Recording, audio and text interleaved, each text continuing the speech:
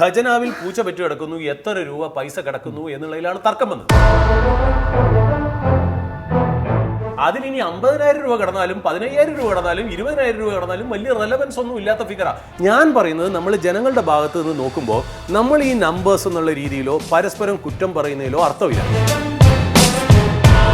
But even then ഒരു national average അല്ലെങ്കിൽ മറ്റുള്ള സ്റ്റേറ്റ്സിന്റെ ആവറേജ് വെച്ച് നോക്കുമ്പോൾ ഒരു ലോവർ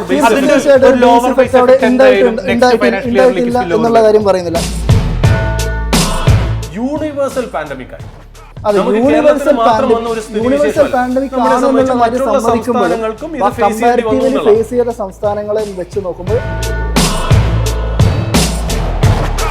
കേരള സംസ്ഥാനത്തിന് 40% നിന്നും 35% കടം, ഔട്ട്സ്റ്റാൻഡിംഗ് ലയബിലിറ്റി, ബാധ്യത കുടിശ്ശിക കുറയ്ക്കാൻ സാധിച്ചത് കൺസ്യൂമർ സ്റ്റേറ്റ് ആണെങ്കിൽ പോലും നമ്മുടെ ഇൻകം കൂടിയിട്ട് കടം കൂടി എന്ന് പറയുന്നത് നമുക്ക് വിഷമിക്കേണ്ട കാര്യമില്ലല്ലോ. കാരണം GSDP 3.9% വർദ്ധിച്ചിട്ടുണ്ട്.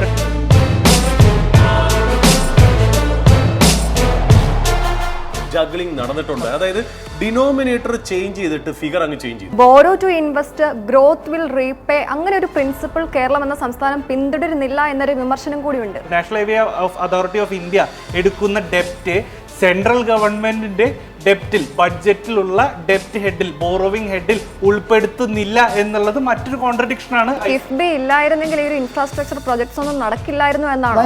നമ്മൾ ഒരു കാര്യം മാധ്യമങ്ങൾ പോലും നോട്ട് ചെയ്യാത്ത ഒരു കാര്യമാണിത്. ഔട്ട്ഫ്ലോസിൽ ഡബിൾ എൻട്രി എങ്ങനെ സംഭവിച്ചു എന്നുള്ളത്. അവിടെയാണ് ഒരു വൈറ്റ് പേപ്പറിനെ കുറിച്ച് ഒരു സംശയം വരുന്നത്. എന്തൊക്കെ പറഞ്ഞാലും ഈ കിഫ്ബിയുടെ ലയബിലിറ്റീസ് എന്ന് പറഞ്ഞാൽ സ്റ്റേറ്റിന്റെ ലയബിലിറ്റീസ് തന്നെയാണ്. അപ്പോൾ അതിനകത്ത് ഒരു കാര്യം ചേർത്ത് വെക്കേണ്ട കാര്യം ഓരോ രാഷ്ട്രീയ പാർട്ടികൾക്കും അവരുടെ പോഷക സംഘടനകളുടെ ആൾക്കാർക്കും അവരുടെ വ്യക്തികൾക്കും കയറിയിരിക്കാൻ വേണ്ടിയിരിക്കുന്ന പബ്ലിക് സെക്ടർ യൂണിറ്റ്സിന്റെ ഔട്ട്പുട്ടിനെ നമ്മൾ ഇതുവരെ ചോദ്യം ചെയ്യാത്തത് പോലും ഈ കിഫ്ബിയുടെ ഒരു കാര്യത്തിൽ ഞാൻ ഒരു എതിരഭിപ്രായം പറയുന്നു. അതല്ല, അത് ഞാൻ പറയുന്നത് 100-ൽ പരം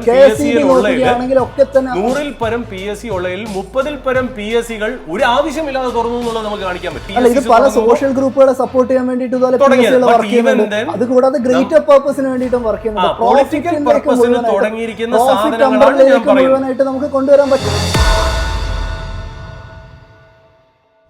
വി.ഡി. സതീശ സർക്കാരിന്റെ ആദ്യ ബഡ്ജറ്റിന് മണിക്കൂറുകൾ മാത്രം ബാക്കി. ഇതിനു മുൻപായി പുറത്തു വന്ന Kerala fiscal health white paper, ധവളപത്രം, സംസ്ഥാനത്തിന്റെ സാമ്പത്തിക തൽസ്ഥിതി എന്താണ് എന്ന് പറഞ്ഞു വെക്കുന്നു. കേരളത്തിന്റെ കടബാധ്യത മുതൽ കിഫ്ബി വരെ, റവന്യൂ മുതൽ ഡെവലപ്മെന്റ് സ്പെൻഡിംഗ് വരെ ഈ റിപ്പോർട്ട് ഉയർത്തുന്ന പ്രധാന ചോദ്യങ്ങൾ എന്തെല്ലാമാണ്? രാഷ്ട്രീയത്തിനപ്പുറം സംസ്ഥാനത്തിന്റെ കൃത്യമായ ധനസ്ഥിതിയെക്കുറിച്ചാണ് ഇന്ന് നമ്മൾ സംസാരിക്കുന്നത്. തോമസ്, സംസ്ഥാനത്തിന്റെ ഔട്ട്സ്റ്റാൻഡിംഗ് ലയബിലിറ്റി എന്ന് പറയുന്നത് 5 ലക്ഷം കോടി രൂപയിൽ എത്തിയിരിക്കെ എന്തായിരിക്കും പുതിയ സർക്കാരിന്റെ സാമ്പത്തിക നയം? നയന, നമ്മൾ ഇനി വരാൻ പോകുന്ന സംസ്ഥാന ബഡ്ജറ്റിൽ ഏറ്റവും കൂടുതൽ എല്ലാ ആൾക്കാരും നോക്കിക്കാണാൻ പോകുന്നത് എങ്ങനെയാണ് ഒരു welfare state, Kerala as A welfare state എങ്ങനെയാണ് മുൻപോട്ട് പോകുന്നത് എന്നാണ്. വി.ഡി. സതീശൻ സർക്കാരിൻ്റെ ഭാഗത്തു നിന്നുള്ള വന്നിട്ടുള്ള വൈറ്റ് പേപ്പറിൽ വളരെയധികം കോൺട്രവേഴ്ഷ്യൽ ആയിട്ടുള്ള, അല്ലെങ്കിൽ കേരള സൊസൈറ്റി വളരെയധികം ചർച്ച ചെയ്യപ്പെട്ടിട്ടുള്ള, വളരെയധികം കോൺട്രവേഴ്ഷ്യൽ ആയിട്ടുള്ള പ്രൈവറ്റൈസേഷൻ പോലുള്ള പോയിന്റ്സ് സംസാരിച്ചതാണ്. അതുകൂടാതെ തന്നെ പെൻഷൻ പ്രായം ഇൻക്രീസ് ചെയ്യുക എന്ന രീതിയിലുള്ള പോയിന്റും, അതുകൂടാതെ തന്നെ നമ്മൾ പറയുകയാണെങ്കിൽ പെൻഷൻ സാലറി റിവിഷൻ 5 കൊല്ലത്തിൽ നിന്ന് 10 കൊല്ലം എന്ന യൂണിയൻ ഗവൺമെന്റിന്റെ സ്ട്രക്ചറിലേക്ക് പെൻഷൻ സാലറി റിവിഷൻ കൊണ്ടുവരണം എന്ന രീതിയിലുള്ളൊരു പ്രഖ്യാപനം, അല്ലെങ്കിൽ എന്ന രീതിയിലുള്ളൊരു നയം വി.ഡി. സതീശൻ സർക്കാരിൻ്റെ വൈറ്റ് പേപ്പറിൽ നമ്മൾ കണ്ടതാണ്. അത് എങ്ങനെയാണ് ഒരു ഫിസ്ക്കൽ പോളിസി എന്ന നിലയിൽ, ഒരു ഫൈനാൻഷ്യൽ പോളിസി എന്ന നിലയിൽ, സാമ്പത്തിക നയം എന്ന രീതിയിൽ എങ്ങനെയാണ് ട്രാൻസ്ലേറ്റ് ചെയ്യപ്പെടാൻ പോകുന്നത് എന്ന് ഏറ്റവും കൂടുതൽ നമുക്ക് മനസ്സിലാകാൻ പോകുന്നത് ഈ വി.ഡി. സതീശൻ സർക്കാരിൻ്റെ ആദ്യത്തെ ബഡ്ജറ്റിലൂടെയാണ്. നമുക്കറിയാവുന്നതാണ്, 1956 മുതൽ കേരളം വളരെ വെൽഫെയർ ബേസ്ഡ് ആയിട്ടുള്ള ഒരു സ്റ്റേറ്റ് ആണ്. കൂടുതലായിട്ട് social infrastructure spending, social spending, പെൻഷനിലൂടെ ആയാലും സാലറി വൈസ് ആണെങ്കിലും മറ്റ് ഹെൽത്ത് ഇൻഫ്രാസ്ട്രക്ചറിലേക്കാണെങ്കിലും എഡ്യൂക്കേഷൻ ഇൻഫ്രാസ്ട്രക്ചറിലേക്കാണെങ്കിലും വലിയ രീതിയിൽ ഫണ്ട് അലോക്കേറ്റ് ചെയ്യുന്ന ഒരു സ്റ്റേറ്റ് ആണ് കേരളം എന്ന് നമുക്കറിയാവുന്നതാണ്. അതുകൊണ്ട് തന്നെ വലിയ രീതിയിൽ ഒരു ഡെപ്റ്റ് ബലൂൺ അല്ലെങ്കിൽ ഒരു ഡെപ്റ്റ് ബലൂണിങ് കേരള സംസ്ഥാനത്ത് സാക്ഷ്യം വഹിച്ചിട്ടുള്ളതാണ്. നമ്മൾ 2015-16 കാലഘട്ടം നോക്കുകയാണെങ്കിൽ 1.57 ലക്ഷം കോടിയായിരുന്ന ഡെപ്റ്റ് 2025-26 കാലഘട്ടത്തിലേക്ക് ആകുമ്പോൾ 5.07 ലക്ഷം കോടിയാകുന്നു എന്നാണ് ഇപ്പോൾ വൈറ്റ് പേപ്പറിൽ അവകാശപ്പെടുന്നത്. തോമസ്, അതായത് ഒരു 14 വർഷത്തിനിടെ ഈ ഒരു ഡെപ്റ്റ് ഏകദേശം 6.5 ടൈംസ് ആണ് വർദ്ധിച്ചിട്ടുള്ളത്. അതെ, എന്നാൽ അതിലൊരു ടേം വൈസ് ഒരു ഇഷ്യൂ നമുക്ക് കാണാൻ സാധിക്കും. ഡെപ്റ്റ് എന്നുള്ളത് നമുക്കറിയാവുന്നതാണ്. ഒരു ഇൻസ്റ്റിറ്റ്യൂഷനിൽ നിന്ന് അല്ലെങ്കിൽ ഓപ്പൺ മാർക്കറ്റിൽ നിന്ന് അല്ലെങ്കിൽ RBIയുടെ ഭാഗത്ത് നിന്ന് ഒരു സംസ്ഥാനം കടമെടുക്കുമ്പോഴാണ് അത് ഡെപ്റ്റ് ആവുന്നത്. ഈ 5.07 ലക്ഷം കോടി എന്നുള്ളത് ഒരു ഡെപ്റ്റ് ആണോ എന്ന് ചോദിച്ചു കഴിഞ്ഞാൽ അല്ല എന്ന് നമുക്ക് പറയാൻ സാധിക്കും. കാരണം നമുക്ക് 2024-25 CAG ഓഡിറ്റഡ് കണക്കെടുക്കുമ്പോൾ 4,53,816 കോടി രൂപയാണ് സംസ്ഥാനത്തിന്റെ ഔട്ട്സ്റ്റാൻഡിംഗ് ലയബിലിറ്റി എന്നുള്ളത്. ഈ 4,53,000 ലക്ഷം കോടി രൂപയെ നമ്മൾക്ക് ഡെപ്റ്റ് എന്ന് വിളിക്കാൻ സാധിക്കുമോ? ഇല്ല, അത് കടമല്ല, അത് ഔട്ട്സ്റ്റാൻഡിംഗ് ലയബിലിറ്റി ആണ്. കടം എന്നുള്ളതും ഔട്ട്സ്റ്റാൻഡിംഗ് ലയബിലിറ്റി അഥവാ മലയാളത്തിൽ നമ്മൾ പറയുകയാണെങ്കിൽ ബാധ്യത കുടിശ്ശിക എന്നുള്ളതും 2 ഹെഡ്സ് ആയിട്ട് നമുക്ക് ഡിവൈഡ് ചെയ്യാൻ സാധിക്കും. ഈ 2024-25 CAG കണക്കുകൾ പറയുന്ന 4,53,000 ലക്ഷം കോടിയിൽ ബോറോവിംഗ് ആയിട്ട് ഡെപ്റ്റ് ആയിട്ട് വരുന്നത് 3,13,000 കോടി രൂപ മാത്രമാണ്. ഈ 3,13,000 കോടി രൂപ എന്നത് അന്നത്തെ GSDP സ്റ്റേറ്റിൻ്റെ ഗ്രോസ് സ്റ്റേറ്റ് ഡൊമസ്റ്റിക് പ്രൊഡക്റ്റിനെ കമ്പയർ ചെയ്യുമ്പോൾ വെറും 23.92% മാത്രമാണ്. അപ്പോൾ ബാക്കിയുള്ള കണക്ക് എന്താണ്? ഈ 4,53,000 കോടി രൂപയിൽ നിന്ന് 3,13,000 കോടി രൂപ പോകുമ്പോൾ ബാക്കി വരുന്ന കണക്കുകൾ എന്താണ്? 1,39,000 കോടി രൂപ. അതിനെ നമ്മൾ പറയുന്നത് ലയബിലിറ്റീസ് ഓൺ പബ്ലിക് അക്കൗണ്ട് എന്നുള്ളതാണ്. ആ ഒരു കണക്ക് വരുന്നത് കൂടുതലായിട്ട് സർക്കാരിൻ്റെ ഭാഗത്തുള്ള റിസർവ് ഫണ്ടുകൾ ഏതാണ്, സർക്കാരിലേക്ക് വന്നിട്ടുള്ള ഇൻവെസ്റ്റ്മെൻറ്റ്സ് എന്തൊക്കെയാണ്, സ്മോൾ സേവിങ് ഫണ്ട് എന്ന രീതിയിലും പ്രൊവിഡൻറ്റ് ഫണ്ട് എന്ന രീതിയിലും സർക്കാരിൻ്റെ കയ്യിലുള്ള ഫണ്ട് എത്രയാണ്, അതും ഒരു ലയബിലിറ്റിയാണ്, ഒരു ബാധ്യതയാണ്, ഒരു കുടിശ്ശികയാണ്. Because at a future point of time സംസ്ഥാന സർക്കാർ ഇത് തിരിച്ച് നൽകേണ്ട ഒരു ഫിഗർ എന്ന നിലയിൽ അതും ഒരു ബാധ്യതയായിട്ട് കണക്കാക്കാം. അതായത് റിസർവ് ഫണ്ടും കൂടി അതിനകത്ത് ഉൾപ്പെടും എന്നാണ് പറയുന്നത് അല്ലേ? അതെ, ഈ സ്മോൾ സേവിങ് ഫണ്ട്സ് ആണെങ്കിലും പ്രൊവിഡൻറ്റ് ഫണ്ട് ആണെങ്കിലും റിസർവ് ഫണ്ട് ആണെങ്കിലും സർക്കാരിന് യൂട്ടിലൈസ് ചെയ്യാനും സാധിക്കും. അതുകൊണ്ട് തന്നെ അത് at a future point of time തിരിച്ചു കൊടുക്കേണ്ട ഒരു കണക്കായതിനാൽ അതിനെ നമുക്ക് ബാധ്യത എന്ന് വിളിക്കാം. എന്നാൽ അതിന് ഡെപ്റ്റ്, കടം എന്ന് വിളിക്കാൻ സാധിക്കുമോ എന്ന് ചോദിച്ചു കഴിഞ്ഞാൽ നമുക്ക് കടം എന്ന് വിളിക്കാൻ സാധിക്കില്ല. അതുകൊണ്ട് തന്നെയാണ് വൈറ്റ് പേപ്പറിൽ കൃത്യമായി അതിനെ ഔട്ട്സ്റ്റാൻഡിംഗ് ലയബിലിറ്റി എന്ന് വിളിക്കുന്നത്. ഇനിയിപ്പോൾ നമ്മളുടെ ഫിസ്ക്കൽ ഹെൽത്തിലേക്ക് വരികയാണെങ്കിൽ outstanding liability as a share of GSDP 2015-16 കാലഘട്ടത്തിൽ 28.9% ആയിരുന്നു. 2025-26 കാലഘട്ടത്തിൽ അത് 35% വർദ്ധിക്കുന്നതാണ് നമ്മൾ കാണുന്നത്. ഇതിനിടയിൽ വന്നിട്ടുള്ള കുറച്ച് കാര്യങ്ങൾ നമ്മൾ ചർച്ച ചെയ്യാതെ പോകാൻ പറ്റില്ല. ബിക്കോസ് ഒബ്വിയസ്ലി 2018 കേരളത്തിൽ one of the largest floods, one of the biggest floods, ഒരു 100 ഇയേഴ്സിൽ ഏറ്റവും വലിയ ഒരു ഫ്ലഡാണ് നമ്മൾ 2018 സഫർ ചെയ്തത്. തോമസ്, അതിനു മുമ്പേ ആ പോയിന്റിലേക്ക് കടക്കുന്നതിന് മുമ്പ് തന്നെ ഞാൻ നയന ചോദിച്ച ഒരു കാര്യത്തിൽ തുടക്കം തന്നെ വരാം. അതായത് 5.07 lakh crore ആണ് കേരളത്തിന്റെ ലയബിലിറ്റി എന്നാണ് വൈറ്റ് പേപ്പർ നമ്മളോട് പറയുന്നത്. എന്നാൽ ഇതിനകത്ത് ഇതിൽ നിന്നും എന്ത് ചേഞ്ച് ചെയ്ത് പുതിയ ബഡ്ജറ്റിൽ എന്തെങ്കിലും പുതുമ കൊണ്ടുവരണം എന്നുണ്ടെങ്കിൽ തീർച്ചയായിട്ടും ഈ നമ്പേഴ്സിൽ മാത്രമുള്ള ഒരു കളി കൊണ്ട് മാത്രം നടക്കില്ല. വലിയൊരു മൈൻഡ് സെറ്റ് ചേഞ്ച് തന്നെ സിസ്റ്റത്തിലേക്ക് വരണം. അതായത് ഇത്രയും നാള് എന്താണോ നമ്മൾ പാലിച്ചുകൊണ്ട് പോയത്, അതായത് ഇപ്പം നമ്മുടെ മുന്നിൽ വരുന്ന ഒരു കറണ്ട് അഫയേഴ്സിൽ വരുന്ന ഡിസ്കഷൻ എന്താ, ഞങ്ങളുടെ കാലത്ത് ഇങ്ങനെയായിരുന്നു, നിങ്ങളുടെ കാലത്ത് അങ്ങനെയായിരുന്നു എന്നുള്ള കോൺട്രവേഴ്സീസ് ആണ് നമ്മൾ കൂടുതലും കാണുന്നത്. എന്നാൽ കൊല്ലങ്ങളായി കേരളം പ്രാക്ടീസ് ചെയ്ത ഒരു രീതിയാണ് നമ്മളെ ഇതുവരെ കൊണ്ട് എത്തിച്ചതെന്നുള്ളതാണ് വൈറ്റ് പേപ്പർ പറയുന്നത്. അല്ല, അങ്ങനെ നമ്മൾക്ക് മുഴുവനായിട്ട് അതിനെ കുറ്റം പറയാനും പറ്റില്ല. ഇപ്പം 5.07 ലക്ഷം കോടിയുടെ കടമുണ്ടെന്ന് പറയുന്നു. 11-12 കണക്കിൽ 78,000 കോടി രൂപയായിരുന്നു. 16-17 ആകുമ്പോൾ അത് 1.5 ലക്ഷം കോടി രൂപ കടക്കുന്നു. 21-22 അത് 3 ലക്ഷം കോടിക്ക് മുകളിലേക്ക് പോകുന്നു. ആ ഒരു നിരക്ക് വെച്ച് നോക്കുമ്പോൾ ഇന്ന് മുൻപ് VD സതീശൻ പറഞ്ഞിരുന്ന പോലെ തന്നെ 6 ലക്ഷം കോടി രൂപയുടെ ഒരു കടം ഉണ്ടാകേണ്ട ഒരു കണക്കാണ്. ആ ഒരു കമ്പയർ ചെയ്യുമ്പോൾ ഈ ഒരു ധവളപത്രത്തിലെ കണക്കായി വെച്ച് നോക്കുമ്പോൾ 93,000 കോടി രൂപയുടെ ഒരു കുറവുണ്ട്. കൂടാതെ കേരളം ഈ കടം ഉണ്ടാക്കി വെച്ചത് ഒന്നും ചെയ്യാതെയാണ് അല്ലെങ്കിൽ ഇൻഎഫിഷ്യൻ്റ് ആണ് എന്നൊരിക്കലും പറയാൻ പറ്റില്ല. കേരളത്തിൻ്റെ ഹെൽത്ത് കെയർ ആയാലും അല്ലെങ്കിൽ അതുപോലെയുള്ള ഏത് വെൽഫെയർ സ്കീമുകളായാലുമുള്ള ഏറ്റവും മികച്ച രീതിയിലുള്ള ഒരു പ്രകടനം കൊണ്ടാണ് ഈ ഒരു ഡെഫിസിറ്റ് കേരളത്തെ സംബന്ധിച്ചിടത്തോളം ഉണ്ടായിരിക്കുന്നത്. ഇതിൻ്റെ ബെനിഫിറ്റ് കേരളത്തിന് മറ്റ് പല രീതികളിൽ ലഭിച്ചിട്ടുണ്ട്. ഇല്ല എന്ന് നമുക്ക് പറയാൻ പറ്റില്ല. പക്ഷെ ഞാൻ പറഞ്ഞൊരു പോയിന്റ് എന്ന് വെച്ചാൽ കുറച്ചുകൂടെ ബ്രോഡർ രീതിയിലാണ്. അതായത് നമ്മൾ ഇത്രയും നാള് പാലിച്ചു വന്നിരുന്ന ഒരു സ്റ്റൈലിലാണ് എന്നുണ്ടെങ്കിൽ ഇതിൽ നിന്നും റിമാർക്കബിൾ ആയിട്ടോ സിഗ്നിഫിക്കന്റ് ആയിട്ടുള്ള ഒരു ഇമ്പ്രൂവ്മെന്റ് അതിനകത്ത്. അതായത് നമുക്ക് ഈ കടത്തിനെ അല്ലെങ്കിൽ കുറച്ചുകൂടി ബെറ്റർ ആയിട്ട് മാനേജ് ചെയ്യണമെങ്കിൽ നമുക്ക് ഇതുവരെ ചെയ്തിരുന്ന നമ്മുടെ വെൽഫെയർ പ്രവർത്തനങ്ങളിൽ നിന്ന് പുറകോട്ട് പോകാൻ വേണ്ടിയിട്ട് പറ്റില്ല. നമ്മൾക്ക് കോൺസെൻട്രേറ്റ് ചെയ്യാൻ പറ്റുന്ന ഏക മേഖല എന്ന് പറയുന്നത് നമ്മുടെ ഗ്രോത്ത് ആണ്. ആ ഗ്രോത്തിനെ എത്ര മികച്ച രീതിയിൽ ആക്സലറേറ്റ് ചെയ്ത് കൊണ്ടുപോകാൻ വേണ്ടിയിട്ട് സാധിക്കും. ഇപ്പോൾ ഈ ഒരു സർക്കാരിൻ്റെ ഒരു വ്യൂ നോക്കുകയാണെങ്കിൽ പല രീതിയിലുള്ള, അതായത് വിഴിഞ്ഞം പോർട്ട് കേന്ദ്രീകരിച്ചിട്ടുള്ള ഒരു വികസനത്തെ പറ്റി പറയുന്നുണ്ട്. അങ്ങനെ മറ്റ് പല രീതിയിൽ ടൂറിസത്തിനൊക്കെയുള്ള ഒരു വ്യൂ നോക്കുകയാണെങ്കിൽ വളരെ ഓവർ ഡിപ്പെൻഡൻ്റ് ആണ് എന്നാണ് പേഴ്സണൽ ആയിട്ടുള്ള ഒരു വ്യൂ. അങ്ങനെ ഒരു ഗ്രോത്ത് ഡ്രിവൺ ആയിട്ടാണ് ഈ ഒരു ഡെറ്റിനെ കൈകാര്യം ചെയ്യാൻ വേണ്ടിയിട്ട് ഈ സർക്കാർ തീരുമാനിച്ചിരിക്കുന്നത്. മുൻ സർക്കാരുകളും ചെയ്തിരുന്നത് അതുപോലെ തന്നെയായിരുന്നു. അല്ല, ആണെങ്കിൽ പോലും അതിനകത്ത് നമ്മൾ സാക്രിഫൈസ് ചെയ്യേണ്ട ചില കാര്യങ്ങൾ വന്നിട്ടുണ്ട്. അതായത് നമ്മൾ ഇത്രയും കൊല്ലം കൊണ്ട് നമ്മുടെ സ്റ്റേറ്റ് ഫിനാൻസിന്റെ കാര്യം നമ്മൾ പറഞ്ഞല്ലോ. ഇപ്പോൾ വൈറ്റ് പേപ്പർ വന്നു, ഇതിനു മുമ്പേ 10 കൊല്ലം മുമ്പേ ഒരു വൈറ്റ് പേപ്പർ വന്നിരുന്നു എന്നുള്ള. ഇതിൽ നിന്ന് നമ്മൾ മൈക്രോ മാനേജ്മെന്റ് ആയിട്ട് അല്ലെങ്കിൽ മൈക്രോ സ്റ്റഡിയിൽ നമുക്ക് മനസ്സിലാവുന്ന ഒരു കാര്യമുണ്ട്.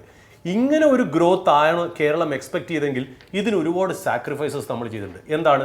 D industrialisation. അതായത് നമ്മുടെ ഇവിടെ പ്രൊഡക്ഷൻ എന്ന് പറയുന്ന ഒരു സിസ്റ്റം തന്നെ വലിയ രീതിയിൽ അവസാനിച്ചു എന്നുള്ള. അതേസമയം നമ്മളൊരു വെൽഫെയർ സ്റ്റേറ്റ് ആയിട്ട് മാറിയതിൻ്റെ ഒരു ഇൽ ഇഫക്ട്സും കൂടി നമ്മൾ ഈ ഫിഗേഴ്സിൽ കാണുന്നു. പിന്നെ ഒരു കാര്യം കൂടി പറയാം. നമ്മളെ സംബന്ധിച്ച് കേരളത്തിൻ്റെ എക്കണോമിയെ താങ്ങി നിർത്തുന്നത് ഒരു പരിധിവരെ NRIസിൻ്റെ റെമിറ്റൻസ് ആണ്.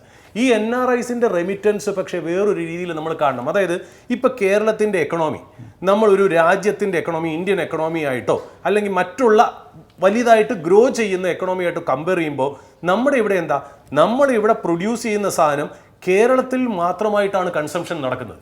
അതായത് നമ്മൾ ഉണ്ടാക്കുന്ന ഒരു പ്രോഡക്റ്റോ സർവീസോ കേരളത്തിൻ്റെ പുറത്തുള്ള ഒരു സംസ്ഥാനത്തിനോ അല്ലെങ്കിൽ വേറൊരു രാജ്യത്തിനോ കൺസ്യൂം ചെയ്യാൻ പറ്റുന്ന രീതിയിലേക്ക് കേരളം വന്നിട്ടില്ല. കേരളം അതായത് നമുക്ക് കഴിക്കാനുള്ള ഫുഡ് ഉണ്ടാക്കുന്നു, നമുക്ക് ട്രാൻസ്പോർട്ടിനുള്ള കാര്യങ്ങൾ ഉണ്ടാക്കുന്നു എന്നല്ലാതെ ഒരു പുറത്തോട്ടുള്ള ഒരു സിസ്റ്റം വരാത്തതുകൊണ്ട് തന്നെ നമുക്ക് പുറത്തുനിന്നുള്ള രീതിയിൽ നല്ല രീതിയിലുള്ള ഒരു റവന്യൂ നമുക്ക് ക്രിയേറ്റ് ചെയ്യാൻ പറ്റിയില്ല. ഒന്ന്. രണ്ടാമത്, ഈ റെമിറ്റൻസിൻ്റെ കാര്യത്തിൽ തന്നെ എന്തൊക്കെ റെമിറ്റൻസ്, എസ്പെഷ്യലി ഗൾഫ് മണി എന്നുള്ള രീതിയിൽ NRIs നമുക്ക് പൈസ തരുമ്പോഴും ഇത് ഇവിടെ ആൾക്കാരുടെ കയ്യിൽ എത്തിയതിന് ശേഷം കൂടുതലും കൺസംഷന് മാത്രമാണ് ഇത് സർക്കുലേറ്റ് ചെയ്തേക്കണേ. ഒരു പ്രൊഡക്ഷൻ ബേസ്ഡ് ആയിട്ടുള്ള ഒരു സിസ്റ്റം. അതായത് NRIs അയക്കുന്ന പൈസ നമ്മളൊരു കോർപ്പസിലേക്ക് കൊണ്ടുവന്ന് ആ കോർപ്പസിൽ നിന്നും നല്ല അസറ്റ് ക്രിയേറ്റ് ചെയ്യുന്ന അല്ലെങ്കിൽ ആന്യുവിറ്റി റവന്യൂ കിട്ടുന്ന ഒരു പ്രോജക്റ്റിലോട്ടോ നമ്മൾ ചാനലൈസ് ചെയ്തല്ലാതെ നമ്മൾ ഈ ബാലൻസ് ഷീറ്റിൽ നിന്ന്, കേരളത്തിൻ്റെ ഈ ബാലൻസ് ഷീറ്റിൽ നിന്നും ഒരു പിവട്ട് അല്ലെങ്കിൽ ഒരു സിഗ്നിഫിക്കൻറ്റ് ജമ്പ് വരാൻ സാധ്യതയില്ല എന്നുള്ളൊരു തുടക്കമാണ് ഞാൻ പറഞ്ഞത്. കേരള സ്റ്റേറ്റിന്റെ ജോഗ്രഫി വെച്ച് നമ്മൾ നോക്കുകയാണെങ്കിൽ വലിയ രീതിയിലുള്ള മാനുഫാക്ചറിങ് പ്രൊഡക്ഷൻ ഹൗസുകളുടെ പ്രാക്ടിക്കാലിറ്റി കൂടി അതിൽ നമ്മൾ ചർച്ച ചെയ്യേണ്ടതുണ്ട്. നമ്മൾ റവന്യൂ സൈഡിലേക്ക് വരികയാണെങ്കിൽ ഈ കടം എന്നുള്ളത് ഏറ്റവും കൂടുതൽ ഒരു കൺസേൺ ആയിട്ട് വരുന്നത് ഈ കടം എടുത്തതാണെങ്കിലും അതിൻ്റെ ചെലവിൽ എങ്ങനെയാണ് അതിൻ്റെ ഒരു ഡൈനാമിക്സ് വരുന്നതാണ്. റവന്യൂ എക്സ്പെൻഡിച്ചർ ആണ് കേരളത്തിലെ തന്നെ വലിയൊരു രീതിയിലുള്ള പെർസെൻറ്റേജ് ആയിട്ടൊരു കണക്ക് വരുന്നത്. 2015-16 കാലഘട്ടത്തിൽ റവന്യൂ എക്സ്പെൻഡിച്ചർ ടോട്ടൽ എക്സ്പെൻഡിച്ചറിന്റെ ഷെയർ നോക്കുമ്പോൾ റവന്യൂ എക്സ്പെൻഡിച്ചർ കേരളത്തിന്റെ 90.4% അത് 2025-26 കാലഘട്ടത്തിലും 90.38% കണ്ടിന്യൂ ചെയ്യുന്നു എന്നാണ് വൈറ്റ് പേപ്പറിൽ തന്നെ ഉള്ള ടേബിൾ B1-ൽ ഇവർ അവകാശപ്പെടുന്നത്. അങ്ങനെ നോക്കുകയാണെങ്കിൽ നമ്മൾ ഈ റവന്യൂ എങ്ങനെയാണ് ഈ റവന്യൂ എക്സ്പെൻഡിച്ചറിൽ കൂടുതൽ ചെലവ് എവിടെയാണ് എന്ന് നോക്കുകയാണെങ്കിൽ സാലറിയാണ് 39,000 കോടി രൂപ സാലറി ഇനത്തിലും, പെൻഷൻ ഇനത്തിൽ 27,000 കോടി രൂപയും, ഇൻട്രസ്റ്റ് ഇനത്തിൽ 29,000 കോടി രൂപയും. ടോട്ടൽ നമ്മൾ നോക്കുകയാണെങ്കിൽ 96,000 കോടി രൂപ റവന്യൂ എക്സ്പെൻഡിച്ചർ, കമ്മിറ്റഡ് എക്സ്പെൻഡിച്ചർ ആയിട്ട് ചെലവാകുന്നുണ്ട്. ഇത് ടോട്ടൽ റവന്യൂ റെസീപ്സിന്റെ 77.6% ആണ് കേരളത്തിൽ. ഈ ഒരു കണക്കിൽ ഈ റവന്യൂ റെസീപ്സിൽ ഇത്ര വലിയ രീതിയിൽ കമ്മിറ്റഡ് എക്സ്പെൻഡിച്ചർ 77.6% എന്ന ലെവലിൽ നിൽക്കുമ്പോൾ അത് വരും വർഷങ്ങളിൽ ഫസ്റ്റ് ബഡ്ജറ്റിൽ തന്നെ VD സതീശൻ സർക്കാരിന് അത് കുറച്ചു കൊണ്ടുവരാൻ പറ്റുമോ എന്നുള്ളത് സംശയകരമാണ്. ബിക്കോസ് ഫെബ്രുവരിയിൽ നമ്മൾ ഓൾറെഡി കേരള സ്റ്റേറ്റിന്റെ മേജർ ബഡ്ജറ്റ്, ഫൈനാൻഷ്യൽ ഇയറിലേക്കുള്ള ഇൻട്രീം ബഡ്ജറ്റ് പാസ്സാക്കിയിട്ടുള്ളതാണ്. സോ അതിന്റെ വരുന്ന ഒരു സപ്ലിമെന്ററി ബഡ്ജറ്റ് എന്ന രീതിയിലാണ് ഇനി വരാൻ പോകുന്ന ബഡ്ജറ്റ് വരുന്നത്. അങ്ങനെ നോക്കുമ്പോൾ ഈ വരുന്ന 5 വർഷങ്ങളിൽ എത്രയധികം revenue receipts, committed expenditure revenue റെസീപ്സിൽ എത്ര ഡിപ്പെൻഡ് ചെയ്യുന്നു എന്ന കണക്ക് ഈ 0.6% നിന്ന് കുറച്ച് കൊണ്ടുവരാൻ പറ്റുമോ എന്നതാണ് ഒരു മേജർ ചോദ്യമായിട്ട് അവിടെ വരുന്നത്. തോമസ്, അതായത് റവന്യൂ റെസിപ്റ്റ്സ് ഈ ഒരു കേരളത്തിന്റെ 77.6 നിൽക്കുമ്പോൾ നാഷണൽ ആവറേജ് വരുന്നത് വെറും 12.2 ആണ് എന്നത് ശ്രദ്ധേയമാണ്. അതെ, അവിടെ വരുന്ന കാര്യമാണ് നമ്മൾ ലൈഫ് എക്സ്പെക്ടൻസി എന്നുള്ളത്. വലിയ രീതിയിൽ ലൈഫ് എക്സ്പെൻസ് അപ്പോഴും പോപ്പുലേഷൻ കുറയുന്ന ഒരു സംസ്ഥാനം കൂടിയാണ് കേരളം. അതെ, പോപ്പുലേഷൻ കുറയും തോറും ലൈഫ് എക്സ്പെക്ടൻസി കൂടുന്ന ഒരു സിറ്റുവേഷൻ ഉള്ള ഒരു സ്റ്റേറ്റ് ആണ് കേരളം. അതുകൊണ്ട് തന്നെ നമുക്കറിയാവുന്നതാണ് ഈ കംപ്ലീറ്റ് റവന്യൂ റെസീപ്സിൽ കമ്മിറ്റഡ് എക്സ്പെൻഡിച്ചർ ആയിട്ട് സാലറി പോകുന്നത് 39,000 കോടി രൂപയും പെൻഷനായിട്ട് പോകുന്ന 27,000 കോടി രൂപയുമാണ്. 27,000 കോടി രൂപ ബലൂണിങ് എഫക്റ്റ് ഉണ്ട് എന്ന് നമുക്കറിയാവുന്നതാണ്. കാരണം കൂടുതലായി സർക്കാർ ഉദ്യോഗസ്ഥർ പെൻഷൻ സർവീസിലേക്ക് പോവുകയാണ്, സർവീസ് കഴിഞ്ഞ് പെൻഷനിലേക്ക് പോവുകയാണ്. അത് എല്ലാ കൊല്ലവും കണ്ടിന്യൂ ചെയ്യും. അതുകൊണ്ട് തന്നെ മാത്രമല്ല നമ്മൾ നോക്കണം, നമ്മൾ ഏജിംഗ് പോപ്പുലേഷൻ ആണ് എന്നുള്ള കാര്യത്തിൽ നമുക്ക് സംശയമില്ലാത്ത ഒരു കാര്യമാണ്. ഇപ്പോൾ പോപ്പുലേഷൻ ഗ്രോത്തിന്റെ ഒരു കാര്യം എടുക്കുകയാണെങ്കിൽ 1971 മുതൽ 2011 വരെയുള്ള ഒരു കണക്കെടുത്താൽ കേരളത്തിലാകെ 4.9% പോപ്പുലേഷൻ ഗ്രോത്ത് മാത്രമേ ഉണ്ടായിട്ടുള്ളൂ എന്നത് ഒരു നാഷണൽ ഡെവലപ്മെന്റ് ഗോളിന്റെ ഭാഗമായിട്ട് കേരളം നടത്തിയ ഫാമിലി പ്ലാനിങ്ങിന്റെ ഒക്കെ തന്നെ ഭാഗമാണ്. ഇതിന്റെ ഭാഗമായിട്ട് ആളുകളുടെ പ്രായം കൂടുമ്പോൾ നമുക്ക് ഹെൽത്ത് കെയറിലേക്കുള്ള നമ്മുടെ സ്പെൻഡിങ് ഒരിക്കലും കുറയ്ക്കാൻ വേണ്ടിയിട്ട് സാധിക്കില്ല. അതുകൊണ്ട് തന്നെ നമുക്ക് വിസിബിളി നമ്മൾ നോക്കുമ്പോൾ പ്രൊഡക്റ്റീവ് അല്ല. എങ്കിലും മറ്റ് സംസ്ഥാനങ്ങളെ കമ്പയർ ചെയ്യുമ്പോൾ ആ ഒരു പോപ്പുലേഷൻ ഗ്രോത്ത് കുറഞ്ഞ ഒരു സംസ്ഥാനം തന്നെയാണ്. അപ്പോഴും ഡെപ്റ്റ് ഇത്ര മടങ്ങാണ്, 6.5 ടൈംസ് ഒക്കെ ഉയരുക എന്ന് പറയുന്നത് ഒരു വലിയ കാര്യം തന്നെയല്ലേ? കേരളത്തിന്റെ ഡെറ്റിന്റെ കാര്യം പറയുമ്പോൾ നമ്മൾ എപ്പോഴും പറയുന്ന കാര്യമാണ്, വളർന്നിട്ടുണ്ട്, കൂടിയിട്ടുണ്ട്. ആ ഒരു കാര്യത്തിൽ തർക്കമില്ല. കേരളത്തിന് ആവശ്യത്തിനുള്ള റവന്യൂ പലപ്പോഴും ഷോർട്ടേജ് നേരിടുന്നുണ്ട് എന്ന കാര്യത്തിലും ലിക്വിഡിറ്റിയുടെ കാര്യത്തിൽ കേരളത്തിന് ഒരു പ്രശ്നമുണ്ട് എന്നുള്ള കാര്യത്തിൽ നമുക്ക് യാതൊരു തർക്കവുമില്ല. എനിക്കൊന്ന് മുൻ ധനകാര്യമന്ത്രി പോലും അക്കാര്യത്തിൽ തർക്കിക്കില്ല. പക്ഷെ ഇവിടെയുള്ള ഒരു കാര്യം എന്ന് വെച്ചിട്ടുണ്ടെങ്കിൽ കേരളത്തിന് ഇത്രത്തോളം കടമുണ്ട് എന്ന് നമ്മൾ പറയുമ്പോൾ കേരളം ഒരിക്കൽ പോലും ഡിഫോൾട്ട് വരുത്തിയിട്ടില്ല, ഡെറ്റ് സർവീസ് ചെയ്യാൻ പറ്റാതിരുന്നിട്ടില്ല. കേരളം ഇപ്പോഴിറക്കുന്ന ബോണ്ടുകളും മാർക്കറ്റുകളിൽ പർച്ചേസ് ചെയ്യാതെ ഇരിക്കുന്നില്ല. ആ ഒരു ഇൻട്രസ്റ്റ് ബർഡൻ എന്ന് പറയുന്നത് കേരളത്തിന്റെ 20.9 ആകുമ്പോൾ നാഷണൽ ആവറേജ് വരുന്നത് 12% മാത്രമാണെന്ന് ഓർക്കണം. ആ ഒരു സ്പെൻഡിങ്ങിന്റെ ബെനിഫിറ്റ് നമുക്ക് പലപ്പോഴും കിട്ടുന്നുണ്ട്. നമ്മൾ എഡ്യൂക്കേഷനിൽ നിന്ന് കിട്ടുന്നുണ്ട്, മികച്ച ഹെൽത്ത് കെയറിൽ നിന്ന് ലഭിക്കുന്നുണ്ട്. കേരളത്തിന്റെ ഒരു ഗ്രോത്ത് ഉണ്ടായി വന്നിരിക്കുന്നത് അങ്ങനെയാണ്. എന്തുകൊണ്ടാണ് ഈ വിദേശത്ത് നിന്ന് കേരളത്തിൽ ഇത്രയധികം വരുമാനം വരുന്നത്? എന്തുകൊണ്ടാണ് കേരളത്തിൽ നിന്ന് ഇത്രയധികം ആൾക്കാർക്ക് വിദേശത്തേക്ക് പോകാൻ പറ്റുന്നതും ലോകത്തിലെ തന്നെ ഏറ്റവും മികച്ച യൂണിവേഴ്സിറ്റികളിലായാലും ഹെൽത്ത് സിസ്റ്റംസിലായാലും ഒക്കെ തന്നെ അവർക്ക് വർക്ക് ചെയ്യാൻ പറ്റുന്ന ഇവിടെ ഉണ്ടാക്കിയിരിക്കുന്ന എക്കോ സിസ്റ്റം കൊണ്ടാണ്. ആ ഒരു എക്കോ സിസ്റ്റത്തിന് വേണ്ടിയിട്ടാണ് കേരളം സ്പെൻഡ് ചെയ്തിരിക്കുന്നത്. കേരളത്തിന്റെ യഥാർത്ഥ ഗ്രോത്ത് മനസ്സിലാക്കണമെങ്കിൽ അല്ലെങ്കിൽ സ്റ്റാൻഡേർഡ് ഓഫ് ലിവിംഗ് നോക്കണമെങ്കിൽ കേരളത്തിന്റെ പെർ ക്യാപിറ്റ ഇൻകം നോക്കിയിട്ട് കാര്യമില്ല. കേരളത്തിന്റെ പെർ ക്യാപിറ്റ കൺസംഷൻ നോക്കണം. അതായത് പെർ ക്യാപിറ്റ ഇൻകം എന്ന് പറയുന്നത് ടോട്ടൽ ഇൻകത്തിന് അതിന്റെ പോപ്പുലേഷൻ കൊണ്ട് ഡിവൈഡ് ചെയ്തതാണ്. കേരളത്തിന് വലിയൊരു ഡയസ്പോറ ഉള്ളത് ഇന്ത്യക്ക് പുറത്താണ് അവർ വർക്ക് ചെയ്തുകൊണ്ടിരിക്കുന്നത്. ആ വർക്ക് ചെയ്യുന്ന ആൾക്കാരുടെ ഒരു പെർ ക്യാപിറ്റ ഇൻകം എന്ന് പറഞ്ഞിട്ടുണ്ടെങ്കിൽ ഇതിന് അകത്ത് വർക്ക് ചെയ്യുന്ന ആൾക്കാരെക്കാളും കൂടുതലായിരിക്കും. അവിടെ നിന്ന് വരുന്ന അതായത് ഒരു 15th സ്റ്റേറ്റ് കൂടി കേരളത്തിൽ വർക്ക് ചെയ്തുകൊണ്ടിരിക്കുന്നുണ്ട്. അതുകൂടി കേരളത്തിന്റെ സ്റ്റാൻഡേർഡ് ഓഫ് ലിവിംഗിലേക്ക് കോൺട്രിബ്യൂട്ട് ചെയ്യുന്നുണ്ട് എന്നൊരു കാര്യം കൂടി നമ്മൾ ആ ഒരു പോയിന്റിൽ നമ്മൾ നോക്കേണ്ടതായിട്ടുണ്ട്. നയന, ഇതിൽ നിഖിൽ പറഞ്ഞതിൽ ഒരു ഇമ്പോർട്ടൻ്റ് ആയിട്ടുള്ള കാര്യമുണ്ട്. അതായത് നമ്മൾ ഇവിടുന്ന് ക്വാളിറ്റി എഡ്യൂക്കേഷൻ കുട്ടികൾക്ക് പകർന്നു കൊടുക്കുന്നു. ഈ ക്വാളിറ്റി എഡ്യൂക്കേഷന് വേണ്ടിയിട്ടാണ് നമ്മൾ കേരളം നല്ല രീതിയിലുള്ള ഒരു സ്പെൻഡിങ് നമ്മൾ ചെയ്യുന്നു എന്നുള്ളതാണ് നിഖിൽ പറഞ്ഞത്. അതിന് വേറൊരു വശം കൂടെ വെച്ചാൽ നമുക്ക് എല്ലാ കാര്യത്തിനും നമുക്കൊരു 2 വശം ഉണ്ടാവുമല്ലോ, പോസിറ്റീവ് ഉണ്ടാവും, നെഗറ്റീവ് ഉണ്ടാവും. ഇതിൽ നെഗറ്റീവ് ആണെന്ന് പറയാനായിട്ട് ഞാൻ മുതിരുന്നില്ല. എങ്കിലും ഞാൻ പറഞ്ഞു വെച്ചാൽ നമ്മൾ ഒരു ക്വാളിറ്റി ഒരു കുട്ടിയുടെ മാത്രം നമ്മൾ എടുക്കുക. ആ കുട്ടിക്ക് നമ്മൾ LKG മുതൽ അല്ലെങ്കിൽ കിൻഡർ ഗാർട്ടൻ ലെവൽ മുതൽ നമ്മൾ ഒരു ഡിഗ്രി വരെ നമ്മൾ ആ കുട്ടിയെ ഫണ്ട് ചെയ്യുന്നു. എങ്ങനെ ഫണ്ട് ചെയ്യുന്നു? കേരള ഗവൺമെൻറ് പൈസ ഇട്ട് ഫണ്ട് ചെയ്യുന്നു, അതിനുവേണ്ടി റിസോഴ്സസ് അലോക്കേറ്റ് ചെയ്യുന്നു. കഴിഞ്ഞിട്ടോ നമ്മൾ ഇതൊരു ഇൻവെസ്റ്റ്മെൻ്റ് ആയിട്ട് കണക്കാക്കുകയാണെങ്കിൽ, ഞാനൊരു ഫിനാൻഷ്യൽ ടേംസിലാണ് പറയുന്നത്, സോഷ്യൽ ടേംസിലല്ല. നമ്മൾ ഇതിനു വേണ്ടി ഇത്രയും ഇൻവെസ്റ്റ് ചെയ്ത് കഴിഞ്ഞാൽ നമ്മൾ എന്താ പ്രതീക്ഷിക്കുന്നത്? ആ കുട്ടി വലുതായി ഒരു ജോലി ചെയ്തിട്ട് എക്കണോമിക്ക് ഒരു വാല്യൂ അഡീഷൻ തരണം എന്നുള്ളതാണ്. നമുക്ക് ശരിക്കും പറഞ്ഞാൽ ഒരു നല്ല എക്കണോമിക്ക് ഒരു മെഷീൻ റോൾ ചെയ്യണ പോലെ മുന്നോട്ട് പോകുന്നു. പക്ഷേ എന്നാണോ ആ കുട്ടി ഡിഗ്രി കഴിയുന്നത് അന്ന് ആ കുട്ടി കേരളം വിട്ടു പോവുകയാണ് എന്നുള്ളതാണ്. അപ്പം നമ്മൾ പറഞ്ഞത് ശരിയാണ്. പോസ്റ്റ് ഗ്രാജുവേഷന് വേണ്ടിയിട്ട് നമ്മൾ US പോകുന്നു, അല്ലെങ്കിൽ പൂനെയിൽ പോകുന്നു, ബാംഗ്ലൂർ പോകുന്നു, ചെന്നൈ പോകുന്നു, നല്ല കാര്യം. ഒരു കുട്ടിയുടെ ഭാവിയെ സംബന്ധിച്ച നല്ല കാര്യമാണെങ്കിൽ പോലും ഇവരുടെയൊന്നും ആ റിസോഴ്സസിൻ്റെ യൂട്ടിലൈസേഷൻ കേരള എക്കണോമിക്ക് കിട്ടുന്നില്ല എന്നുള്ള. അതായത് we are funding his studies. നമ്മൾ ചാനലൈസ് ചെയ്ത് എക്സ്പെൻസസ് അവിടെ കൊടുക്കുന്നുവെങ്കിൽ പോലും ഇതിൻ്റെ വാല്യൂ അഡീഷൻ അല്ലെങ്കിൽ ഔട്ട്പുട്ട് തിരിച്ച് എക്കണോമിയിലേക്ക് വരാതിരിക്കുമ്പോഴാണ് നമുക്ക് അതിന് പ്രോബ്ലം വരുന്നത്. നല്ല കാര്യങ്ങളാണ് നമ്മൾ ഈ സ്പെൻഡ് ചെയ്യുന്നത്, ഒരിക്കലും തെറ്റ് പറയില്ല. ബട്ട് ഈവൻ ദെൻ നമ്മൾ ഒരു ലാർജർ പിക്ചർ അഡ്രസ്സ് ചെയ്യേണ്ടിയിരിക്കുന്നു. എന്തുകൊണ്ട്? അതായത് നമ്മളിപ്പോൾ സംസാരിച്ചുകൊണ്ടിരിക്കുന്നത് കടം എങ്ങനെ മാനേജ് ചെയ്യാം, കടം നല്ലതാണോ ചീത്തയാണോ, കടത്തിന് അതിൻ്റെതായ എഫക്റ്റ് വരുന്നുണ്ടോ എന്ന്.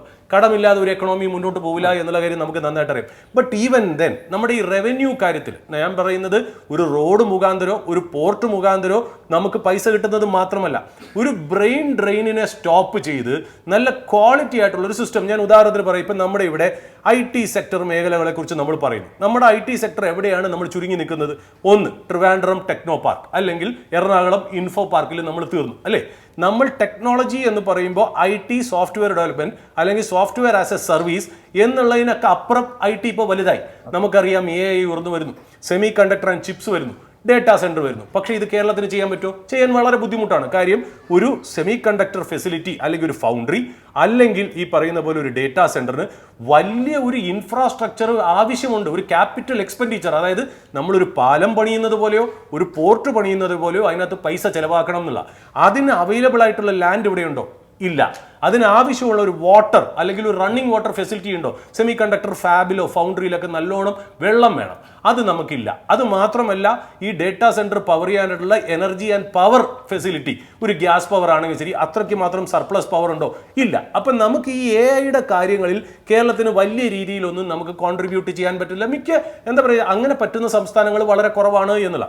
പിന്നെ അത് മാത്രമല്ല, നമ്മളൊരു ലാർജ് ലാംഗ്വേജ് മോഡൽ പോലെ ChatGPT, ക്ലോഡ് അല്ലെങ്കിൽ ജെമൈനി പോലെ ഉണ്ടാക്കാന്ന് പറഞ്ഞാൽ then we are going to compete with. ഇപ്പം ഇന്ത്യയെ തന്നെ നോക്കുകയാണെങ്കിൽ സർവം എന്ന് പറഞ്ഞൊരു AI ആണ് നമ്മൾ ഇതിനു വേണ്ടി കോമ്പീറ്റ് ചെയ്യുമ്പോൾ അതിനൊരു രാഷ്ട്രം കംപ്ലീറ്റും നമ്മുടെ ടെക് കമ്പനികളും അതിനെ ഫീഡ് ചെയ്താണ് മുന്നോട്ട് പോകണമെന്നുള്ളത്. അപ്പം അതിലൊന്നും ഇല്ലെങ്കിൽ പോലും നമുക്ക് എന്തുകൊണ്ട് ഈ IT അപ്പുറം അതിൻ്റെ ഒരു പേടി എന്ന് വെച്ചാൽ, ഇപ്പം സാധാരണ ഗവൺമെന്റ് വരുമ്പോൾ ഈ ജെൻസികളെ അഡ്രസ്സ് ചെയ്യാൻ വേണ്ടിയിട്ട് ഞങ്ങൾ AI ഇത് ചെയ്തു, ഡേറ്റാ സെന്ററിന് ഇത്രയും റിഫോം കൊണ്ടുവന്നു, മെഷർ കൊണ്ടുവന്നു എന്ന് പറയുന്ന ഹെഡ്ലൈൻ നമുക്ക് ക്രിയേറ്റ് ചെയ്യാൻ പറ്റുമായിരിക്കും. പക്ഷേ അതിൻ്റെ ഒരു ഔട്ട്പുട്ട് ഇതിലേക്ക് വരും അല്ലെങ്കിൽ റിസോഴ്സ് അലൊക്കേഷൻ വരുമോ എന്നുള്ളത് നമ്മൾ നോക്കണം. അപ്പം ഞാൻ പറഞ്ഞൊരു കാര്യം, നമ്മൾ ഈ IT ടെക്നോളജി എന്നൊക്കെ പറയുമ്പോൾ ഇതിനപ്പുറം നോക്കിയിട്ട് നമ്മളിപ്പോൾ തിരുവനന്തപുരത്ത് നോക്കുകയാണെങ്കിൽ വിക്രം സാരാഭായ് സ്പേസ് സെന്റർ ഉണ്ട്, ISRO ഉണ്ട്. ഇന്ന് നമുക്കറിയാം, നമ്മൾ ഈ സംസാരിക്കുന്ന സമയത്ത് നമ്മൾ തന്നെ നമ്മുടെ പല പ്രോഗ്രാമിലും നമ്മൾ അവതരിപ്പിച്ചുകൊണ്ട് സ്പേസ് എക്സ് IPO വലിയൊരു ലിസ്റ്റിംഗ് ആണ് കാഴ്ചവെച്ചത്. അത് മാത്രമല്ല, അതിൻ്റെ ഓണറായ ഇലോൺ മസ്ക് ഫസ്റ്റ് വേൾഡിലെ ട്രില്യണറായി മാറുകയും കൂടെ ചെയ്തു. അപ്പോൾ അതിനെ ബേസ് ചെയ്ത് സ്പേസ് ടെക്നോളജി എന്തൂരം ഉയരും എന്നുള്ള പോസിബിലിറ്റീസ് നമ്മൾ പറയുമ്പോൾ നമുക്ക് തിരുവനന്തപുരത്ത് ഒരു VSSCയും ISROയും ഉള്ളപ്പോൾ അതിൻ്റെ ചുറ്റും എത്രയോ space technology and drone technology സ്റ്റാർട്ടപ്പുകൾ വരണമായിരുന്നു. ഇത് ബാംഗ്ലൂരിലേക്ക് പോയതും ചെന്നൈയിലേക്ക് പോയതും ഹൈദരാബാദിലേക്ക് പോയതും നോയിഡയിലേക്ക് പോയതും ഗുർഗാവണിലേക്ക് പോയതും ശരിക്കും പറഞ്ഞാൽ നമ്മുടെ ഫെയിലൂർ ആണ് എന്നുള്ള, അവിടെയാണ് നമുക്ക് ബ്രെയിൻ ഡ്രെയിൻ സംഭവിച്ചത് എന്നുള്ളത് ഞാൻ ഒന്നുകൂടി ഒന്ന് ചേർത്ത് വെച്ച് വായിക്കുന്നു എന്നേ ഉള്ളൂ. കേരളത്തിൽ ബ്രെയിൻ ഡ്രെയിൻ നടന്നിട്ടുണ്ട് എന്നുള്ളൊരു കാര്യത്തിലും അത് നമ്മുടെ ഒരു പ്രശ്നമായിട്ട് വന്നിട്ടുണ്ട് എന്നുള്ളൊരു കാര്യത്തിലും എനിക്ക് യാതൊരു തർക്കവുമില്ല. അത് സത്യമാണ്, നമുക്ക് അവരെ പിടിച്ചു നിർത്താൻ വേണ്ടിയിട്ട് സാധിച്ചിട്ടില്ല. ഈ ഒരു സർക്കാരിൻ്റെ ഭാഗത്ത് നിന്ന് അതിന് കുറച്ചുകൂടി ഒരു ഇനീഷ്യേറ്റീവ് ഉണ്ടാകും എന്ന് തന്നെയാണ് ഞാനും ആ ഒരു കാര്യത്തിൽ പ്രതീക്ഷിക്കുന്നത്. പക്ഷേ ഒരു ChatGPT പോലെ അല്ലെങ്കിൽ SpaceX പോലുള്ള ഒരു കമ്പനി എത്ര പെട്ടെന്ന് കേരളം പോലും അല്ലെങ്കിൽ ഇന്ത്യക്ക് പോലും നമുക്ക് ChatGPTക്ക് പകരമായിട്ടൊരു മോഡൽ ഇന്ത്യക്കും കാണിക്കാനില്ല. SpaceX പോലെ ഒരു കമ്പനി നമുക്കില്ല. നമ്മുടെ IT കമ്പനികളാണെങ്കിൽ പോലും AIയിലും ഇല്ല. ആ ഒരു പ്രശ്നം നമുക്ക് ഉള്ളപ്പോൾ തന്നെ ഒരു സംസ്ഥാനം എന്നുള്ള നിലയിൽ നമ്മുടെ ബ്രെയിൻ ഡ്രെയിനെ നമ്മൾ എങ്ങനെ അഡ്രസ്സ് ചെയ്യുന്നു എന്നുള്ളത് വളരെ ഇമ്പോർട്ടൻ്റ് ആണ്.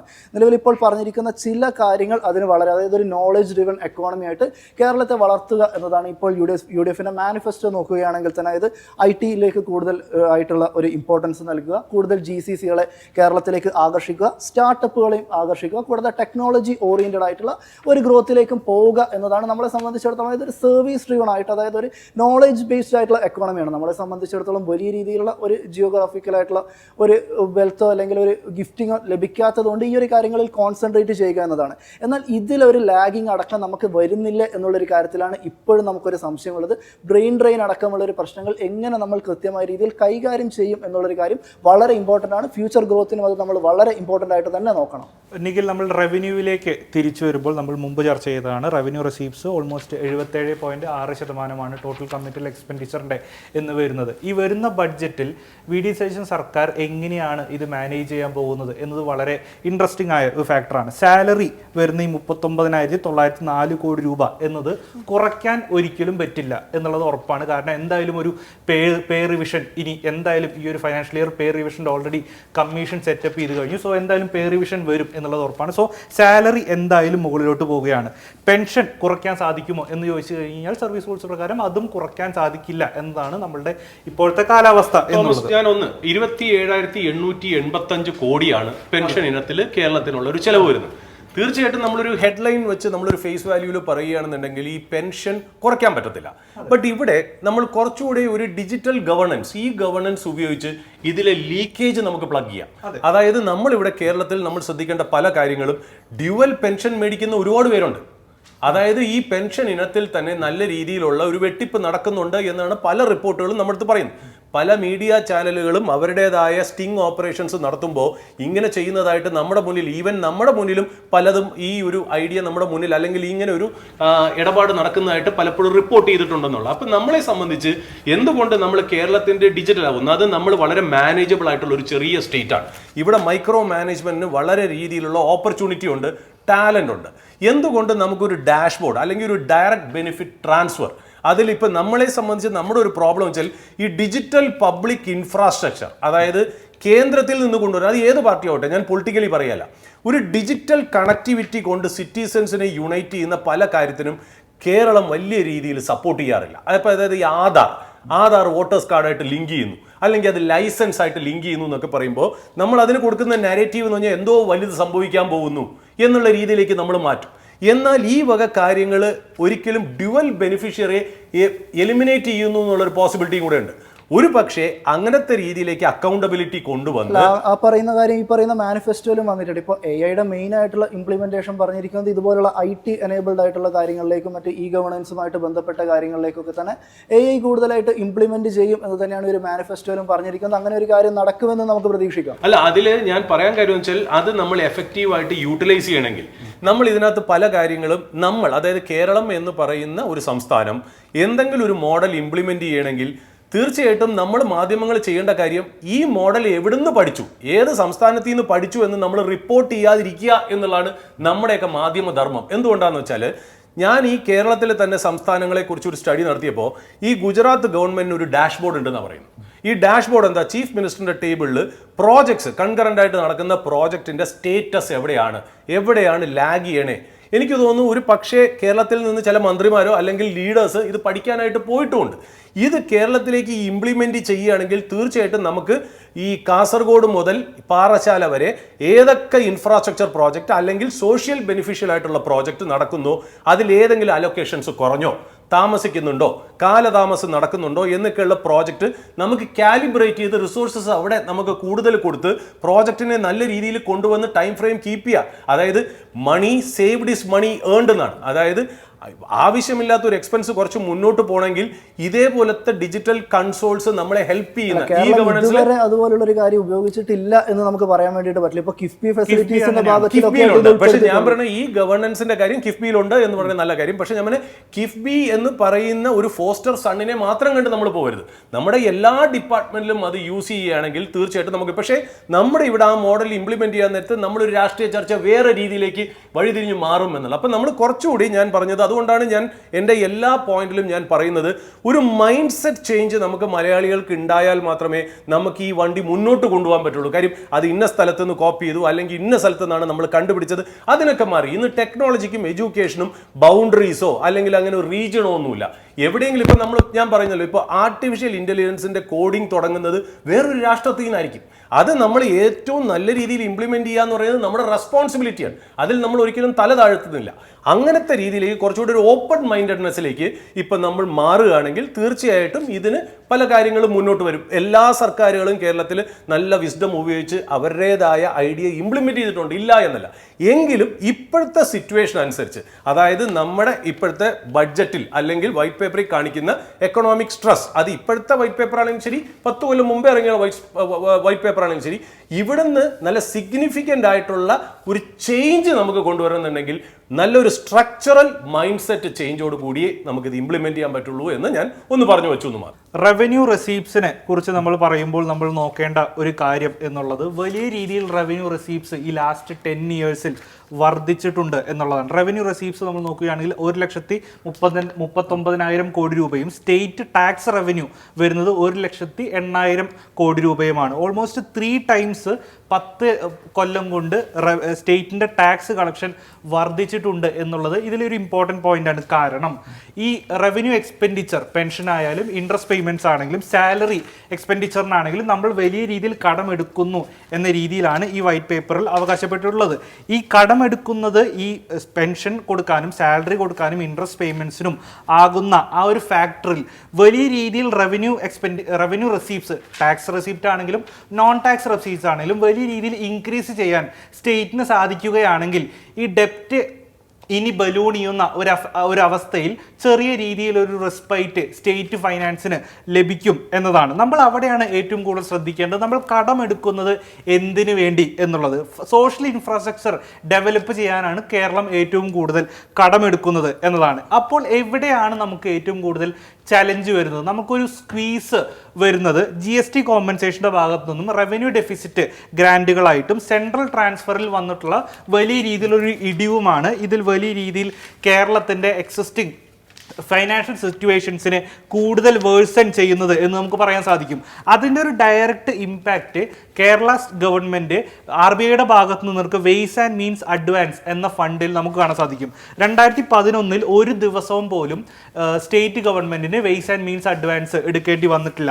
2011 മുതൽ 2013 വരെ ഒരു ദിവസം പോലും അങ്ങനെ ഓവർഡ്രാഫ്റ്റ് ഫെസിലിറ്റിയിലോ WMA ഫെസിലിറ്റിയിലോ കേരള സംസ്ഥാനത്തിന് ഒരു ദിവസം പോലും കടമെടുക്കേണ്ടി വന്നിട്ടില്ല. 2014 മുതലാണ് നമ്മൾ കടമെടുക്കാൻ ഈ വെയ്സ് ആൻഡ് മീൻസ് അഡ്വാൻസ് എന്ന രീതിയിൽ ലാസ്റ്റ് റിസോർട്ട് എന്ന രീതിയിൽ RBIയുടെ ഭാഗത്തു നിന്ന് കടമെടുക്കുന്നത്. അതിൽ പീക്ക് എത്തുന്നത് 2025 2025 262 ദിവസമാണ് വെയ്സ് ആൻഡ് മീൻസ് അഡ്വാൻസ് എന്ന രീതിയിൽ സംസ്ഥാന സർക്കാർ RBIയുടെ ഭാഗത്തു നിന്ന് കടമെടുക്കുന്നത്. 84 ദിവസം ഓവർഡ്രാഫ്റ്റ് ഫെസിലിറ്റിയും ഉപയോഗിച്ചു എന്ന് ഈ വൈറ്റ് പേപ്പറിൽ പറയുന്നുണ്ട്. അവിടെയാണ് സെൻട്രൽ ട്രാൻസ്ഫറിൽ വന്നിട്ടുള്ള ഈ സ്പെസിഫിക് ഇയറിൽ 24-25 സെൻട്രൽ ട്രാൻസ്ഫറിൽ വന്നിട്ടുള്ള ഒരു ഇടിവ് നമുക്ക് എടുത്തു പറയേണ്ടത്. അല്ല, അത് മാത്രമല്ല തോമസ്, ഞാൻ ഈ ചോദിക്കട്ടെ, ഈ വെയ്സ് ആൻഡ് മീൻസ് അഡ്വാൻസ് WMAയുടെ കാര്യത്തിൽ അതൊരു ട്രാൻഷ്യൻ്റ് ആയിട്ടുള്ള ഫിഗറാണ്. അത് ഒരു കൊല്ലത്തിൽ മാത്രം നിൽക്കുന്ന ഒരു ഫിഗറാണ്. അതൊരു സ്ട്രക്ചറൽ ആയിട്ടുള്ള ഒരു ഫിഗറായിട്ട് നമ്മുടെ ഈ ബാലൻസ് ഷീറ്റിലേക്ക് കയറുന്ന ഒരു കാര്യമല്ല. അപ്പൊ അതിനെ വലിയ പൊലിപ്പിച്ച് കാണിക്കേണ്ട കാര്യമില്ല. കാര്യം ഒരു കോൺസ്റ്റിറ്റ്യൂഷണലി അത് എടുക്കാനുള്ള അധികാരം സ്റ്റേറ്റിനുണ്ട്. അത് എടുത്ത് കറക്റ്റായിട്ട് രീതിയിൽ മാനേജ് ചെയ്യുക എന്നുള്ളതാണ് ഒരു സ്റ്റേറ്റിന്റെ എഫിഷ്യൻസി എന്നുള്ളത്. അത് ശരിയാണ്. കോൺസ്റ്റിറ്റ്യൂഷനിൽ ഒരു സ്റ്റേറ്റിന് അത് എടുക്കാനുള്ള മാൻഡേറ്റ് ഉണ്ട്. എന്നാൽ അത് എടുക്കാനുള്ള ഒരു സിറ്റുവേഷനിലേക്ക് ആ സ്റ്റേറ്റ് എങ്ങനെ എത്തുന്നു എന്നതും വളരെ ഇമ്പോർട്ടന്റ് ആണ്. കണക്ക് നോക്കുമ്പോൾ അധിക തവണയാണ്. അതായത് ഒരു 365 ദിവസമുള്ള ഒരു വർഷത്തിൽ 265 ദിവസം വെയ്സ് ആൻഡ് മീൻസ് അഡ്വാൻസ് എടുക്കുക എന്ന് പറഞ്ഞിട്ടുണ്ടെങ്കിൽ ലിക്വിഡിറ്റി വൈസ് നോക്കുകയാണെങ്കിൽ സ്റ്റേറ്റ് അത്ര മികച്ച സ്റ്റേറ്റിലല്ല എന്ന് തന്നെയാണ്. 2025 ട്രഷറി വളരെ വലിയ രീതിയിൽ ഒരു ചലഞ്ച് ഫേസ് ചെയ്തിരുന്നു എന്നത് ഫോർമർ ഫൈനാൻസ് മിനിസ്റ്റർ അഡ്മിറ്റ് ചെയ്തിട്ടുള്ളതാണ്. അതിന്റെ കോണ്ടെക്സ്റ്റ് ആണ് നമ്മൾ ശ്രദ്ധിക്കേണ്ടത്. കേരളത്തിന്റെ ഇൻട്രീം ബഡ്ജറ്റിൽ നമ്മൾ നോക്കുകയാണെങ്കിൽ ഓൾമോസ്റ്റ് റവന്യൂ ഡെഫിസിറ്റ് ഗ്രാൻഡ് ആയിട്ട് 14,138 crore എക്സ്പെക്ട് ചെയ്തിട്ടുണ്ടായിരുന്നത്. സെൻട്രൽ ടാക്സ് ഷെയർ ആയിട്ട് എക്സ്പെക്ട് ചെയ്തിട്ടുണ്ടായിരുന്നത് 5,959 കോടി രൂപയും മറ്റ് ട്രാൻസ്ഫറുകളായി 604 കോടി രൂപയും. അത് മാറ്റി നിർത്തി കഴിഞ്ഞാലും ഓൾമോസ്റ്റ് 20,500 കോടി രൂപയുടെ കുറവ് ആ ഒരു വർഷത്തിൽ വന്നിട്ടുണ്ട്. അതുകൊണ്ട് തന്നെയാണ് ഈ 2024-25 കാലഘട്ടത്തിൽ ഏപ്രിൽ മാസത്തിൽ 353 കോടി രൂപയും മെയ് മാസത്തിൽ 798 കോടി രൂപയും അത് ഏറ്റവും പീക്കിലെത്തുന്ന മാസങ്ങൾ സെപ്റ്റംബർ മാസത്തിൽ 3,800 കോടി രൂപയും ഡിസംബർ മാസത്തിൽ 3,836 കോടി രൂപയും RBIയുടെ ഭാഗത്ത് നിന്ന് വെയ്സ് ആൻഡ് മീൻസ് അഡ്വാൻസ് ആയിട്ട് കേരള സംസ്ഥാന സർക്കാരിന് എടുക്കേണ്ടി വന്നു എന്നുണ്ടെങ്കിൽ അത് സൂചിപ്പിക്കുന്നത് ഈ മാസങ്ങളിൽ ജൂലൈ മാസത്തിലാണെങ്കിലും സെപ്റ്റംബർ മാസത്തിലാണെങ്കിലും ഡിസംബർ മാസത്തിലാണെങ്കിലും വലിയ രീതിയിൽ ട്രഷറി ഒരു ഫിസ്ക്കൽ സ്ട്രെയിന് അനുഭവപ്പെട്ടിരുന്നു എന്നതിന് ഡയറക്റ്റ് ആയിട്ടൊരു ഇമ്പാക്റ്റ് ആണ് ഈ വെയ്സ് ആൻഡ് മീൻസ് അഡ്വാൻസ് എടുക്കുന്നത്. അല്ല തോമസ്, അതിപ്പോ നമ്മൾ നോക്കുകയാണെങ്കിൽ ഇപ്പോൾ നമ്മൾ ഇതിന്റെ കടത്തിന്റെ കാര്യം പറയുന്നല്ലോ.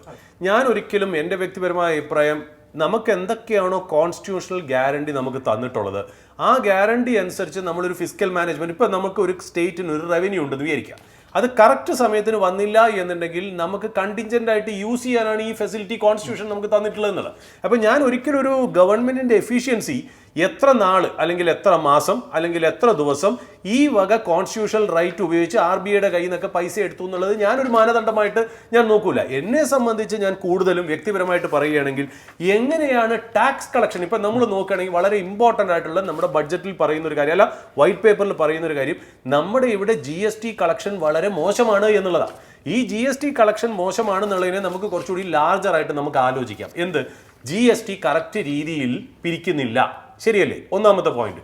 രണ്ടാമത്തെ പോയിന്റ്, GST നല്ല രീതിയിൽ വെട്ടിപ്പ് നടക്കുന്നു എന്നുള്ള രീതിയിൽ നമുക്ക് പറയാലോ. എന്നാൽ സാർ നമ്മൾ നോക്കുകയാണെങ്കിൽ കണക്ക് നോക്കുകയാണെങ്കിൽ 2015-16 38,000 കോടി രൂപയാണ് സ്റ്റേറ്റിന്റെ ഓൺ ടാക്സ് റവന്യൂ എന്നുള്ളത്. അത് 2025-26 ആകുമ്പോൾ 1,08,000 കോടി രൂപയായിട്ട് വർദ്ധിക്കുന്നുണ്ട്. ഓൾമോസ്റ്റ് 10 കൊല്ലത്തിൽ ട്രിപ്പിൾ ആയിട്ട് സ്റ്റേറ്റിന്റെ ഓൺ ടാക്സ് റവന്യൂ വർദ്ധിക്കുന്നുണ്ട്. അത് സൂചിപ്പിക്കുന്നത് GST വിഹിതത്തിലാണെങ്കിലും മറ്റ് ടാക്സ് വിഹിതത്തിലാണെങ്കിലും സ്റ്റേറ്റ് അതിന്റെ ഒരു ജോലി എടുക്കുന്നു, സ്റ്റേറ്റ് അതിന്റെ ഒരു എഫിഷ്യൻസി മെയിൻറ്റെയിൻ ചെയ്യുന്നു എന്നതല്ലേ. കാരണം ഓൾമോസ്റ്റ് ായി ഒരു ഡെക്കേഡിൽ നമ്മൾ ഈ ഒരു ഓവറോൾ കണക്കുകൾ നോക്കുകയാണെങ്കിൽ GSDPയുടെ കാര്യത്തിലാണെങ്കിലും ഓൺ ടാക്സ് റവന്യൂവിന്റെ കാര്യത്തിലാണെങ്കിലും നോൺ ടാക്സ് റവന്യൂവിന്റെ കാര്യത്തിലാണെങ്കിലും either 3 times or 4 times ഒരു ട്രിപ്പിൾ അല്ലെങ്കിൽ ഒരു 4 timesന്റെ ഒരു ജമ്പ് ഈ ഒരു മെട്രിക്സിലൊക്കെ നമുക്ക് കാണാൻ സാധിക്കുന്നുണ്ട്. സോ ഇങ്ങനെ 2015-16 കാലഘട്ടത്തിൽ നിന്ന് 2025-26 കാലഘട്ടത്തിലേക്ക് സ്റ്റേറ്റിന്റെ ടാക്സ് റവന്യൂ ട്രിപ്പിൾ ആയിട്ട് വർദ്ധിക്കുകയും നോൺ ടാക്സ് റവന്യൂവും ട്രിപ്പിൾ ആയിട്ട് വർദ്ധിക്കുക. അത് കണക്കുകൾ പറയുകയാണെങ്കിൽ 15-16 കാലഘട്ടത്തിൽ 8,425 കോടിയായിരുന്ന നോൺ ടാക്സ് റവന്യൂ 25-26 കാലഘട്ടത്തിൽ 23,225 കോടി രൂപയായിട്ട് ഓൾമോസ്റ്റ് ട്രിപ്പിൾ ആയിട്ട് നോൺ ടാക്സ് റവന്യൂവിൽ ഒരു വർധന വന്നിട്ടുണ്ട്. ടാക്സ് റവന്യൂവില് കേരള ഗവൺമെന്റിന്റെ ആ ഒരു ഫിഗർ എന്ന് പറയുന്നത് മറ്റുള്ള സ്റ്റേറ്റ്സ് ആയിട്ട് കമ്പയർ ചെയ്യുമ്പോഴോ അത് കുറവാണ്. അവിടെയാണ് ഞാൻ പറയുന്നത് ടാക്സ് എഫിഷ്യൻസി എന്ന് പറയുന്നത് തീർച്ചയായിട്ടും നമുക്ക് ഇമ്പ്രൂവ് ചെയ്യേണ്ടതാണ്. ഓബ്വിയസ്ലി നമ്മളെ സംബന്ധിച്ച് ഒരു കൺസ്യൂമർ ബേസ്ഡ് എക്കണോമി ആവുമ്പോൾ നമ്മൾ തീർച്ചയായിട്ടും കൺസംഷന്റെ കാര്യത്തിൽ നമ്മൾ മുന്നോട്ട് തന്നെ പോകും, ഒരിക്കലും ബാക്കിലോട്ട് പോകില്ല. അപ്പോൾ ഒരു റവന്യൂ കളക്ഷൻ എന്ന രീതിയിൽ നമ്മൾ GST നോക്കുകയാണെങ്കിൽ ഒരു ഫിഗർ, അത് ലീഗലി ഒഫീഷ്യലി വരുന്ന ഫിഗർ ഉയരാൻ തന്നെയാണ് ചാൻസ്, അത് യാതൊരു സംശയമില്ല. ബട്ട് ഈവൻ ദെൻ ഒരു നാഷണൽ ആവറേജ് അല്ലെങ്കിൽ മറ്റുള്ള സ്റ്റേറ്റ്സിന്റെ ആവറേജ് വെച്ച് നോക്കുമ്പോൾ നമ്മൾ ഈ GST ഇനത്തിൽ പിരിച്ചെടുക്കുന്നത് എഫിഷ്യന്റ് ആയിട്ട് പിരിച്ചെടുക്കുന്നു എന്ന് ചോദിച്ചാൽ കേരളത്തിന് അവിടെ ഒരു സ്ലിപ്പ് സംഭവിക്കുന്നു എന്നുള്ളത് നമുക്ക് സമ്മതിക്കേണ്ടിയിരിക്കുന്നു എന്നുള്ളതാണ് തോമസ്. ഓൺ ടാക്സ് റവന്യൂവിന്റെ കാര്യത്തിൽ വരികയാണെങ്കിൽ കോവിഡിന് ശേഷമുള്ള ഒരു കണക്ക് നോക്കുകയാണെങ്കിൽ കേരളം വളരെ മികച്ച രീതിയിൽ തന്നെയുള്ള ഒരു പെർഫോമൻസ് രേഖപ്പെടുത്തിയിരുന്നു. അതായത് 19-20 54,113 കോടി രൂപ, 20-21 50,361 കോടി രൂപ. അതൊരു സ്പിൽ ഓവർ എഫക്റ്റും കൂടി ആയിക്കോട്ടെ. ഓബ്വിയസ്ലി കോവിഡ് ടൈമിൽ എന്തായാലും എല്ലാ എക്കണോമിക് ആക്ടിവിറ്റികളും ഒന്ന് കൂൾ ഡൗൺ ആവും, എല്ലാ എക്കണോമിക് ആക്ടിവിറ്റിയും ഒന്ന് സ്ലോ ഡൗൺ എന്നുള്ള കാര്യം പറയുന്നില്ല. 25-26 വരികയാണെങ്കിൽ അത് ഏകദേശം 97,500 കോടി രൂപയ്ക്ക് മുകളിലേക്ക് പോയിട്ടുണ്ട്. പക്ഷെ മറ്റ് കമ്പാരിറ്റീവ്ലി നോക്കുകയാണെങ്കിൽ അവിടെ കേരളത്തിന് മികച്ച രീതിയിലുള്ള ഒരു പ്രകടനം കാഴ്ചവെക്കാൻ സാധിച്ചിട്ടുണ്ട് എന്നുള്ളൊരു കാര്യം. അതായത് കഴിഞ്ഞ 5 വർഷത്തിലെ റെക്കോർഡ് കോവിഡിന്റെ ഞാൻ സമ്മതിക്കുന്നുണ്ടെങ്കിലും ഈ കോവിഡ് എന്ന് പറയുന്നത് യൂണിവേഴ്സൽ പാൻഡമിക് ആണ്. യൂണിവേഴ്സൽ പാൻഡമിക് ആണെന്നുള്ള കാര്യം സമ്മതിക്കുമ്പോഴും കമ്പാരിറ്റീവ്ലി ഫേസ് ചെയ്ത സംസ്ഥാനങ്ങളെ വെച്ച് നോക്കുമ്പോൾ ആ പീരീഡിൽ കേരളം മികച്ച പെർഫോമൻസ് നടത്താൻ വേണ്ടിയിട്ട് സാധിച്ചിട്ടുണ്ട്. അതായത് എല്ലാം പെർഫെക്റ്റ് ആണെന്നല്ല, ആ ഒരു പെർഫോമൻസിൽ കേരളത്തിന് മുൻപോട്ട് പോകാൻ വേണ്ടിയിട്ട് ഓൺ ടാക്സ് റവന്യൂ കളക്ഷന്റെ കാര്യത്തിലും സാധിച്ചിട്ടുണ്ട്. അല്ല, ഓബ്വിയസ്ലി വരും. കാര്യം എന്ന് വെച്ചാൽ ഒന്നാമതേ നമ്മുടെ കേരള എക്കണോമി എന്ന് പറഞ്ഞാൽ കൺസംഷൻ ഡ്രിവൺ എക്കണോമിയാണ്. നമ്മളെ സംബന്ധിച്ച് കോവിഡ് സമയത്ത് നമ്മൾ എന്താ കണ്ടത്? കൺസംഷൻ ഭയങ്കരമായിട്ട് ഡിസ്ട്രക്ഷനിലേക്ക് വന്നു. അതായത് കൺസംഷനേ ഇല്ല. നമ്മൾ കഴിയുന്നതും കുറച്ച് സാധനങ്ങൾ, അതായത് ഒരു വീട്ടിൽ ഒരു മാസം 100 ഐറ്റംസ് മേടിക്കുന്ന ഒരു വീടുണ്ടെന്ന് വിചാരിക്കുക. ആ 100 എന്നുള്ള ചുരുങ്ങി 25-30 ആയിരുന്ന ഒരു കാലഘട്ടമായിരുന്നു കോവിഡ് എന്ന് പറയുന്നത്. അതായത് കേരളം പ്രത്യേകിച്ച് ഒരു കൺസ്യൂമർ സ്റ്റേറ്റ് ആണ്. ആ കൺസ്യൂമർ സ്റ്റേറ്റിന് നമ്മൾ ആ മാസങ്ങളിൽ അല്ലെങ്കിൽ കോവിഡ് ടൈമിൽ നമ്മൾ കൺസ്യൂം ചെയ്തത് കുറവാണ്. അപ്പോൾ ഓബ്വിയസ്ലി നമ്മൾ ഈ പറയുന്ന പോലെ ഒരു എക്കണോമി തുറന്നു വരുമ്പോൾ, കോവിഡ് പാൻഡമിക് കഴിഞ്ഞ് തുറന്നു വരുമ്പോൾ ഒരു കൺസംഷൻ ബൂം നമ്മളപ്പോൾ തന്നെ നമ്മൾ സ്റ്റോക്ക് മാർക്കറ്റിൽ നമ്മൾ കണ്ടിട്ടുണ്ട്. പല കമ്പനികളും അന്ന് ട്രാവൽ സ്റ്റോക്കുകൾക്ക് വളരെ വലിയ മോശം സംഭവിച്ചിട്ടുണ്ട്. എന്തുകൊണ്ടാണ്? ട്രാവൽ നടക്കില്ല കോവിഡ് കാരണം. എയർലൈൻസ് ആണെങ്കിലും ശരി, ഹോട്ടൽ ആണെങ്കിലും ശരി, ട്രാവൽ ഏജൻസി നടത്തുന്ന കമ്പനികളാണെങ്കിലും ശരി, ഫോറിൻ എക്സ്ചേഞ്ച് നടത്തുന്ന കമ്പനികളാണെങ്കിലും ശരി, വളരെ മോശമായിട്ട് പെർഫോം ചെയ്തിരുന്നു. എന്തുകൊണ്ട്? ഈ ഒരു ഇൻഡസ്ട്രിയുടെ ഡിമാൻഡ് തന്നെ ഡിസ്ട്രക്ഷനിലേക്ക് പോയി എന്നുള്ള. ബട്ട് ഈവൻ ദെൻ എന്നാണ് കോവിഡ് കഴിഞ്ഞ് ഓപ്പൺ ചെയ്തോ ഒരു റിവഞ്ച് ട്രാവലാണ് നടന്നത്. റിവഞ്ച് ട്രാവൽ എന്ന് പറഞ്ഞാൽ ആൾക്കാർ ട്രാവൽ ചെയ്യുന്നത് നോർമൽ കണ്ടീഷനേക്കാളിലും കൂടി, ആൾക്കാർ ഫോറിൻ എക്സ്ചേഞ്ച് മാറ്റുന്നത് നോർമൽ കണ്ടീഷനേക്കാളിലും കൂടി, നമ്മൾ ഹോട്ടലുകൾ ബുക്ക് ചെയ്യുന്നത് അതിനേക്കാളിലും കൂടി, നമ്മൾ ഫ്ലൈറ്റ് യൂസ് ചെയ്യണത് അതിനേക്കാളും കൂടി അങ്ങനത്തെ രീതിയിൽ ഒരു ലോവർ ബേസിൽ നിന്ന് നേരത്തെ തോമസ് പറഞ്ഞ പോലെ പെട്ടെന്ന് ഒരു ബമ്പപ്പ് കിട്ടി എന്നുള്ള വാസ്തവമാണ്. എന്തായാലും നിഖിൽ പറയുന്ന പോയിന്റോട് ഞാൻ യോജിക്കുകയും ചെയ്യും. അല്ല, അതിൽ വേറൊരു കാര്യം ചോദിച്ചാലും അത് നമുക്ക് റീഡ് ചെയ്യാൻ വേണ്ടിയിട്ട് സാധിക്കും. അതായത് കോവിഡിന്റെ സമയത്ത് എല്ലാം താഴോട്ടേക്ക് പോയി അവിടെ നിന്നുള്ള കേരളത്തിന്റെ റിക്കവറി കുറച്ചുകൂടെ മികച്ചതായിട്ട് കൂടി ഒരു കണക്ക് സൂചിപ്പിക്കുന്നുണ്ട്. കാരണം ഔട്ട്സ്റ്റാൻഡിംഗ് ലയബിലിറ്റീസ് നമ്മൾ നോക്കുകയാണെങ്കിൽ കോവിഡ് ടൈമിൽ outstanding liabilities as A percentage of GSDP 40% കേരളത്തിന്റെ. എന്നാൽ GSDPയുടെ 40% ഔട്ട്സ്റ്റാൻഡിംഗ് ലയബിലിറ്റി, മൊത്ത ബാധ്യത കുടിശ്ശിക 40% വർദ്ധിച്ചു. അത് ആ ഒരു ടൈം പീരീഡിൽ എല്ലാ സ്റ്റേറ്റിന്റെയും വളരെ വലിയ രീതിയിൽ കൂടിയിട്ടുണ്ട്. തെലങ്കാനയുടെ ആണെങ്കിൽ 28.8%, കർണാടകയുടെ 25.7%, പഞ്ചാബിന്റെ 47.9%. വളരെ വലിയ ഫിഗറാണ്. കേരളത്തിനെ പോലെ തന്നെ വളരെ വെൽഫെയർ സ്റ്റേറ്റ് ആണ് പഞ്ചാബ് എന്നുള്ളത് കൊണ്ട് നമ്മൾ നോക്കണം. കാരണം വളരെ വലിയ രീതിയിൽ കമ്മിറ്റഡ് എക്സ്പെൻഡിച്ചർ റവന്യൂ റെസീപ്സിൽ നിന്ന് വളരെ വലിയ രീതിയിൽ എക്സ്പെൻഡിച്ചർ വരുന്ന ഒരു സംസ്ഥാനമാണ് കേരളം. എന്നാൽ കോവിഡിന് ശേഷം 2020-21 40% നിന്ന് 2025-26 ആകുമ്പോൾ 35% കേരളത്തിന് ഇംപ്രൂവ് ചെയ്യാൻ സാധിച്ചിട്ടുണ്ട്. ഓൾമോസ്റ്റ് 5% റിയൽ റേറ്റ്സ് അവിടുന്ന് ബാക്കിലോട്ട് വന്നിട്ടുണ്ട്. എന്നാൽ നമ്മൾ തെലങ്കാനയുടെ നോക്കുകയാണെങ്കിൽ സൂര്യ സാർ നേരത്തെ പറഞ്ഞതുപോലെ വലിയ രീതിയിൽ ഇൻഫ്രാസ്ട്രക്ചർ ഡെവലപ്മെന്റിലാണെങ്കിലും വലിയ രീതിയിൽ ഒരു മാനുഫാക്ചറിംഗ് ബേസിലാണെങ്കിലും പ്രൊഡക്ഷൻ ബേസിലാണെങ്കിലും മുന്നിട്ട് നിൽക്കുന്ന ഒരു സംസ്ഥാനമാണ് തെലങ്കാന എന്നുള്ളത്. തെലങ്കാനയുടെ outstanding liabilities as a share of GSDP എന്നുള്ളത് കോവിഡ് കാലത്തെ 28% നിന്ന് 27% ഇപ്പോഴും 1% ഒരു ഇടിവ് മാത്രമേ സംഭവിച്ചിട്ടുള്ളൂ. മറ്റൊരു ഹൈലി സർവീസ് സെക്ടറിൽ സൂര്യ സാർ പറഞ്ഞതുപോലെ തന്നെ സർവീസ് സെക്ടറിൽ മുമ്പോട്ട് നിൽക്കുന്ന ഒരു സംസ്ഥാനമാണ് കർണാടക എന്നുള്ളത്. അവർക്ക് മാനുഫാക്ചറിംഗ് ഉണ്ട്, സർവീസും ഉണ്ട്, പ്രൊഡക്ഷനും ഉണ്ട്, ടെർഷറി സെക്ടറും ഉണ്ട്. ഈ ഒരു സംസ്ഥാനത്തിൽ കർണാടകയിൽ നോക്കുകയാണെങ്കിൽ 2020-21 കാലഘട്ടത്തിൽ കോവിഡ് കാലഘട്ടത്തിൽ 25% എന്ന ഔട്ട്സ്റ്റാൻഡിംഗ് ലയബിലിറ്റിയിൽ നിന്ന് 26% ഇപ്പോൾ കൂടിയിരിക്കുകയാണ്. 1% എക്സ്പാൻഡ് ചെയ്തിരിക്കുകയാണ് ഔട്ട്സ്റ്റാൻഡിംഗ് ലയബിലിറ്റി എന്നുള്ളത്. അത് വെച്ച് നോക്കുമ്പോൾ ഈ തെലങ്കാന സംസ്ഥാനമാണെങ്കിലും കർണാടക സംസ്ഥാനമാണെങ്കിലും വെൽഫെയർ സ്റ്റേറ്റ് ആയിട്ടുള്ള പഞ്ചാബ് സംസ്ഥാനമാണെങ്കിലും 1%, 1.5% ഇടിവ് മാത്രമാണ് ഔട്ട്സ്റ്റാൻഡിംഗ് ലയബിലിറ്റിയിൽ വന്നിട്ടുള്ളത്.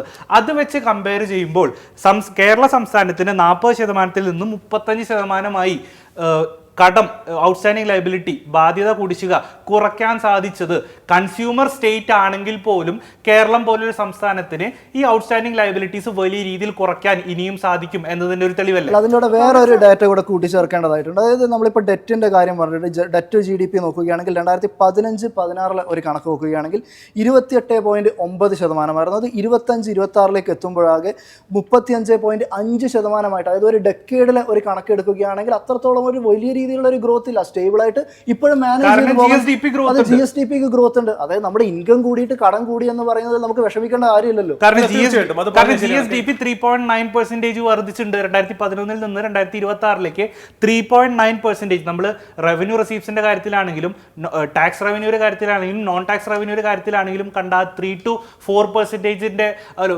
4 ടൈംസിന്റെ ആ ഒരു മൾട്ടിപ്ലൈങ് എഫക്ട് GSDPയിലും സംഭവിച്ചിട്ടുണ്ട്. അതുകൊണ്ട് തന്നെയാണ് ഔട്ട്സ്റ്റാൻഡിംഗ് ലയബിലിറ്റീസ് 35% എന്ന ഒരു നോർമൽ റേറ്റിൽ ഇപ്പോൾ നിൽക്കുന്നത്. തീർച്ചയായിട്ടും ആ ഒരു കേക്കിന്റെ സൈസ് വലുതായി എന്ന് വേണം, അതുകൊണ്ട് പൈയുടെ സൈസ് വലുതായി എന്നുള്ള രീതിയിൽ നമുക്ക് മനസ്സിലാക്കാറില്ല. അല്ല, തീർച്ചയായിട്ടും കേരളത്തിനെ സംബന്ധിച്ച് ഈ കോവിഡിന് ശേഷം കേരളത്തിന്റെ ഫിനാൻഷ്യൽ മാനേജ്മെന്റിൽ ഗവൺമെന്റും സിറ്റിസൺസും, അതായത് കുറച്ചുകൂടി റെസ്പോൺസിബിൾ ആയിട്ടുള്ള പോപ്പുലേഷനാണ് കേരളം എന്നുള്ള രീതിയിൽ നമ്മൾ മനസ്സിലാക്കണം എന്നുള്ള ആ രീതിയിൽ നമ്മളൊരു ടോട്ടൽ ആയിട്ടുള്ള ഒരു എഫേർട്ട് നമ്മുടെ ഭാഗത്തു നിന്നുണ്ടായിരുന്നു. ഗവൺമെന്റ് നല്ല രീതിയിൽ തീർച്ചയായിട്ടും നമ്മൾ ഈ പറയുന്ന പോലെ എനിക്ക് തോന്നുന്നു ചർച്ചയുടെ ലേറ്റർ ഹാഫിലേക്ക് വരുമ്പോൾ നമ്മൾ കിഫ്ബിയെ കുറിച്ചൊക്കെ സംസാരിക്കും.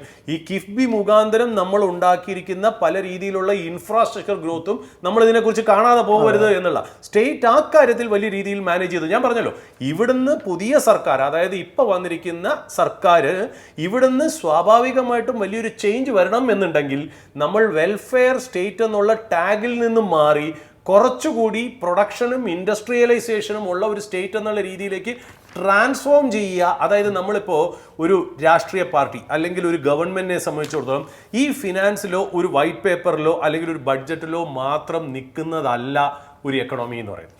അതിന് ജനങ്ങളുടെ സ്വഭാവത്തിനെ ഇൻഫ്ലുവൻസ് ചെയ്യാൻ പറ്റുകയും കൂടെ ചെയ്യണം എന്ന് പറയും. ഇപ്പം നമ്മൾ ഇന്ത്യൻ എക്കണോമിയെ സംബന്ധിച്ച് ഇപ്പം എനിക്ക് 52 വയസ്സായി. ഞാൻ വരുന്ന സമയത്ത്, അതായത് ഞാൻ ജനിക്കുന്ന സമയത്ത് ഫോൺ എന്ന് പറയുന്നത് ഒരു സ്കേഴ്സ് ആയിട്ടുള്ള ഒരു ഐറ്റമാണ്. അതിനുശേഷം കറുത്ത ഫോൺ നമ്മൾ ഡയൽ ചെയ്യുന്ന രീതിയിൽ വന്നു. അത് കഴിഞ്ഞ് പുഷ് ബട്ടൺ ഫോൺ വന്നു. അത് കഴിഞ്ഞ് കോഡ്ലെസ് ഫോൺ വന്നു. പിന്നെ അത് കഴിഞ്ഞ് പേജർ വന്നു.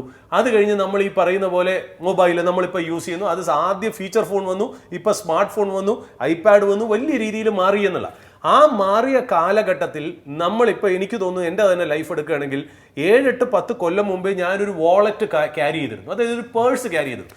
ഇന്ന് ഞാൻ പേഴ്സ് ക്യാരി ചെയ്യുന്നില്ല. എന്തുകൊണ്ടാണ്? My phone is my wallet എന്നുള്ള രീതിയിലേക്ക് വന്നു. അതെങ്ങനെ വന്നു?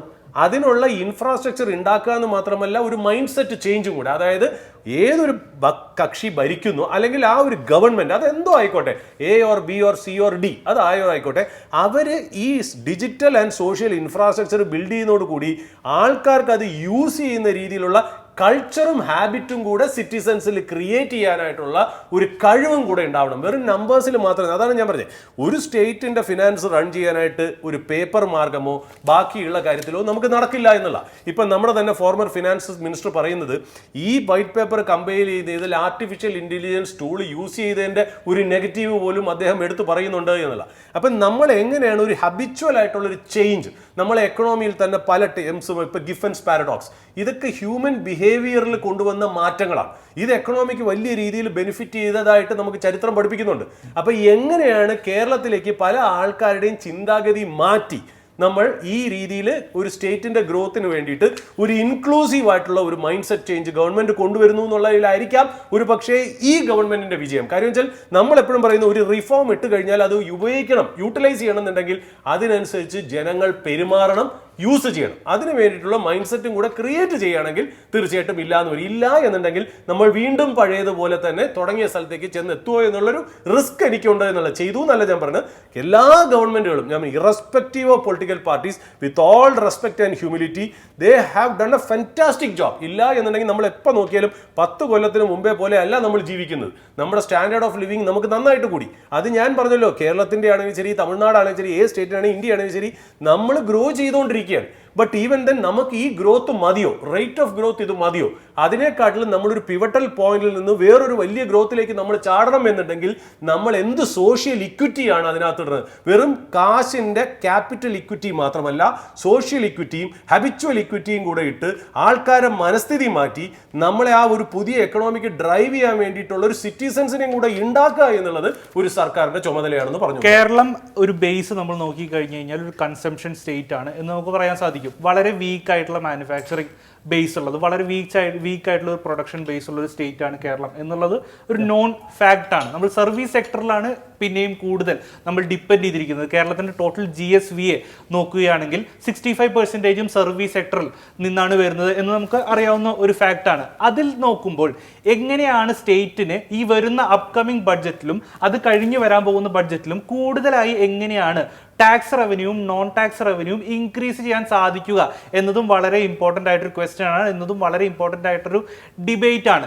ടാക്സ് ഇൻക്രീസ് ചെയ്യുക എന്നത് ഒരു അൺപോപ്പുലർ ആയിട്ടുള്ള ഒരു പോപ്പുലിസ്റ്റ് മെത്തേഡായിട്ട് ഇപ്പോഴത്തെ സർക്കാർ പരിഗണിക്കുന്നില്ല എന്നതാണ് അവരുടെ മാനിഫെസ്റ്റോയിൽ നിന്ന് നമുക്ക് പറയാവുന്ന ഒരു കാര്യം. മറ്റുള്ളതെന്ന് വെച്ച് കഴിഞ്ഞാൽ നോൺ ടാക്സ് റവന്യൂ വർദ്ധിപ്പിക്കുക എന്നതാണ്. നോൺ ടാക്സ് റവന്യൂ വർദ്ധിപ്പിക്കാനുള്ള ചില വഴികളാണ്. ഒന്ന്, മാനുഫാക്ചറിങ് ബേസ് വർദ്ധിപ്പിക്കുക എന്നത്, പ്രൊഡക്ഷൻ ബേസ് വർദ്ധിപ്പിക്കുക എന്നത്, അല്ലെങ്കിൽ സൂരജ് സാർ പറഞ്ഞതുപോലെ സർവീസ് സെക്ടർ ബേസ് വർദ്ധിപ്പിക്കുക എന്നത്. ഈ സർവീസ് സെക്ടർ ബേസ് എത്ര കണ്ട് കേരളത്തിൽ ഇനി വർദ്ധിക്കും എന്നുള്ളതും ഇനിയും AI ടെക്നോളജി ആയിട്ട് ബന്ധപ്പെട്ടും ആർട്ടിഫിഷ്യൽ ഇന്റലിജൻസ്, മെഷീൻ ലേണിംഗ് ടെക്നോളജിയുമായി ബന്ധപ്പെട്ടും റോബോട്ടിക്സുമായി ബന്ധപ്പെട്ടും ഈ പറഞ്ഞതുപോലെ തന്നെ ടെക്നോ പാർക്ക്, ഇൻഫോ പാർക്കിലൊക്കെ എങ്ങനെയാണ് കൂടുതൽ ഇന്റർനാഷണൽ കമ്പനികൾ, മൾട്ടിനാഷണൽ കമ്പനികൾ അവരുടെ ബേസ് സ്ഥാപിക്കാൻ പോകുന്നത് എന്നുള്ളതും അവരെങ്ങനെയാണ് അത് എക്സ്പാൻഡ് ചെയ്യാൻ പോകുന്നതും എന്നുള്ളതും വളരെ ഇമ്പോർട്ടൻ്റ് ആയിട്ടൊരു ഫാക്ടറായിട്ട് വരും. അവിടെയാണ് എനിക്കൊരു സ്പെസിഫിക് ആയിട്ടൊരു കേസ് പറയാനുള്ളത്. നിസാൻ ഡിജിറ്റൽ ടെക്, നിസാന്റെ ടെക്നോളജി, നിസാൻ നമുക്കറിയാവുന്ന ഒരു ഓട്ടോ മേക്കറാണ്, ഒരു കാർ മേക്കറാണ്. നിസാൻ അവരുടെ ഏഷ്യയിലെ ആദ്യത്തെ ടെക് സെന്റർ സെറ്റ് ചെയ്തിരിക്കുന്നത് കേരളത്തിലാണ്. വളരെ നീഷ് ആയിട്ടുള്ള ഒരു സ്പേസിലാണ് നിസാൻ അവരുടെ ടെക് സെന്റർ കേരളത്തിൽ സെറ്റപ്പ് ചെയ്യുന്നത്. അതിനവർ പറയുന്ന കാരണങ്ങൾ എന്ന് പറഞ്ഞു കഴിഞ്ഞാൽ വളരെ ഹൈ ആയിട്ടുള്ള ഹ്യൂമൻ ഡെവലപ്മെന്റ് ഇൻഡെക്സ് വളരെ പ്രധാനപ്പെട്ട ഒരു കാരണമായിട്ട് അവർ പറയുന്നുണ്ട്. മറ്റ് പ്രധാനപ്പെട്ട കാരണങ്ങൾ അവർ പറയുന്നത് വളരെ വലിയ രീതിയിൽ കേരളത്തിൻ്റെ കൾച്ചറും കേരളത്തിൻ്റെ ക്ലൈമറ്റും കേരളത്തിൻ്റെ സോഷ്യൽ കൾച്ചറും വളരെ പ്രോഗ്രസീവ് ആയതുകൊണ്ട് തന്നെ ഒരു മൾട്ടിനാഷണൽ കമ്പനിയായ നിസാനിന് അവരുടെ ആദ്യത്തെ ടെക് സെൻറ്റർ കേരളം പോലൊരു സംസ്ഥാനത്ത് സെറ്റ് ചെയ്യാൻ സാധിക്കുന്നതും അത് എക്സ്പാൻഡ് ചെയ്യാൻ സാധിക്കുന്നതും ഈ വരും ബഡ്ജറ്റുകളിൽ എങ്ങനെയാണ് ഈ വി ഡി സതീശൻ സർക്കാർ കൂടുതലായിട്ട് സർവീസ് സെക്ടറിനെ പുഷ് ചെയ്യാൻ പോകുന്നത് എന്നത് വളരെ ഇമ്പോർട്ടൻ്റ് ആയിട്ട് വരും. Because at the end of the day നമുക്ക് ഈ ഔട്ട്സ്റ്റാൻഡിങ് ലയബിലിറ്റീസ് നോക്കുകയാണെങ്കിലും കടം നോക്കുകയാണെങ്കിലും ഈ കടത്തിൻ്റെ പ്രഷർ നമുക്ക് കുറയ്ക്കണമെങ്കിൽ റവന്യൂ കൂട്ടണം, ഇൻഫ്ലോസ് നമുക്ക് എങ്ങനെയും കൂട്ടിയേ തീരൂ എന്നതാണ് അവിടെ ഇമ്പോർട്ടന്റ് പോയിന്റ് ആയിട്ട് വരുന്നത്. ഏറ്റവും സിമ്പിൾ ആയിട്ടുള്ള ഒരു ഗ്രോത്ത് അല്ലെങ്കിൽ ഏറ്റവും കൂടുതൽ ആക്സെപ്റ്റബിൾ ആയിട്ട് പറ്റുന്ന ഒരു കാര്യം എന്ന് പറഞ്ഞെങ്കിൽ സർവീസ് സെക്ടർ നമുക്ക് പരമാവധി ആകർഷിക്കാൻ വേണ്ടിയിട്ട് സാധിക്കും. അതായത് നമ്മളെ സംബന്ധിച്ചിടത്തോളം നമ്മൾ ഹൈലി എഡ്യൂക്കേറ്റഡ് ആയിട്ടുള്ള ഒരു ഇക്കോണമിയാണ്, ഒരു സ്റ്റേറ്റ് ആണ് എന്നുള്ള കാര്യത്തിൽ യാതൊരു സംശയമില്ല. കേരളത്തിൻ്റെ ലിറ്ററസി റേറ്റ് ആയാലും അല്ലെങ്കിൽ ടെക്നിക്കൽ എഡ്യൂക്കേഷനിലുള്ളതാണെങ്കിലും നമ്മൾ ബിടെക് ഹോൾഡേഴ്സ് ആയാലും മറ്റ് ടെക്നോളജി ഡിഗ്രി ഹോൾഡേഴ്സ് ആയാലും മാനേജ്മെൻറ്റ് ഹോൾഡേഴ്സ് ആയാലും ഒക്കെ തന്നെ വളരെ ഹൈ ആയിട്ടുള്ള ഒരു നമ്പറാണ്. കൂടാതെ നമ്മുടെ ഒരു മൈൻഡ് സെറ്റിൻ്റെ കാര്യം കൂടി നമ്മൾ ഇമ്പോർട്ടൻ്റ് ആയിട്ട് വാച്ച് ചെയ്യണം. അതായത് കേരളത്തെ സംബന്ധിച്ചിടത്തോളം സർവീസ് സെക്ടർ ഒരു പ്രിഫറബിൾ ആണ് എന്ന് പറയാൻ വേണ്ടിയിട്ടുള്ളത്. കേരളത്തിൽ ഇപ്പോഴും വൈറ്റ് കോളർ ജോബ്സ് അതുപോലെയുള്ള ജോബുകൾക്ക്, അതായത് സർവീസ് സെക്ടർ ജോബുകളിലേക്ക് പോകാനുള്ള ഒരു താല്പര്യം മാനുഫാക്ചറിങ് ജോബുകളെയും അഗ്രികൾച്ചർ ജോബുകളെയും അപേക്ഷിച്ചിട്ട് വളരെ കൂടുതലാണ്. അതും ഇമ്പോർട്ടൻ്റ് ആയിട്ടുള്ള ഒരു ഫാക്ടറാണ്. കൂടാതെ ഈ ഒരു കമ്പനികൾ എന്തിന് കേരളത്തിലേക്ക് വരണം എന്നുള്ളൊരിടത്താണ് നേരത്തെ സാറ് പറഞ്ഞിരുന്ന പോയിന്റിന് ഞാൻ ഒന്നുകൂടെ കോട്ട് ചെയ്യാൻ വേണ്ടിയിട്ട് ആഗ്രഹിക്കുന്നത്. നമ്മുടെ മൈൻഡ് സെറ്റ് ചേഞ്ച് ചെയ്യണം. പല കാര്യങ്ങളിലും നമ്മൾ അവിടെ ഏത് രീതിയിലാണ് അഡ്ജസ്റ്റ് ചെയ്യുക. അതായത് ഒരു GCC സെൻറ്റർ ഇപ്പോൾ ബാംഗ്ലൂർ, പൂനെ ഒക്കെ കളഞ്ഞിട്ട് എന്തിന് കേരളത്തിൽ വരണം? അവർക്ക് അതിനായിട്ടുള്ള കൃത്യമായ രീതിയിലുള്ള ഒരു മോട്ടീവ് ഉണ്ടായിരിക്കണം. കേരളത്തിൻ്റെ കേപ്പബിലിറ്റിയെ സംബന്ധിച്ചിടത്തോളമുള്ള ഒരു പ്രശ്നമില്ല. കേരളത്തിലേക്ക് ഇത് വന്നിട്ടുണ്ടെങ്കിൽ അവരുടെ മറ്റു രീതിയിലുള്ള പ്രവർത്തനങ്ങളൊക്കെ തന്നെ നടക്കുമോ? അതായത് കേരളത്തെ സംബന്ധിച്ചിടത്തോളം ഒരു അമേരിക്കക്കാരൻ കേരളത്തിലേക്ക് വന്ന് വർക്ക് ചെയ്യാൻ വേണ്ടിയിട്ടുള്ള എല്ലാ രീതിയിലുള്ള ഇൻ്റലക്ച്വൽ ആയിട്ടുള്ള കാര്യങ്ങളും നമുക്കുണ്ട്. ഈ ഒരു മൈൻഡ് സെറ്റിൻ്റെ മാറ്റം അല്ലെങ്കിൽ ആ ഒരു സൊസൈറ്റിയൽ ആയിട്ടുള്ള ഒരു മാറ്റം, ആ ഒരു കാര്യത്തിലേക്ക് ഈ ഒരു സർക്കാരിന് എത്രത്തോളം കടക്കാൻ വേണ്ടിയിട്ട് സാധിക്കും? ഇപ്പോൾ ഈ ഒരു ഇതിൻ്റെ ഭാഗമായിട്ട് ബജറ്റിലൊക്കെ വരുന്നതിൻ്റെ മുന്നോടിയായിട്ട് ഞാനിപ്പോൾ UDFൻ്റെ മാനിഫെസ്റ്റോ എടുത്ത് പരിശോധിക്കുകയുണ്ടായി. അതിൽ അവരും പറഞ്ഞിരിക്കുന്ന കാര്യങ്ങൾ GCCയെ കൂടുതലായിട്ട് ആകർഷിക്കാൻ വേണ്ടിയിട്ടുള്ള നടപടികൾ ഉണ്ടാകും എന്നതാണ്. എന്നാൽ GCC ആകർഷിക്കാൻ വേണ്ടിയിട്ടുള്ള നടപടികൾ ഉണ്ടാകും എന്ന് പറയുകയല്ലാതെ GCC എങ്ങനെ ആകർഷിക്കും എന്നുള്ളത് പറയുന്നില്ല. ഒരു GCCക്ക് വേണ്ടിയിട്ടൊരു സ്പെഷ്യൽ ആയിട്ടുള്ള ഒരു ലോ കൊണ്ടുവരും എന്നുള്ളൊരു കാര്യം അതിൽ കണ്ടിട്ടില്ല. ആ ഒരു കാര്യത്തിൽ കൂടുതലായിട്ടുള്ള ഒരു ഇമ്പോർട്ടൻസ് ഈ ബജറ്റിൽ തന്നെ അല്ലെങ്കിൽ തുടർന്നുള്ള ബജറ്റുകളിലും ഈ ഒരു സർക്കാരിൻ്റെ നടപടികളിലും കാണാൻ വേണ്ടിയിട്ട് സാധിക്കും. കേരളത്തെ സംബന്ധിച്ചിടത്തോളം ഇപ്പോൾ കുറച്ച് മുൻപ് വരെയുള്ള ഒരു കണക്കെടുത്ത് പരിശോധിക്കുകയാണെങ്കിൽ സ്റ്റാർട്ടപ്പുകളുടെ കാര്യത്തിലൊക്കെ തന്നെ നമ്മൾ വലിയ രീതിയിൽ സ്റ്റാർട്ടപ്പ് എൻവയോൺമെൻറ്റിൽ മുൻപോട്ട് പോയിട്ടുണ്ട്. പല രീതിയിലുള്ള മികച്ച ടെക് സ്റ്റാർട്ടപ്പുകൾ കേരളത്തിൽ ഉണ്ടായിട്ടുമുണ്ട്. അതിനൊക്കെ തന്നെ ഇപ്പോൾ യുവാക്കൾക്കായാലും മറ്റൊക്കെ തന്നെ ലോൺ നൽകിക്കൊണ്ട് സ്റ്റാർട്ടപ്പുകളെയൊക്കെ തന്നെ സപ്പോർട്ട് ചെയ്യാൻ വേണ്ടിയിട്ടുള്ള ഒരു നടപടികളിലേക്ക് കേരളം നീങ്ങിയിട്ടുണ്ട്. ഇത് തന്നെയാണ് കേരളത്തിൻ്റെ ഒരു ഫ്യൂച്ചർ പാത്ത് എന്നുള്ളത് തന്നെയാണ് ഞാൻ ഇപ്പോഴും കാണുന്നത്. കേരളത്തെ സംബന്ധിച്ചിടത്തോളം ഈ രീതിയിലുള്ള ഒരു ഗ്രോത്തിലേക്ക് എത്താൻ വേണ്ടിയിട്ട് സാധിച്ചിരിക്കുന്നത് കേരളം ഇതുവരെ ഫോളോ ചെയ്തിട്ടുള്ള ഡെവലപ്മെൻറ്റൽ മോഡൽ തന്നെയാണ്. അല്ല, ഞാൻ നിഖിൽ പറഞ്ഞ ഒരു പോയിന്റും കൂടെ ആഡ് ചെയ്യുന്നത്, ഇപ്പോൾ ഞാൻ I start from where you stop. അതായത് തോമസ് നേരത്തെ പറഞ്ഞല്ലോ, അതായത് ഒരു നിസാന്റെ ഒരു ഡിജിറ്റൽ ഹബ്ബ് നമ്മൾ ടെക്നോ പാർക്കിൽ തുടങ്ങി. ട്രിവാൻഡ്രത്ത് അത് വളരെ സക്സസ്ഫുൾ ആയി പോയി. അതായത് ഒരു പ്രോഫിറ്റബിൾ ആണ്. ഒരു GCC ലെവൽ അല്ലെങ്കിൽ അങ്ങനത്തെ ഒരു എക്സ്പീരിയൻസ് ലെവൽ ഒരു ക്രിയേറ്റ് ചെയ്യാനായിട്ട് നിസാന് പറ്റിയെന്നുള്ള അതിൽ ഒരു പോയിന്റ് എനിക്ക് ആഡ് ചെയ്യുന്നത്, സോറി ഫോർ ഇന്ററപ്റ്റിംഗ്, IBMന്റെ ഇവിടുത്തെ ലാബ്സ്, കേരളത്തിലുള്ള ലാബ്സ് ആണ് പ്രോഫിറ്റബിൾ ആയിട്ടുള്ള, ലോകത്തിലുടനീളം IBMന്റെ പ്രോഫിറ്റബിൾ ആയിട്ടുള്ള ലാബ്സ് എന്നുള്ളതാണ്. പ്രോഫിറ്റബിൾ ആണ്, റവന്യൂ വൈസ് പ്രോഫിറ്റബിൾ ആണ്. ഒരു പോയിന്റ് ആഡ് ചെയ്തതാണ്. അല്ല, അബ്സല്യൂട്ട്ലി. അപ്പോൾ നിസാന്റെ കാര്യം വന്നതിൽ തന്നെ ഞാൻ എന്തുകൊണ്ട് ആ ഒരു പോയിന്റിന് സ്ട്രെസ് ചെയ്ത് പറയുന്നു വെച്ചാൽ, എനിക്കറിയാലോ എൻ്റെ അലുമിനി എന്ന് പറയുന്നത് ട്രിവാൻഡ്രം കോളേജ് ഓഫ് എഞ്ചിനീയറിംഗ് ആണ്. ഞാൻ അവിടുന്ന് ഇലക്ട്രോണിക്സ് പഠിച്ചിട്ടുള്ള ആളാണ് എന്നുള്ളത്. അപ്പോൾ അവിടെ ടോണി തോമസ് എന്ന് പറയുന്ന ഒരു മലയാളി കാരണമാണ് നിസാനിൻ്റെ ടെക്നോ പാർക്കിലേക്കുള്ള വരവിനെ ഫെസിലിറ്റേറ്റ് ചെയ്തൊരു കാര്യം. അതായത് ടോണി തോമസിന് കേരളത്തിൻ്റെ പ്രതിച്ഛായ തന്നെ മാറ്റണമെന്നും അദ്ദേഹം ഈ ഒരു നിസാനിൻ്റെ സെൻറ്റർ കേരളത്തിൽ തുടങ്ങണം എന്നും അധികം ആഗ്രഹിച്ചിരുന്നു. അത് ഗവൺമെൻറ്റായിട്ട് കോർഡിനേറ്റ് ചെയ്തു, നല്ല രീതിയിൽ കൊണ്ടുവന്നു എന്നുള്ള. ഇവിടെ നമ്മൾ പറയുന്നത് കേരളത്തിനെ അറിയാനായിട്ട് അവിടെ ഒരു മലയാളിയുടെ ആവശ്യം വന്നു എന്നുള്ള. നമ്മളെ സംബന്ധിച്ചുള്ള ഒരു പ്രോബ്ലം എന്ന് വെച്ചാൽ, നമ്മൾ ഇവിടുത്തെ ടൂറിസ്റ്റ് സെൻറ്ററുകളായ കോവളം എസ്പെഷ്യലി എടുക്കുക. കോവളം എന്നൊക്കെ പറയുന്നത് ഒരു സമയത്ത് ഗോവയൊക്കെ വെല്ലുന്ന രീതിയിലുള്ള ഒരു ടൂറിസ്റ്റ് സ്പോട്ടായി. അതായത് നമ്മൾ മനസ്സിലാക്കേണ്ടത്, ഒരു ട്രിവാൻഡ്രം എന്ന് പറയുന്ന ഹബിൻ്റെ ഏതാണ്ട് 12-14 കിലോമീറ്റർ ചുറ്റളവിലുള്ള വളരെ ഇന്റർനാഷണൽ ആയിട്ടുള്ള ടൂറിസ്റ്റ് സ്പോട്ടാണ് കോവളം. അങ്ങനെയുള്ള ഒരു രാജ്യം അല്ലെങ്കിൽ അങ്ങനെയുള്ള ഒരു സ്ഥലമാണ് തിരുവനന്തപുരം എന്ന് ഞാൻ പ്രത്യേകിച്ച് എടുത്ത് പറയേണ്ട കാര്യമില്ലല്ലോ. എന്നിട്ടും ഞാൻ ഇതേ പറഞ്ഞ പോലെ എൻ്റെ ഒരു സുഹൃത്ത് പറഞ്ഞിട്ട് ഒരു കമ്പനി, ഞാൻ ആ കമ്പനി ഡിസ്ക്ലോസ് ചെയ്യുന്നില്ല, ഡിസ്ക്ലോഷറിൻ്റെ ആ ഒരു ഇഷ്യൂസ് ഉള്ളതുകൊണ്ട്, ക്ലാസിഫൈഡ് ഇൻഫർമേഷൻ ആയതുകൊണ്ട് ഞാൻ പറയുന്നില്ല എന്നേ ഉള്ളൂ. ഒരു ഓട്ടോമൊബൈൽ കമ്പനിക്ക് ഇതേപോലെ അവർക്ക് ഒരു ഡിജിറ്റൽ ഹബ്ബ് തുടങ്ങണം എന്ന് ആഗ്രഹിച്ച് അവർ ഇന്ത്യയിലേക്ക് വന്നു. അവർ 3-4 സിറ്റീസ് ഷോർട്ട് ലിസ്റ്റ് ചെയ്തു. അതിൽ ബാംഗ്ലൂർ ഉണ്ടായിരുന്നു, ഹൈദരാബാദ് ഉണ്ടായിരുന്നു, ചെന്നൈ ഉണ്ടായിരുന്നു, ഗുരുഗ്രാം ഉണ്ടായിരുന്നു, ബോംബെ ഉണ്ടായിരുന്നു. അപ്പോൾ എന്തുകൊണ്ടോ ഈ വന്നവരെല്ലാവരും 7 ഫോറിനേഴ്സാണ്, 7 പേരും ജർമ്മൻസ് ആണെന്ന് വിശ്വസിക്കാം. ഈ 7 പേരും ജർമ്മൻസ് ഈ സ്ഥലങ്ങളൊക്കെ ഇവാലുവേറ്റ് ചെയ്യുന്നതിൻ്റെ കൂടെ കേരളം കൂടെ ഇവാലുവേറ്റ് ചെയ്യാനുള്ള ഒരു ഐഡിയ ഇട്ടു എന്നുള്ള. കേരളം ഇവാലുവേറ്റ് ചെയ്യാൻ ഐഡിയ ഇടാൻ കാരണം ഇവരുടെ ഒരു ഫ്രണ്ട് മലയാളിയായിരുന്നു. ഓഫ് കോഴ്സ് അപ്പോൾ അവർ തീർച്ചയായിട്ടും ഈ ടോണി തോമസ് പറഞ്ഞ പോലെ തന്നെ എന്തുകൊണ്ട് കേരളം ട്രൈ ചെയ്തുകൂടാ എന്നുള്ള രീതിയിലേക്ക് വന്നു. അപ്പോൾ അവർക്ക് പെട്ടെന്ന് അവരുടെ ഈ ബോംബെ യാത്ര അല്ലെങ്കിൽ ബാംഗ്ലൂർ യാത്രയിൽ നിന്നും ഡീടൂർ എടുത്ത് കേരളത്തിലേക്ക് വന്ന് തിരുവനന്തപുരം കൊച്ചിയൊക്കെ ഒന്ന് പഠിച്ചിട്ട് ഇവിടെ തുടങ്ങാൻ പറ്റുമോ എന്നുള്ള കൺസെപ്റ്റിലേക്കാണ് വന്നത്. അപ്പോൾ സ്വാഭാവികമായിട്ട് ഞാനും ഈ റെഫർ ചെയ്ത മലയാളി ഫ്രണ്ടും ടെക്നോളജിയിൽ വർക്ക് ചെയ്യുന്നതും ഞാൻ പക്ഷേ സ്വാഭാവികമായിട്ട് ഫിനാൻസ് ഫീൽഡിലും ജേർണലിസം ഫീൽഡിലാണല്ലോ വർക്ക് ചെയ്യുന്നത്. എൻ്റെ അടുത്ത് പറഞ്ഞു ഇങ്ങനെ എൻ്റെ കുറച്ച് ഫ്രണ്ട്സ് വരുന്നുണ്ട്, ഇന്ന കമ്പനിയുടെ ആൾക്കാരാണ്, അവർക്ക് ഇവിടെ ഒരു കമ്പനി തുടങ്ങാൻ ആഗ്രഹമുണ്ട്. അപ്പോൾ അവർ സിറ്റി ലൈഫ് എങ്ങനെയാണ്, അതായത് അവരും അവരുടെ എക്സിക്യൂട്ടീവ്സും അവരുടെ ഫാമിലിയും വന്നാൽ നിങ്ങൾക്ക് കോസ്മോപൊളിറ്റൻ രീതിയിൽ നിങ്ങൾക്ക് ഇവിടെ ജീവിക്കാൻ പറ്റുമോ? In the event of any untoward incident നിങ്ങൾക്ക് പെട്ടെന്ന് ഫ്ലൈറ്റ് കണക്ടിവിറ്റി കിട്ടുമോ? ഇങ്ങനത്തെ കാര്യങ്ങളാണ് അവർ കൂടുതലും അന്വേഷിക്കുക എന്നുള്ളത്. Incidentally or coincidentally. അപ്പോൾ എന്നെ സംബന്ധിച്ചും അത് വളരെ പ്രൗഡായിട്ടുള്ളൊരു മൂവ്മെൻറ്റ്. കാര്യം നമ്മുടെ സ്ഥലം അവിടെ ഒരു വലിയൊരു ഓട്ടോമൊബൈൽ കമ്പനിയുടെ ഒരു ഡിജിറ്റൽ ഹബ് സെൻറ്റർ ഇവിടെ തുടങ്ങുന്നു, നിസാൻ തുടങ്ങിയതുപോലെ എന്നുള്ളത്. Only difference is Malayali refer ചെയ്തു എന്നേ ഉള്ളൂ. ഒരു മലയാളിക്ക് ഇത് തീർച്ചയായിട്ടും ഇവിടെ തുടങ്ങണം എന്നുള്ള ഒരു ആഗ്രഹമുള്ള ടീം അല്ല വന്നത്, എല്ലാം ഫോറിനേഴ്സ് ആണെന്നുള്ള. അൺഫോർച്ചുനേറ്റ്ലി അവരിവിടെ വന്നപ്പോൾ അവരുടെ വീഡിയോ കോൺഫറൻസ് നമുക്കറിയാലോ, ഈ ടെക്നോളജി എന്ന് പറയുന്ന ഒരു ഇൻഡസ്ട്രി എന്ന് പറയുന്നത് 24/7/365 വർക്ക് ചെയ്യുന്ന ഒരു സിസ്റ്റമാണ്. നമ്മൾ ഈ പറയുന്ന പോലെ ഒരു പ്ലാന്റ് അല്ലെങ്കിൽ ഫാക്ടറി ഷട്ട് ഡൗൺ ചെയ്യില്ല ഒരു ദിവസം എന്ന് പറയും പോലെ ഓടിക്കൊണ്ടിരിക്കുന്ന പല ഷിഫ്റ്റിൽ ഓടുന്ന ഒരു ടെക്നോളജി സിസ്റ്റത്തിൽ നമ്മൾ അവിടെ ഇതിനകത്ത് മോർണിംഗ്, ആഫ്റ്റർനൂൺ അല്ലെങ്കിൽ നൈറ്റ് എന്ന് പറയുന്ന ഒരു ഡിഫറൻസ് ഇല്ല. അപ്പോൾ അവരെ സംബന്ധിച്ച് അവർ ഇതെല്ലാം കഴിഞ്ഞ് രാത്രി കഴിക്കാൻ, കാര്യം അവരെ സംബന്ധിച്ച് എന്തുകൊണ്ടാണ് ഒരു സിറ്റി ഇവാലുവേറ്റ് ചെയ്യുന്നത്, ഈ സിറ്റി ലിവബിൾ ആണോ, അല്ലെങ്കിൽ അവർ ബിസിനസ് നടത്തി കഴിഞ്ഞാൽ അവർക്ക് മുന്നോട്ട് പോകാൻ പറ്റുമോ എന്നുള്ളതാണ് പഠിക്കാൻ വരുന്നത്. അവരുടേതായിട്ടുള്ള നോർമൽ വീഡിയോ കോൺഫറൻസിങ് ഒക്കെ കഴിഞ്ഞ് അവർ 10, 10:15, 10:30, കാര്യം അവരുടെ ടൈം സോൺ ഡിഫറെൻ്റ് ആണ്. ആ രീതിയിൽ അവർ സിറ്റിയിലേക്ക് പുറത്തിറങ്ങി ഞാൻ കൊണ്ടുപോകാൻ നേരത്ത് നമ്മുടെ സിറ്റി ഇവരെ അക്സെപ്റ്റ് ചെയ്യാൻ പ്രിപ്പയർഡ് അല്ല എന്നുള്ളതാണ്. അതായത് നമ്മുടെ ഇവിടെ നൈറ്റ് ലൈഫ് എന്ന് പറഞ്ഞ് ഞാൻ അതിനെ സിമ്പിൾ ആക്കുന്നില്ല.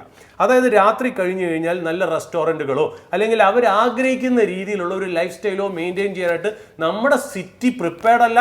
അതുമാത്രമല്ല അത്രയും ഒരു സെക്യൂരിറ്റി കൊടുക്കാനായിട്ട് നമ്മുടെ പോലീസ് സിസ്റ്റവും പ്രിപ്പയർഡ് ആവണം എന്നുള്ള രീതിയിലാണ്. അതായത് വളരെ സേഫായിട്ട് എല്ലാവർക്കും ട്രാവൽ ചെയ്യാനുള്ള ഒരു സിസ്റ്റം നമ്മൾ ഉണ്ടാക്കിയാൽ മാത്രമേ ഈ ടെക്നോളജി ഓറിയന്റഡ് ആയിട്ടുള്ള ടാലന്റ് നമ്മുടെ തന്നെ ആൾക്കാരെ നമുക്ക് വർക്ക് ചെയ്യാൻ കിട്ടിയിട്ട് കാര്യമില്ല, അല്ലേ? നമ്മൾ എന്ത് ചെയ്യണം?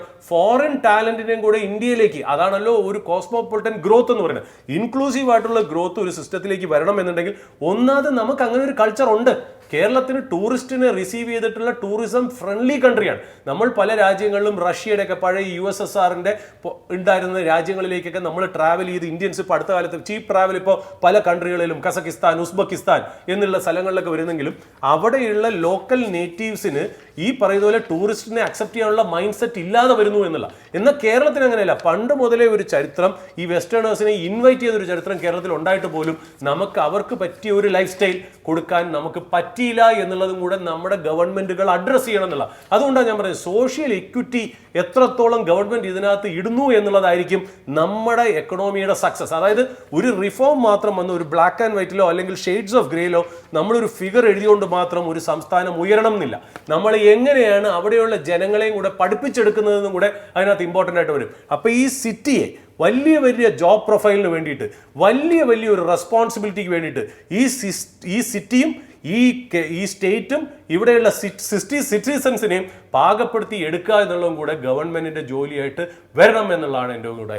തോമസ്, നമ്മൾ ഇനി സംസ്ഥാനത്തിന്റെ ക്യാപിറ്റൽ എക്സ്പെൻഡിച്ചർ കണക്കുകളിലേക്കൊക്കെ വരികയാണെങ്കിൽ ഒരു ബോറോവിംഗ് കൂടുന്നുണ്ട്. പക്ഷേ ക്യാപിറ്റൽ എക്സ്പെൻഡിച്ചർ എന്ന് പറയുന്നത് GSDPയുടെ വെറും 1.34% മാത്രമാണ്. ഇത് നാഷണൽ ആവറേജ് എന്ന് പറയുന്നത് 3.2% ആണെന്ന് നമ്മൾ മനസ്സിലാക്കണം. അപ്പം തന്നെ ഒരു മേജർ സ്റ്റേറ്റുകളുടെയൊക്കെ ക്യാപിറ്റൽ എക്സ്പെൻഡിച്ചർ എന്ന് പറയുന്നത് 3% മുകളിലാണ്. അപ്പോഴാണ് കേരളത്തിൻ്റെത് വെറും 1.34% മാത്രം നിൽക്കുന്നത്.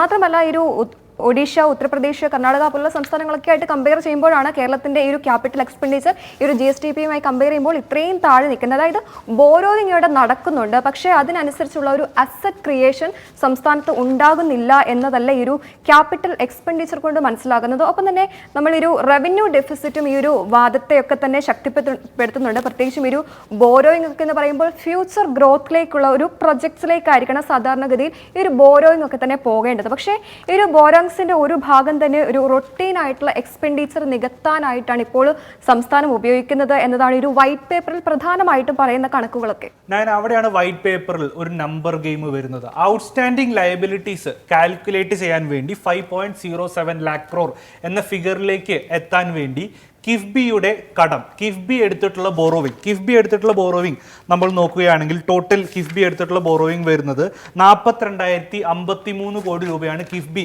എടുത്തിട്ടുള്ള കടം വരുന്നത്. ഈ 5.07 lakh crore എന്ന ഔട്ട്സ്റ്റാൻഡിംഗ് ലയബിലിറ്റീസിലേക്ക് എത്താൻ വേണ്ടി കിഫ്ബി എടുത്തിട്ടുള്ള കടം ഈ വൈറ്റ് പേപ്പറിൽ ആഡ് ചെയ്തിട്ടുണ്ട്. എന്നാൽ ക്യാപിറ്റൽ എക്സ്പെൻഡിച്ചർ എന്ന് വെച്ചാൽ അസറ്റ് ക്രിയേഷൻ ഭാഗമായിട്ടുള്ള സ്റ്റേറ്റിന്റെ എക്സ്പെൻഡിച്ചർ ഇൻക്ലൂഡ് ചെയ്യാൻ വേണ്ടി, കാൽക്കുലേറ്റ് ചെയ്യാൻ വേണ്ടി കിഫ്ബി എക്സ്പെൻഡിച്ചർ, കിഫ്ബിയുടെ ഭാഗത്ത് നിന്ന് വന്നിട്ടുള്ള അസറ്റ് ക്രിയേഷനുള്ള എക്സ്പെൻഡിച്ചർ കണക്ക് കൂട്ടിയിട്ടില്ല എന്നതാണ് നമുക്ക് വൈറ്റ് പേപ്പറിൽ നിന്ന് മനസ്സിലാക്കുന്നത്. വൈറ്റ് പേപ്പറിൽ കൊടുത്തിട്ടുള്ള 2025-26 ബഡ്ജറ്റ് എസ്റ്റിമേറ്റ്സിലെ കണക്ക് പ്രകാരം 1.34% ഓഫ് GSDP, നയന പറഞ്ഞത് കറക്റ്റ് കണക്കാണ്, 1.34% GSDP ആണ് ക്യാപിറ്റൽ എക്സ്പെൻഡിച്ചർ ആയിട്ട് ഇതിൽ 2025-26 ബഡ്ജറ്റ് എസ്റ്റിമേറ്റ്സിൽ പറഞ്ഞിട്ടുള്ളത്. എന്നാൽ കിഫ്ബിയുടെ 25,000 കോടി രൂപ ഇതിലേക്ക് ആഡ് ചെയ്യുകയാണെങ്കിൽ 1.3-ൽ നിന്ന് 1.8% ആയിട്ട് ക്യാപിറ്റൽ എക്സ്പെൻഡിച്ചർ മാറും എന്നുള്ളതാണ്. നമ്മൾ അപ്പോഴും നയന പറയുന്നത് പോലെ തന്നെ നാഷണൽ ആവറേജിനെക്കാട്ടും കുറവാണ്, മേജർ സ്റ്റേറ്റ്സിനെക്കാട്ടും കുറവാണ്. നാഷണൽ ആവറേജ് 3.2ഉം മേജർ സ്റ്റേറ്റ്സ് 3.01, നമുക്ക് 3% എന്ന് തന്നെ ബഡ്ജറ്റ് എസ്റ്റിമേറ്റ്സിൽ വെക്കാം. എന്നാൽ കിഫ്ബി നമുക്കറിയാവുന്നതുപോലെ തന്നെ വലിയ രീതിയിൽ ക്യാപിറ്റൽ എക്സ്പെൻഡിച്ചറിൽ ഫോക്കസ് ചെയ്യുന്ന ഒരു കമ്പനിയാണ് കിഫ്ബി എന്നുള്ളത്. കിഫ്ബിയുടെ മെജോറിറ്റി ഓഫ് ദ ഫണ്ടിങ്ങും പോകുന്നത് ക്യാപിറ്റൽ അസറ്റ് ക്രിയേഷൻ പ്രൊജക്ട്സിലേക്ക് മാത്രമാണ്. കിഫ്ബി സാലറീസും പെൻഷൻസും കൊടുക്കാനൊന്നും കിഫ്ബിയുടെ ഫണ്ട്സ് യൂട്ടിലൈസ് ചെയ്യുന്നില്ല എന്ന് നമുക്കറിയാവുന്നതാണ്. അവിടെയാണ് നമുക്ക് ഇപ്പോൾ ഈ സ്പെസിഫിക് വൈറ്റ് പേപ്പറിൽ ഒരു നമ്പർ ഗെയിം കാണാൻ സാധിക്കുന്നത്. അതിനൊപ്പം തന്നെ 2023-24 കാലഘട്ടത്തിലുള്ള CAG state finance audit report പ്രകാരം 5.18% ആണ് ടോട്ടൽ ബോറോവിങ്സിൽ 5.18% ആണ് ക്യാപിറ്റൽ ക്രിയേഷന് വേണ്ടിയിട്ട് ഡയറക്റ്റ് ചെയ്തിട്ടുള്ളത് എന്നും പറയുന്നുണ്ട്. ഈ ടോട്ടൽ CAG ഫൈനാൻസ് ഓഡിറ്റ് റിപ്പോർട്ടിൽ 2023-24 കിഫ്ബിയുടെ റോള് എന്താണെന്നുള്ളത് അൺക്ലിയർ ആണെന്നുള്ളതും അവിടെ ഇമ്പോർട്ടൻ്റ് പാർട്ടായിട്ട് വരുന്നുണ്ട്. അവിടെയാണ് നമ്മൾ കിഫ്ബിയിലേക്ക് വരുന്നത്. എങ്ങനെയാണ് കിഫ്ബി ഇതിലൊരു ടോട്ടൽ റോള് വഹിക്കുന്നത് എന്നാണ് നമ്മൾ കാണുന്ന രീതിയിലുള്ള Kannur international. Thomas, just sorry that I'm interrupting you. അതായത് ഇപ്പൊ തോമസ് പറഞ്ഞ അനുസരിച്ച് അത് വളരെ കറക്റ്റ് ആണ് എന്നുള്ളത്. അതായത് അവിടെ ഒരു എന്താ പറയുക നമ്പർ ജഗ്ലിംഗ് നടന്നിട്ടുണ്ട്. അതായത് ഡിനോമിനേറ്റർ ചേഞ്ച് ചെയ്തിട്ട് ഫിഗർ അങ്ങ് ചേഞ്ച് ചെയ്തു. അതായത് രണ്ട് കാര്യത്തിനെയും കാൽക്കുലേറ്റ് ചെയ്തിരുന്നത് വ്യത്യാസമായിട്ടുള്ളത് എന്നുള്ള കാര്യത്തിൽ നിസ്സംശയമാണെന്നുള്ളത് നമുക്ക് ഈ വൈറ്റ് പേപ്പർ നോക്കുമ്പോൾ നമുക്ക് പറയാനുള്ള കാര്യം എന്താ, ഇത് വൈറ്റ് പേപ്പർ എന്ന് പറയുന്നത് ഒരു ഫിനാൻഷ്യൽ സ്റ്റേറ്റ്മെന്റ് മാത്രമല്ല, ഒരു പൊളിറ്റിക്കൽ സ്റ്റേറ്റ്മെന്റുമാണ്. അപ്പോൾ ഒരു പൊളിറ്റിക്കൽ ഷോക്ക് അതിനകത്ത് ക്രിയേറ്റ് ചെയ്യാൻ വേണ്ടിയിട്ടാണ് ഡിനോമിനേറ്ററിൽ വളരെ സമർത്ഥമായിട്ട് അതിന് ചേഞ്ച് വരുത്തിയെന്നുള്ളത്. അത് മാത്രമല്ല ഇൻ സ്പിരിറ്റ് ആണെങ്കിലും അത് ചെയ്യാൻ പാടില്ല എന്നുള്ളത്. അതായത് നമ്മുടെ ഒരു സ്റ്റേറ്റിന്റെ ടോട്ടൽ ലയബിലിറ്റി പറയുന്നല്ലോ, ഈ ടോട്ടൽ ലയബിലിറ്റി എന്ന് പറയുന്ന ഫിഗർ എന്തോ ആവട്ടെ, അത് കോൺട്രവേഴ്സ്യൽ ഫിഗർ ആയിക്കോട്ടെ, 5.07 lakh crore എന്നുള്ളതാണ് വൈറ്റ് പേപ്പർ പറയുന്നത്. ഈ 5.07 lakh crore എന്ന് പറയുന്ന കടത്തിൽ നമ്മൾ ഈ കിഫ്ബിയുടെ കാര്യം കൂടെ ഉൾപ്പെടുത്തുന്നത് എത്തിക്കൽ അല്ല എന്ന് വിശ്വസിക്കുന്ന ആൾ. അതായത് നമ്മുടെ ഈ കിഫ്ബി എന്ന് പറയുന്ന അതിൻ്റെ റോൾ എന്താണെന്നുള്ളത് തോമസ് അടുത്ത സെഷനിൽ എക്സ്പ്ലെയിൻ ചെയ്യും എന്നുള്ള കാര്യം എനിക്കറിയാമെങ്കിലും കിഫ്ബിക്ക് അതിൻ്റെതായ പ്രൊഡക്ടിവിറ്റി ഉണ്ട്, കിഫ്ബിക്ക് അതിൻ്റെതായുള്ള റവന്യൂ ഉണ്ട്. അപ്പോൾ കിഫ്ബിക്ക് വേണ്ടി നമ്മൾ എന്തെങ്കിലും കടം എടുക്കുകയാണെന്നുണ്ടെങ്കിൽ അതിനൊരു പേ ബാക്ക് ഉണ്ട്. അങ്ങനെ പേ ബാക്ക് ഉള്ള ഒരു സാധനത്തിനെയും കൂടെ നമ്മുടെ പൊതുകടത്തിലേക്ക് ആഡ് ചെയ്ത് കാണിക്കുക എന്ന് പറയുന്നത് എത്തിക്കലായിട്ടുള്ള ഒരു കാര്യമാണ് എന്ന് എനിക്ക് തോന്നുന്നില്ല. കാര്യം എന്ന് വെച്ചാൽ അങ്ങനെയാണെങ്കിൽ കിഫ്ബിയുടെ റവന്യൂ ഭയങ്കരമായിട്ട് കൂടുകയാണെന്നുണ്ടെങ്കിൽ ഇത് ഭയങ്കരമായിട്ട് കടം കുറഞ്ഞതായിട്ട് കാണിക്കുകയും ചെയ്യുമല്ലോ. ആ രീതിയിലേക്കുള്ള ഒരു അക്കൗണ്ടിങ് ജഗ്ലിംഗ് ശരിക്കും പറഞ്ഞാൽ ഇതൊരു പൊളിറ്റിക്കൽ സ്റ്റേറ്റ്മെന്റ് ആണ്. But that's how the game is being played. അതുകൊണ്ട് നമുക്കിത് പറയാതിരിക്കാൻ പറ്റില്ല എന്നുള്ള കാര്യം. കിഫ്ബിയുടെ റോൾ എന്താണെന്നും കിഫ്ബിയുടെ ഇൻപുട്ടും ഔട്ട്പുട്ടും കിഫ്ബി എങ്ങനെയാണ് അതിന്റെ എക്സ്പെൻസസും റവന്യൂ മാനേജ് ചെയ്യണത് എന്നുള്ളത് സെപ്പറേറ്റ് ഹെഡായിട്ട് നമ്മൾ ഉണ്ടാക്കേണ്ടതാണ്. കാര്യം ഇപ്പോൾ വൈറ്റ് പേപ്പർ നമ്മൾ കിഫ്ബി എന്ന് പറയുന്നത് ഓഫ് ബഡ്ജറ്റ് ആണ് എന്നല്ലേ നമ്മൾ പറയപ്പെടുന്നത്. അപ്പോൾ ബഡ്ജറ്റിനകത്ത് ഉൾപ്പെടുത്തുന്നില്ല. എന്നാൽ ബഡ്ജറ്റ് എന്ന് പറയുന്ന ഒരു എക്സസൈസ് നമ്മൾ ഈ സംസാരിക്കുമ്പോൾ ജൂൺ 19 കേരള ബഡ്ജറ്റ് അവതരിപ്പിക്കുമ്പോൾ ബഡ്ജറ്റിലുള്ള ഫിഗേഴ്സിനെ എല്ലാവരും കമ്പയർ ചെയ്യാൻ പോകുന്നത് വൈറ്റ് പേപ്പർ ആയിട്ടാണ്. അപ്പോൾ വൈറ്റ് പേപ്പർ ഒരു ടെംപ്ലേറ്റ് ആയിട്ട് ഒരു ബേസ് ആയിട്ട് വെച്ച് സംസാരിക്കുമ്പോൾ ബഡ്ജറ്റിൽ ഇല്ലാത്തൊരു എൻട്രിയും കൂടെ അതിനകത്ത് കൊണ്ടുവന്നിട്ട് ആ ഫിഗറിനെ എലിവേറ്റ് ചെയ്ത് കാണിച്ചത് it is just A political shock എന്നുള്ള കാര്യത്തിൽ യാതൊരു സംശയമില്ല. തോമസ്, ക്യാപിറ്റൽ എക്സ്പെൻഡിച്ചറിന്റെ കണക്ക് വരുമ്പോഴോ കിഫ്ബിയുടെ കണക്ക് വരുമ്പോഴോ നമുക്ക് ഒരിക്കലും പറയാൻ വേണ്ടിയിട്ട് പറ്റില്ല കേരളത്തിന്റെ GSDPയുടെ 1.34% ഒരു ഗ്രോത്ത് ആണ് ഉണ്ടായിരിക്കുന്നത്. ഇപ്പോൾ കിഫ്ബി മാത്രം എടുക്കുക, അതായത് സ്റ്റേറ്റ് ഗവൺമെന്റിന്റെ ഒരു സ്പെഷ്യൽ പർപ്പസ് വെഹിക്കിളാണ്, ഇൻഫ്രാസ്ട്രക്ചർ വികസിപ്പിക്കുക എന്നതിന്റെ ഒരു അടിസ്ഥാനത്തിൽ ഉണ്ടാക്കിയിരിക്കുന്ന ഒരു SPV ആണ് കിഫ്ബി എന്ന് പറയുന്നത്. എന്തുകൊണ്ടാണ് ഈ കിഫ്ബി വഴി ഇൻഫ്രാസ്ട്രക്ചറിലേക്ക് ഫണ്ട് ചെയ്തിരുന്നത്? കിഫ്ബിയിലേക്ക് കൊടുക്കുന്ന ഫണ്ട് ഗവൺമെന്റിന് എടുത്തിട്ട് അത് റീഅലോക്കേറ്റ് ചെയ്താൽ പോരായിരുന്നോ എന്ന ചോദ്യമാണ് കിഫ്ബിയെ എതിർക്കുന്ന പലരും ഉന്നയിക്കുന്നത്. അതിനോടുള്ള പ്രധാനപ്പെട്ടിട്ടുള്ള ഒരു വാദം എന്ന് പറഞ്ഞിട്ടുണ്ടെങ്കിൽ ഗവൺമെന്റിലേക്കാണ് ഈ ഒരു റവന്യൂ പോകുന്നത് എങ്കിൽ അത് മുൻകൂട്ടിയിട്ട് എങ്ങനെയാണോ ഡിപ്പാർട്ട്മെന്റ്സിലേക്ക് സ്പ്ലിറ്റ് ചെയ്യാൻ വേണ്ടിയിട്ട് വെച്ചിരിക്കുന്നത് അതുപോലെ പോകില്ലായിരുന്നു. അതെ, കേരളത്തിൽ പ്രൊഡക്റ്റീവ് ആയിട്ടുള്ള, അതായത് ഫ്യൂച്ചറിലേക്ക് അടക്കം റിട്ടേൺ തരാൻ വേണ്ടിയിട്ട് പോകുന്ന പല ഫ്ലൈ ഓവറുകളായാലും കോളേജുകളായാലും റോഡുകളായാലും നമ്മുടെ ഹോസ്പിറ്റൽ ഫെസിലിറ്റീസ് ആയാലും ഒക്കെ തന്നെ ഈ രീതിയിൽ മെച്ചപ്പെടുത്താൻ വേണ്ടിയിട്ട് കിഫ്ബി ഇല്ലായിരുന്നെങ്കിൽ സാധിക്കില്ല എന്ന് തന്നെയായിരുന്നു എൻ്റെ ഒരു ടേക്ക്. അതിൽ മാത്രമല്ല കിഫ്ബി വരുന്നത് FRBM ആക്ടിനും കിഫ്ബി വരുന്നതിൽ വലിയൊരു റോള് വഹിക്കാനുണ്ട്. FRBM ആക്ട് പ്രകാരം 34-35% ആണ് ടോട്ടൽ ഒരു സ്റ്റേറ്റിന് ടോട്ടൽ GSDPയുടെ 34-35% കടമെടുക്കുക എന്നതാണ് ഒരു കംഫർട്ടബിൾ സോണായിട്ട് FRBM ആക്ട് പ്രകാരം പറഞ്ഞിട്ടുള്ളത്. അതിൽ നോക്കുകയാണെങ്കിൽ തന്നെ വലിയ രീതിയിൽ സ്റ്റേറ്റിന് കടമെടുക്കുന്നതിൽ പരിധികൾ ഉള്ളൊരു കൺട്രിയാണ് ഇന്ത്യ എന്ന് നമുക്കറിയാവുന്നതാണ്. അതിൽ തന്നെ പരിധികൾ, നമ്മൾ റെസ്ട്രിക്ഷൻസ് പറയുകയാണെങ്കിൽ ഓരോ സമയവും ഓരോ ക്വാർട്ടറിലും സ്റ്റേറ്റിന് ഇത്ര വെച്ച് കടമെടുക്കാം എന്നുള്ളതിലും പരിധികളുണ്ട്. ആ ഒരു ക്വാർട്ടറിൽ ഒരു അലോക്കേറ്റ് ചെയ്തിട്ടുള്ള ഒരു കടം സ്റ്റേറ്റ് എടുത്തില്ലെങ്കിൽ നെക്സ്റ്റ് ക്വാർട്ടറിൽ അത് എടുക്കാൻ സാധിക്കില്ല, അത് ഓൾറെഡി ലാപ്സ് ആയി പോകുന്നു. തോമസ്, അപ്പോഴും ഒരു borrow to invest growth will repay അങ്ങനെ ഒരു പ്രിൻസിപ്പിൾ കേരളം എന്ന സംസ്ഥാനം പിന്തുടരുന്നില്ല എന്നൊരു വിമർശനം കൂടിയുണ്ട്. അതെ, അതിൽ വരുന്നത് അത് ഈ കിഫ്ബിയുടെ പ്രൊജക്ട്സിലാണ് അത് ഇമ്പോർട്ടൻ്റ് ആയിട്ട് വരുന്നത്. കിഫ്ബിയുടെ പ്രൊജക്ട്സ് നമ്മൾ നോക്കുകയാണെങ്കിൽ 42,904 കോടി രൂപയാണ് ആസ് ഓഫ് 31 മാർച്ച് 2026 കിഫ്ബിയുടെ പ്രൊജക്റ്റിൽ നിന്ന് വന്നിട്ടുള്ളത്. നമ്മൾ കിഫ്ബിയുടെ പ്രൊജക്റ്റുകൾ നോക്കുകയാണെങ്കിൽ 500 സ്റ്റുഡൻസിന് കൂടുതലുള്ള 500 സ്റ്റുഡൻസിന് കൂടുതലുള്ള സ്കൂളുകൾക്കെല്ലാം ഇൻഫ്രാസ്ട്രക്ചർ ഡെവലപ്മെന്റിന് കിഫ്ബിയിൽ നിന്ന് ഫണ്ട് ലഭിക്കും. ഹോസ്പിറ്റലുകൾക്ക് കിഫ്ബിയിൽ നിന്ന് ഇൻഫ്രാസ്ട്രക്ചർ ഡെവലപ്മെന്റിന് ഫണ്ട് ലഭിക്കുന്നുണ്ട്. ഈ നാഷണൽ ഹൈവേയുമായി ബന്ധപ്പെട്ട് almost 5,000 to 6,000 crore rupees land acquisition cost ആയിട്ട് 25% കേരള സ്റ്റേറ്റ് ഗവൺമെന്റ് ബോൺ ചെയ്യണം എന്ന് യൂണിയൻ ഗവൺമെന്റ് പറഞ്ഞപ്പോൾ അതിൻ്റെ ആ ഒരു 5,000 to 6,000 crore ബെയർ ചെയ്തത് കിഫ്ബി എന്നൊരു കമ്പനിയാണ്. കിഫ്ബി എന്നൊരു സ്പെഷ്യൽ പർപ്പസ് വെഹിക്കിളാണ് എന്ന് നമുക്കറിയാവുന്നതാണ്. So basic infrastructure Suraj sir പറഞ്ഞതുപോലെ എപ്പോഴാണ് മൾട്ടിനാഷണൽ കമ്പനീസ് ഒരു സ്ഥലത്തിലേക്ക് വരുന്നത്? ആ ഇപ്പോൾ നമ്മൾ UPയിൽ കാണുന്ന പോലെ എക്സ്പ്രസ് വേസ്, നമ്മൾ ബീഹാറിൽ കാണുന്ന പോലെ വളരെ വലിയ രീതിയിലുള്ള റൗണ്ട് അബൌട്ടുകളും വളരെ വലിയ രീതിയിലുള്ള എക്സ്പ്രസ് വേസും ഇപ്പോൾ അതായത് കിഫ്ബി ഇല്ലായിരുന്നെങ്കിൽ ഈ ഒരു ഇൻഫ്രാസ്ട്രക്ചർ പ്രോജക്ട്സ് ഒന്നും നടക്കില്ലായിരുന്നു എന്നാണ്. അതിൽ നമ്മൾ ഒരു കാര്യം എടുത്തു കാണേണ്ടതുണ്ട്. അതിപ്പോൾ കേരളത്തെ ഇപ്പോൾ UDFന്റെ ഒരു മാനിഫെസ്റ്റോ വെച്ചിട്ട് വ്യൂ പോയിന്റ് വെച്ച് വെച്ചിട്ടും കേരളത്തെ ഒരു ലോജിസ്റ്റിക് അല്ലെങ്കിൽ മേരിടൈം ഹൈബായിട്ട് വിഴിഞ്ഞം കേന്ദ്രീകരിച്ചിട്ട് മാറ്റാൻ വേണ്ടിയിട്ട് പോകുന്നു എന്നതാണ് നമ്മുടെ ആ ഒരു ഇതായിട്ട് പറയുന്നത്. അതിന് വേണ്ടിയിട്ട് ഇപ്പോൾ കേരളത്തിലേക്ക് വേണ്ട ഏറ്റവും വലിയൊരു ഫെസിലിറ്റി എന്നതുണ്ടെങ്കിൽ കണക്ടിവിറ്റിയാണ്. ആ കണക്ടിവിറ്റിക്ക് വേണ്ടിയിട്ട് കേരളത്തിൽ ഒരു വലിയ ഒരു ഡെവലപ്മെൻറ്റൽ പ്രൊജക്റ്റ് നടക്കുമ്പോഴുള്ള ഏറ്റവും വലിയൊരു പ്രശ്നം എന്ന് പറഞ്ഞിട്ടുണ്ടെങ്കിൽ ലാൻഡ് അക്വിസിഷൻ തന്നെയാണ്. മറ്റൊരു സംസ്ഥാനത്ത് നടത്തുന്നത് പോലെ, ഇപ്പോൾ UPയിലോ ബീഹാറിലോ നടത്തുന്നത് പോലുള്ള ഒരു ലാൻഡ് അക്വിസിഷൻ കേരളത്തിൽ സാധ്യമല്ല. അതുകൊണ്ട് കിഫ്ബി വഴിയാണ് ആ ഒരു 5,500 കോടി രൂപയുടെ ഒരു നിക്ഷേപം അവിടെ നടന്നത് എന്നത് ഒരു യാഥാർത്ഥ്യമാണ്. അത് കൂടാതെ നോക്കുകയാണെങ്കിലും പല രീതിയിലുള്ള ഇപ്പോൾ എന്തൊക്കെ പറഞ്ഞാലും ഈ ഒരു കിഫ്ബിയുടെ ലയബിലിറ്റീസ് എന്ന് പറഞ്ഞാൽ സ്റ്റേറ്റിന്റെ ലയബിലിറ്റീസ് തന്നെയാണ്. അപ്പോൾ അതിനകത്ത് ഒരു കാര്യം ചേർത്ത് വെക്കേണ്ട കാര്യം വെച്ചാൽ ഈ കിഫ്ബി എന്ന് പറയുന്നത് വളരെ നോവൽ ആയിട്ടുള്ള ഒരു ഐഡിയ. എന്നെ സംബന്ധിച്ച് ഞാൻ വ്യക്തിപരമായിട്ട് പറയുകയാണെങ്കിൽ വളരെ ബ്രില്യൻ്റ് ആയിട്ടുള്ള ഒരു ഐഡിയ. ആ ബ്രില്യൻ്റ് ആയിട്ടുള്ള ഐഡിയയ്ക്ക് രണ്ടുപേർക്കും ഇക്വിറ്റി ഉണ്ട്. അതായത് ഭരണപക്ഷത്തിനുണ്ട്, പ്രതിപക്ഷത്തിനുണ്ട്. ഏത് ഭരണപക്ഷം പ്രതിപക്ഷം എന്നുള്ള ആയിക്കോട്ടെ, കാര്യം കേരളത്തിൽ 2 പാർട്ടി സിസ്റ്റമാണല്ലോ. ഈ രണ്ടുപേരും അക്സെപ്റ്റ് ചെയ്ത ഒരു സിസ്റ്റമാണ് കിഫ്ബി എന്ന് പറയുന്നത്.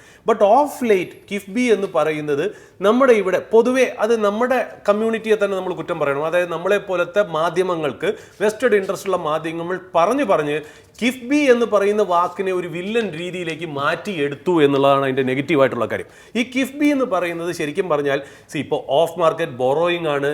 കേരളത്തിൻ്റെ കടമടപ്പ് പരിധി മറികടക്കാൻ വേണ്ടി നമ്മൾ തുടങ്ങിയ special purpose വെഹിക്കിളാണ്.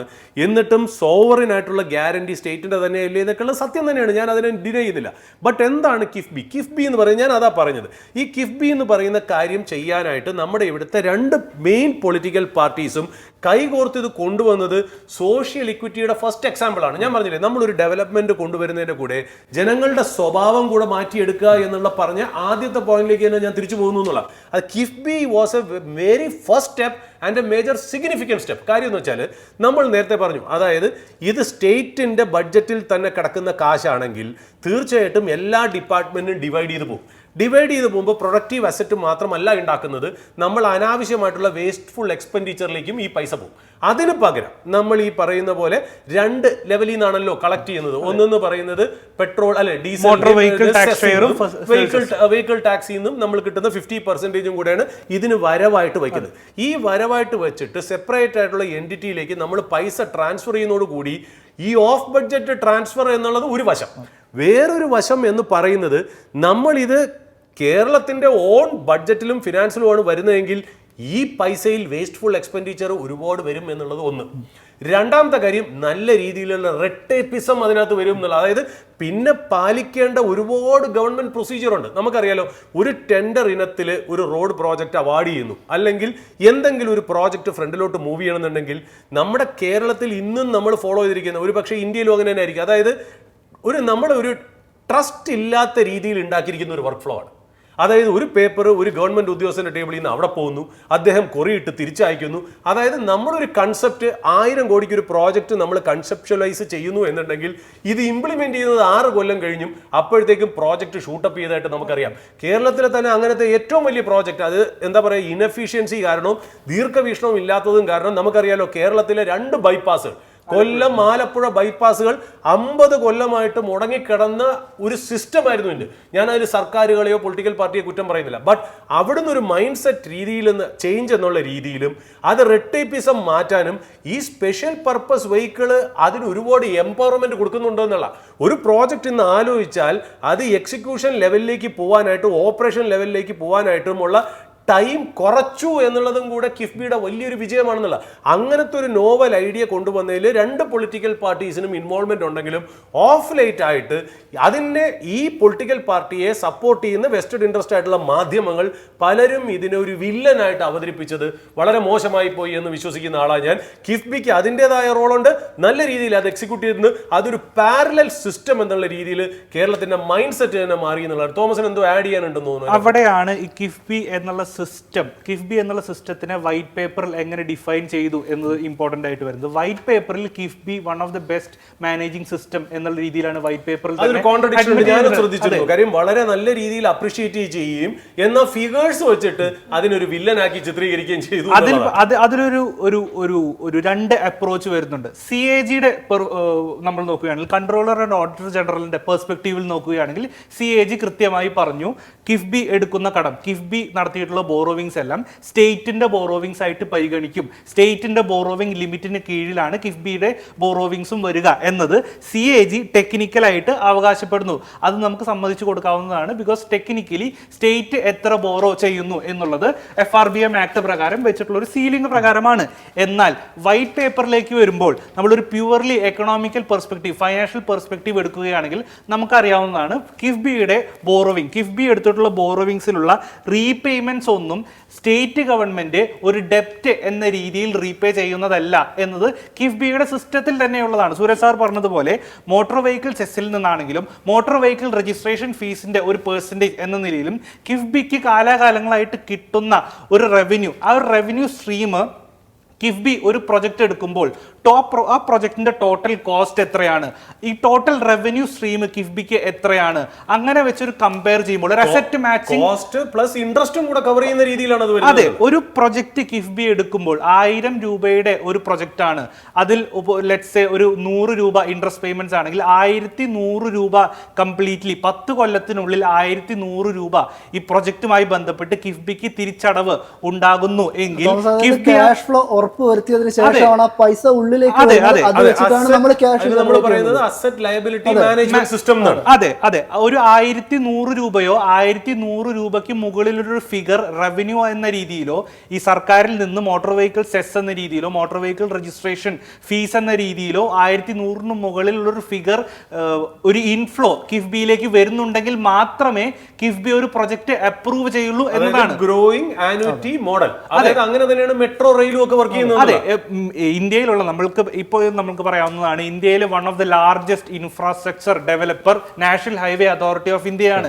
National Highway Authority of India ഏത് സിസ്റ്റമാണോ ഫോളോ ചെയ്യുന്നത്, കടമെടുക്കാനാണെങ്കിലും ഓഫ് ബഡ്ജറ്റ് ബോറോവിങ്ങിനാണെങ്കിലും ഏത് സിസ്റ്റമാണോ ഫോളോ ചെയ്യുന്നത് അതേ സിസ്റ്റം തന്നെയാണ് കിഫ്ബിയും ഫോളോ ചെയ്യുന്നത്. അതിൽ ഇൻട്രസ്റ്റിംഗ് ആയിട്ടുള്ള ഒരു point, national Highway Authority of India എടുക്കുന്ന ഡെപ്റ്റ് സെൻട്രൽ ഗവൺമെന്റിന്റെ ഡെപ്റ്റിൽ, ബഡ്ജറ്റിലുള്ള ഡെപ്റ്റ് ഹെഡിൽ, ബോറോവിംഗ് ഹെഡിൽ ഉൾപ്പെടുത്തുന്നില്ല എന്നുള്ളത് മറ്റൊരു കോൺട്രഡിക്ഷൻ ആണ്. എന്നാൽ മറ്റൊരു ഡിസ്കഷൻ ആണ്. അതിന്റെ ഒരു ഇൻകം ജനറേഷനും കൂടെ നോക്കണം. അതായത് NHA ഉണ്ടാക്കാൻ വേണ്ടിയിട്ട് സാധിക്കുന്ന അത്ര തന്നെ ഒരു ഇൻകം കിഫ്ബിക്ക് ഉണ്ടാക്കാൻ വേണ്ടിയിട്ട് അഫ്കോഴ്സ് കിഫ്ബി ഇൻകം ഉണ്ടാക്കുന്നില്ലെന്ന് പറയുന്നത്. അതിൽ ഞാൻ actually with all respect and humility ഞാനൊരു കാര്യം പറയാം. അതായത് നമ്മൾ ഓഫ് കോഴ്സ് നമ്മൾ ഈ പറയുന്ന പോയിന്റ് ഞാൻ ഭയങ്കരമായിട്ട് ഞാൻ അക്സെപ്റ്റ് ചെയ്യുന്നു. തീർച്ചയായിട്ടും നാഷണൽ ഹൈവേസ് അതോറിറ്റി ഓഫ് ഇന്ത്യയുടെ മോഡൽ തന്നെയാണോ ചെയ്യുന്നത്? എക്സാക്ട്ലി, കിഫ്ബി അത് തന്നെയാണ്. നാഷണൽ ഹൈവേ അതോറിറ്റീസ് ഓഫ് ഇന്ത്യയുടെ ഡെപ്റ്റ് സോവറിൻ ഡെപ്റ്റിലേക്ക് കയറി വരുമോ? ഇല്ല. കിഫ്ബിയിലും അത് കയറി വരുന്നില്ല. കിഫ്ബി കയറി വരും. അല്ല, ലേറ്റസ്റ്റ് CAG പറഞ്ഞു കിഫ്ബി കയറി വരുന്നു പറഞ്ഞു. അപ്പോഴാണ് ഈ സ്റ്റേറ്റ് ഗവൺമെന്റിന് ഇത്രയും വലിയൊരു പ്രഷർ ഈ 2024-25 കാലഘട്ടത്തിൽ വന്നത്. ബിക്കോസ് കടമെടുക്കാൻ കൂടുതൽ എക്സ്പെക്ട് ചെയ്ത പോലെ ബഡ്ജറ്റ് എസ്റ്റിമേറ്റ് പ്രകാരം കടമെടുക്കാൻ സാധിച്ചു. അല്ല, ഞാനത് പറയാം. അതെന്താണെന്ന് വെച്ചാൽ നമ്മൾ രണ്ട് കാര്യത്തിൽ വേണം നമ്മൾ ഇതിനെ കാണാൻ. അതായത് നമ്മൾ ഓഫ് കോഴ്സ് ഈ പറയുന്നത് in letter and spirit is correct. അതായത് in letter and spirit it is correct. But is it a real apple to apple comparison എന്ന് വെച്ചാൽ ഞാൻ അവിടെ ചെറുതായിട്ടൊന്ന് ഒരു ഡിഫറൻസ് ഓഫ് ഒപ്പീനിയൻ എന്നല്ല, ഞാൻ കുറച്ചുകൂടെ ബ്രോഡൻ ചെയ്തിട്ടാണ് ഞാൻ ഇതിനെ കാണുന്നത്. അതായത് ഒരു സോവറിൻ ഗവൺമെന്റ്, അതായത് ഒരു നാഷണൽ ഗവൺമെന്റ്, അതായത് യൂണിയൻ ഗവൺമെന്റ് എന്ന് വിചാരിക്കാം, ഇറസ്പെക്റ്റീവ് ഓഫ് എനി പാർട്ടി. ഗവൺമെന്റിനെ സംബന്ധിച്ച് ഗവൺമെന്റ് കീഴിൽ വരുന്ന ക്യാപിറ്റൽ എക്സ്പെൻഡിച്ചർ ഔട്ട്ലേ ഇപ്പോൾ ബഡ്ജറ്റിൽ 11 lakh crore എന്ന് പറയുന്ന ഒരു വലിയൊരു ഫിഗറിന്റെ മേജർ ഭാഗം എക്കണോമിയിലേക്ക് പമ്പ് ചെയ്യുന്ന ഒരു ഡിവിഷനാണ് national highways authority of India. ഈ നാഷണൽ ഹൈവേസ് അതോറിറ്റി ഓഫ് ഇന്ത്യയുടെ ബോറോയിങ് കേന്ദ്ര ഗവൺമെന്റിന്റെ കടത്തിൽ വരില്ല എന്നുള്ളത്, ഓഫ് മാർക്കറ്റ് ബോറോയിങ് ആണ് എന്നുള്ളതാണ് നമ്മൾ പറയുന്നത്. ശരി തന്നെയാണ്, ഞാൻ അത് തർക്കിക്കുന്നില്ല. ബട്ട് അത് ആരാണ് ഓഫ് ബഡ്ജറ്റ് എടുക്കുന്നത്? കേന്ദ്ര ഗവൺമെന്റിന്റെയാണ്. കേന്ദ്ര ഗവൺമെന്റ് എന്ന് പറയുന്ന ഗവൺമെന്റിന്റെ മാൻഡേറ്റ് ഒരു സ്റ്റേറ്റ് ഗവൺമെന്റ് പോലെ അല്ല. അവർക്ക് മണി പ്രിന്റ് ചെയ്യാനും മണി സപ്ലൈ കൺട്രോൾ ചെയ്യാനുമുള്ള സോവറിൻ അതോറിറ്റി ആയിട്ടുള്ള ഒരു ബോഡിയാണ് യൂണിയൻ ഗവൺമെന്റ് എന്ന് പറയുന്നത്. ആ യൂണിയൻ ഗവൺമെന്റ് ആയിട്ടുള്ള ഒരു കമ്പാരിസണിലും സ്റ്റേറ്റ് ഗവൺമെന്റിനെ നമ്മൾ എടുക്കാൻ പാടില്ലെന്നാണ്. കാര്യം യൂണിയൻ ഗവൺമെന്റിന് സ്റ്റേറ്റ് ഗവൺമെന്റിന് ഇല്ലാത്ത ഒരുപാട് റൈറ്റ്സും ഒരുപാട് അധികാരങ്ങളും ഉണ്ട്. ഇപ്പൊ നമ്മൾ US കുറിച്ച് പറയുമല്ലോ, US കടത്തിനെ കുറിച്ച്, അമേരിക്കയിലെ കടത്തിനെ കുറിച്ച് പറയുമ്പോൾ നമ്മൾ പറയുന്ന ഒരു പോയിന്റ് ഉണ്ട്. Probably America is the only country which has got ഡെപ്റ്റ് ഇൻ ദെയർ ഓൺ കറൻസി. ഇപ്പൊ ഇന്ത്യക്ക് എന്തുകൊണ്ടാണ്? ഇന്ത്യയുടെ ഡെപ്റ്റ് എന്ന് പറയുന്നത് ഡോളേഴ്സിലാണ്. അപ്പം നമ്മൾ അത്രയ്ക്ക് മാത്രം ഡോളേഴ്സ് ഉണ്ടാക്കിയാൽ മാത്രമേ നമുക്കിത് പേ ചെയ്യാൻ പറ്റുള്ളൂ, റീപേ ചെയ്യാൻ പറ്റുള്ളൂ. അമേരിക്കയെ സംബന്ധിച്ച് അങ്ങനെയല്ല. നിങ്ങളുടെ ഡെപ്റ്റിനെ നിങ്ങൾക്ക് പ്രിന്റ് ചെയ്ത് അത് നികത്താം എന്നുള്ള. അപ്പം നമ്മൾ ശരിയാണ്, കിഫ്ബിയുടെ കാര്യം നമ്മൾ എക്സ്പ്ലനേഷൻ ചെയ്യാൻ ഒരു യൂണിയൻ ഗവൺമെന്റിനെ കമ്പയർ ചെയ്യേണ്ട കാര്യമില്ല എന്നാണ്. യൂണിയൻ ഗവൺമെന്റിന് ചെയ്യാവുന്ന കാര്യങ്ങൾ ഒരുപാട് കാര്യങ്ങളുണ്ട്. അവരയിൽ മണി സപ്ലൈ ഉണ്ട്, അവരയിൽ ഡയറക്റ്റ് ടാക്സ് ഉണ്ട്, ഇൻഡയറക്റ്റ് ടാക്സ് ഉണ്ട്. ടാക്സിന് കട്ട് വരുത്തിച്ചിട്ടോ വേറെ എന്തെങ്കിലും കാര്യം ചെയ്തോ അവർക്ക് റവന്യൂ ഭയങ്കരമായിട്ട് ഇൻക്രീസ് ചെയ്ത് കാലിബ്രേറ്റ് ചെയ്യാനുള്ള ലിവേഴ്സ് അവരുടെ കയ്യിലുണ്ട്. അതായത് അവരുടെ കയ്യിൽ 100 ലിവറുകളാണ് എക്കണോമിയെ കൺട്രോൾ ചെയ്യാനുണ്ടെങ്കിൽ ഒരു സ്റ്റേറ്റിന് 5 ലിവറേ ഉള്ളൂ എന്നുള്ളതാണ്. അപ്പം നമ്മൾ പറയുന്നത് ശരിയാണ്. കിഫ്ബി എന്ന് പറയുന്നത് ഞാൻ ഒരിക്കലും എതിർക്കുന്നില്ല. വളരെ നോവൽ ആയിട്ടുള്ള ഐഡിയയാണ്, സിഗ്നിഫിക്കൻ്റ് ആയിട്ടുള്ള റവന്യൂ സ്ട്രീമാണ്, വളരെ എഫിഷ്യൻ്റ് ആയിട്ട് വർക്ക് ചെയ്യുന്ന മെക്കാനിസം ആണെങ്കിലും നമ്മൾ പലപ്പോഴായിട്ട്, അതായത് നമ്മുടെ ഇവിടെ നമ്മൾ പൊതുവേ ചെയ്യുന്ന ഒരു കാര്യമുണ്ട്. നമ്മൾ ഈ അങ്ങാടിയിൽ തോറ്റാൽ അമ്മയുടെ നേർക്കെന്ന് പറയുന്ന പോലെ നമ്മുടെ പൊതുവേ ഈ മാധ്യമങ്ങളും നമ്മൾ ചുറ്റിപ്പറ്റി ഈവൻ രാഷ്ട്രീയക്കാരെക്കാളും ഇറസ്പോൺസിബിൾ ആയിട്ട് പ്രവർത്തിക്കുന്നത് നമ്മുടെ കൂട്ടരാണെന്ന് പറയുന്നതിൽ എനിക്ക് സങ്കടമുണ്ട്. കാര്യം വെച്ചാൽ നമ്മളെ സംബന്ധിച്ച് നമ്മുടെ എന്തെങ്കിലും കുറ്റം കേരളത്തിനെ കാണിച്ചാൽ ബീഹാർ നോക്കൂ, UP നോക്കൂ, നമ്മൾ ഒരിക്കലും പഞ്ചാബ് നോക്കുന്നു നമ്മൾ പറയില്ല. നമ്മൾ ഈക്വലന്റ് ആയിട്ട് നമ്മുടെ നേരെ നിന്ന് ആപ്പിൾ ടു ആപ്പിൾ കമ്പാരിസൺ ചെയ്യേണ്ട സംസ്ഥാനം പഞ്ചാബാണ്. എന്നാൽ നമ്മൾ പഞ്ചാബിനെ നോക്കാതെ നമ്മൾ UPയും ബീഹാറിൻ്റെയൊക്കെ കാര്യം പറഞ്ഞുകൊണ്ടിരിക്കുന്നുള്ള അതൊരിക്കലും നമ്മുടെ സിറ്റിസൺസിന് ഇവിടെ ചെലവാകുന്ന അല്ലെങ്കിൽ നമ്മുടെ കടത്തിന് അതൊരു ഉദാഹരണമാവില്ല. അപ്പം നമ്മളെ സംബന്ധിച്ച് ഈ കമ്പാരിറ്റീവ് സ്റ്റഡി, അതാണ് ഞാൻ പറഞ്ഞ ഈ സോഷ്യൽ ഇക്വിറ്റിയിൽ മൈൻഡ് സെറ്റ് ചേഞ്ച് വളരെ വലുതാണ്. കാര്യം നമ്മൾ ഒരു പ്രോബ്ലത്തിനെ അഡ്രസ്സ് ചെയ്യുന്നത് വേറൊരാൾക്ക് പ്രോബ്ലം ഉണ്ട് എന്ന് പറഞ്ഞിട്ടല്ല. ഇപ്പം യൂണിയൻ ഗവൺമെന്റിനെ സംബന്ധിച്ച് യൂണിയൻ ഗവൺമെന്റിന്റെ മാൻഡേറ്റ് വലുതാണ്.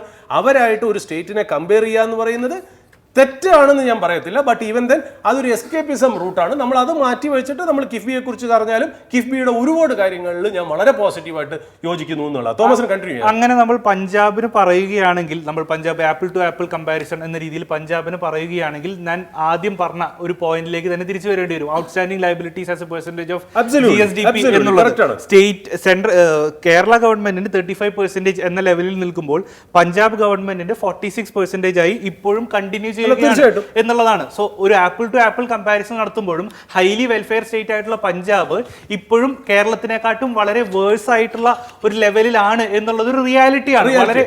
വളരെ വലിയ രീതിയിലുള്ള ഒരു റിയാലിറ്റിയാണ്. അതും നമ്മൾ കോവിഡ് ടൈം നോക്കുമ്പോൾ 40% എന്ന ലെവലിലേക്ക് കേരളത്തിന്റെ ഔട്ട്സ്റ്റാൻഡിംഗ് ലയബിലിറ്റി ടു GSDP എന്ന റേറ്റ് 40% എന്ന ലെവലിൽ നിന്ന് ഇപ്പോൾ 5% വരെ ഒരു ബാക്ക് ട്രാക്ക് ഉണ്ടായിട്ട് പോലും ഞാൻ ഒരിക്കലും ഈ സ്റ്റേറ്റ് ടു സ്റ്റേറ്റ് കമ്പാരിസൺ എടുക്കാത്ത കാര്യം, പഞ്ചാബ് എന്ന് പറയുന്ന എക്കണോമിയുടെ കൺസ്ട്രക്ട് നോക്കുകയാണെങ്കിൽ നമ്മളൊരു രാജ്യത്തിന്റെ ശരിക്കും ഞാൻ പറയുന്ന ഒരു സൈസ് വെച്ചിട്ട് കേരളവും പഞ്ചാബും കമ്പയർ ചെയ്യാം. ഞാൻ അതുകൊണ്ടാണ് കേരളവും UPയും കേരളവും ബീഹാറും തമ്മിൽ കൊണ്ടുവരരുത് ഞാൻ പറഞ്ഞു. കാര്യം അങ്ങനെ ഒരു കമ്പാരിസണെ നമുക്ക് അതിന്റെ ആവശ്യമില്ല.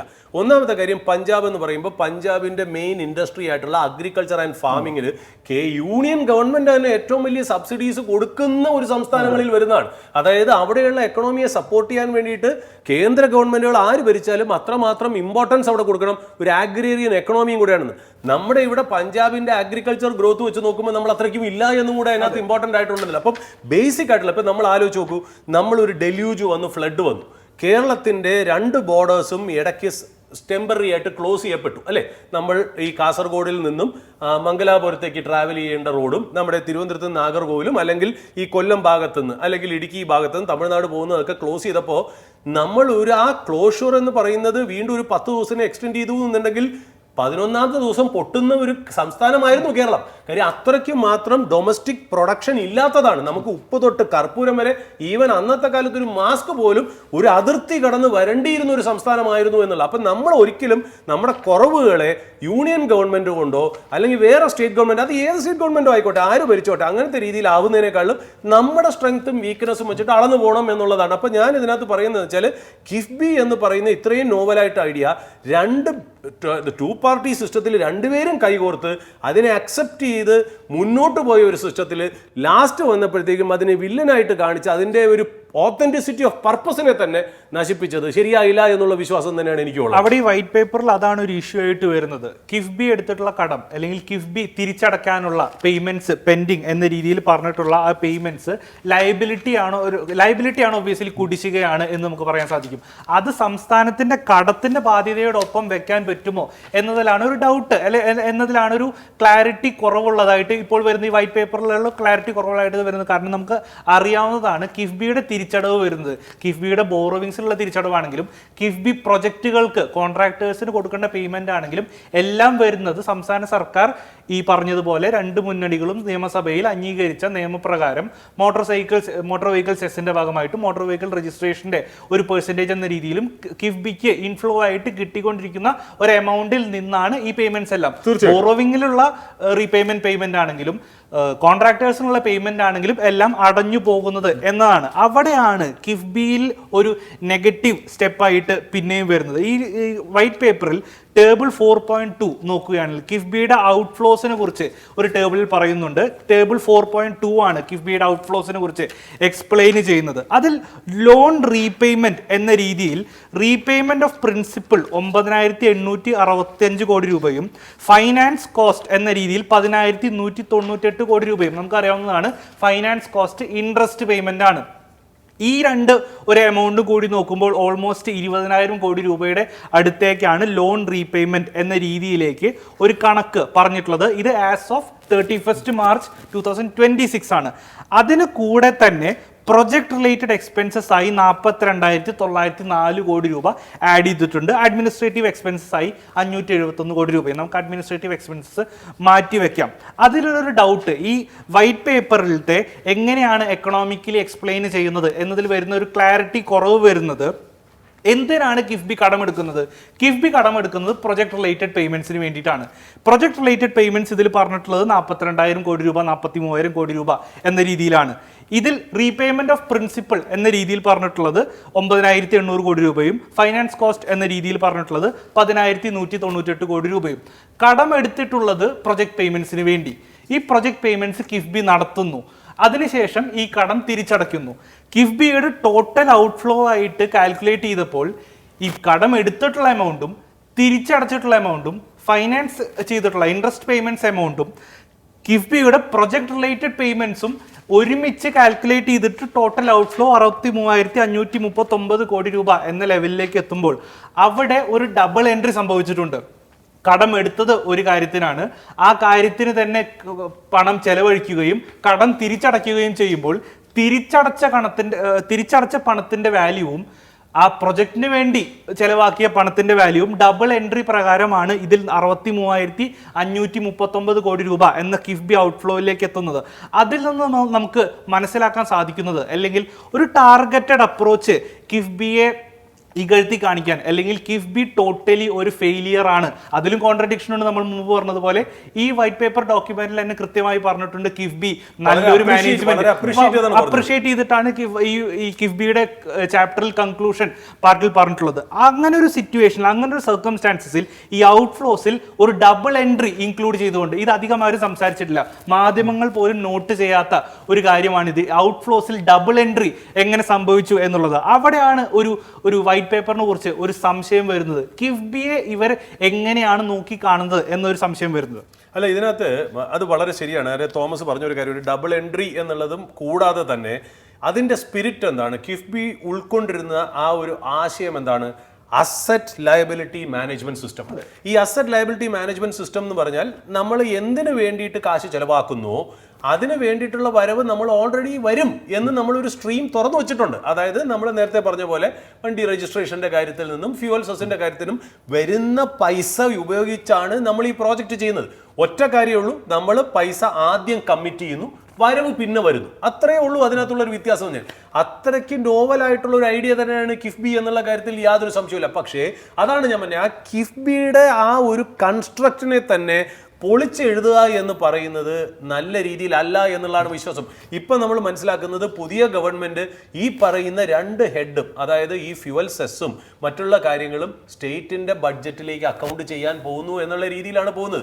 ഇത് ശരിക്കും പറഞ്ഞാൽ ഞാൻ പറഞ്ഞില്ലേ, ഇതൊരു നമ്മളൊരു കാര്യത്തിനെ കാണുന്നത് രാഷ്ട്രീയമായിട്ട് മാത്രം ഇതിനെ കാണരുത് എന്ന അഭിപ്രായമുള്ള ആളാണ് ഞാൻ. കാര്യം വെച്ചാൽ രാഷ്ട്രീയപരമായിട്ടല്ല, ഞാൻ പറഞ്ഞില്ലേ, ജനങ്ങളുടെ മനസ്സിൽ ഒരു ചേഞ്ചും കൂടെ കൊണ്ടുവരാനുള്ള ഉത്തരവാദിത്വം എന്തായാലും ഈ ഗവൺമെന്റിന് 5 കൊല്ലം ഭരിക്കാനുള്ള മാൻഡേറ്റ് കിട്ടി. ഇനി ഒരു ഇലക്ഷൻ ഫേസ് ചെയ്യണം എന്നുണ്ടെങ്കിൽ 5 കൊല്ലം കഴിയണം.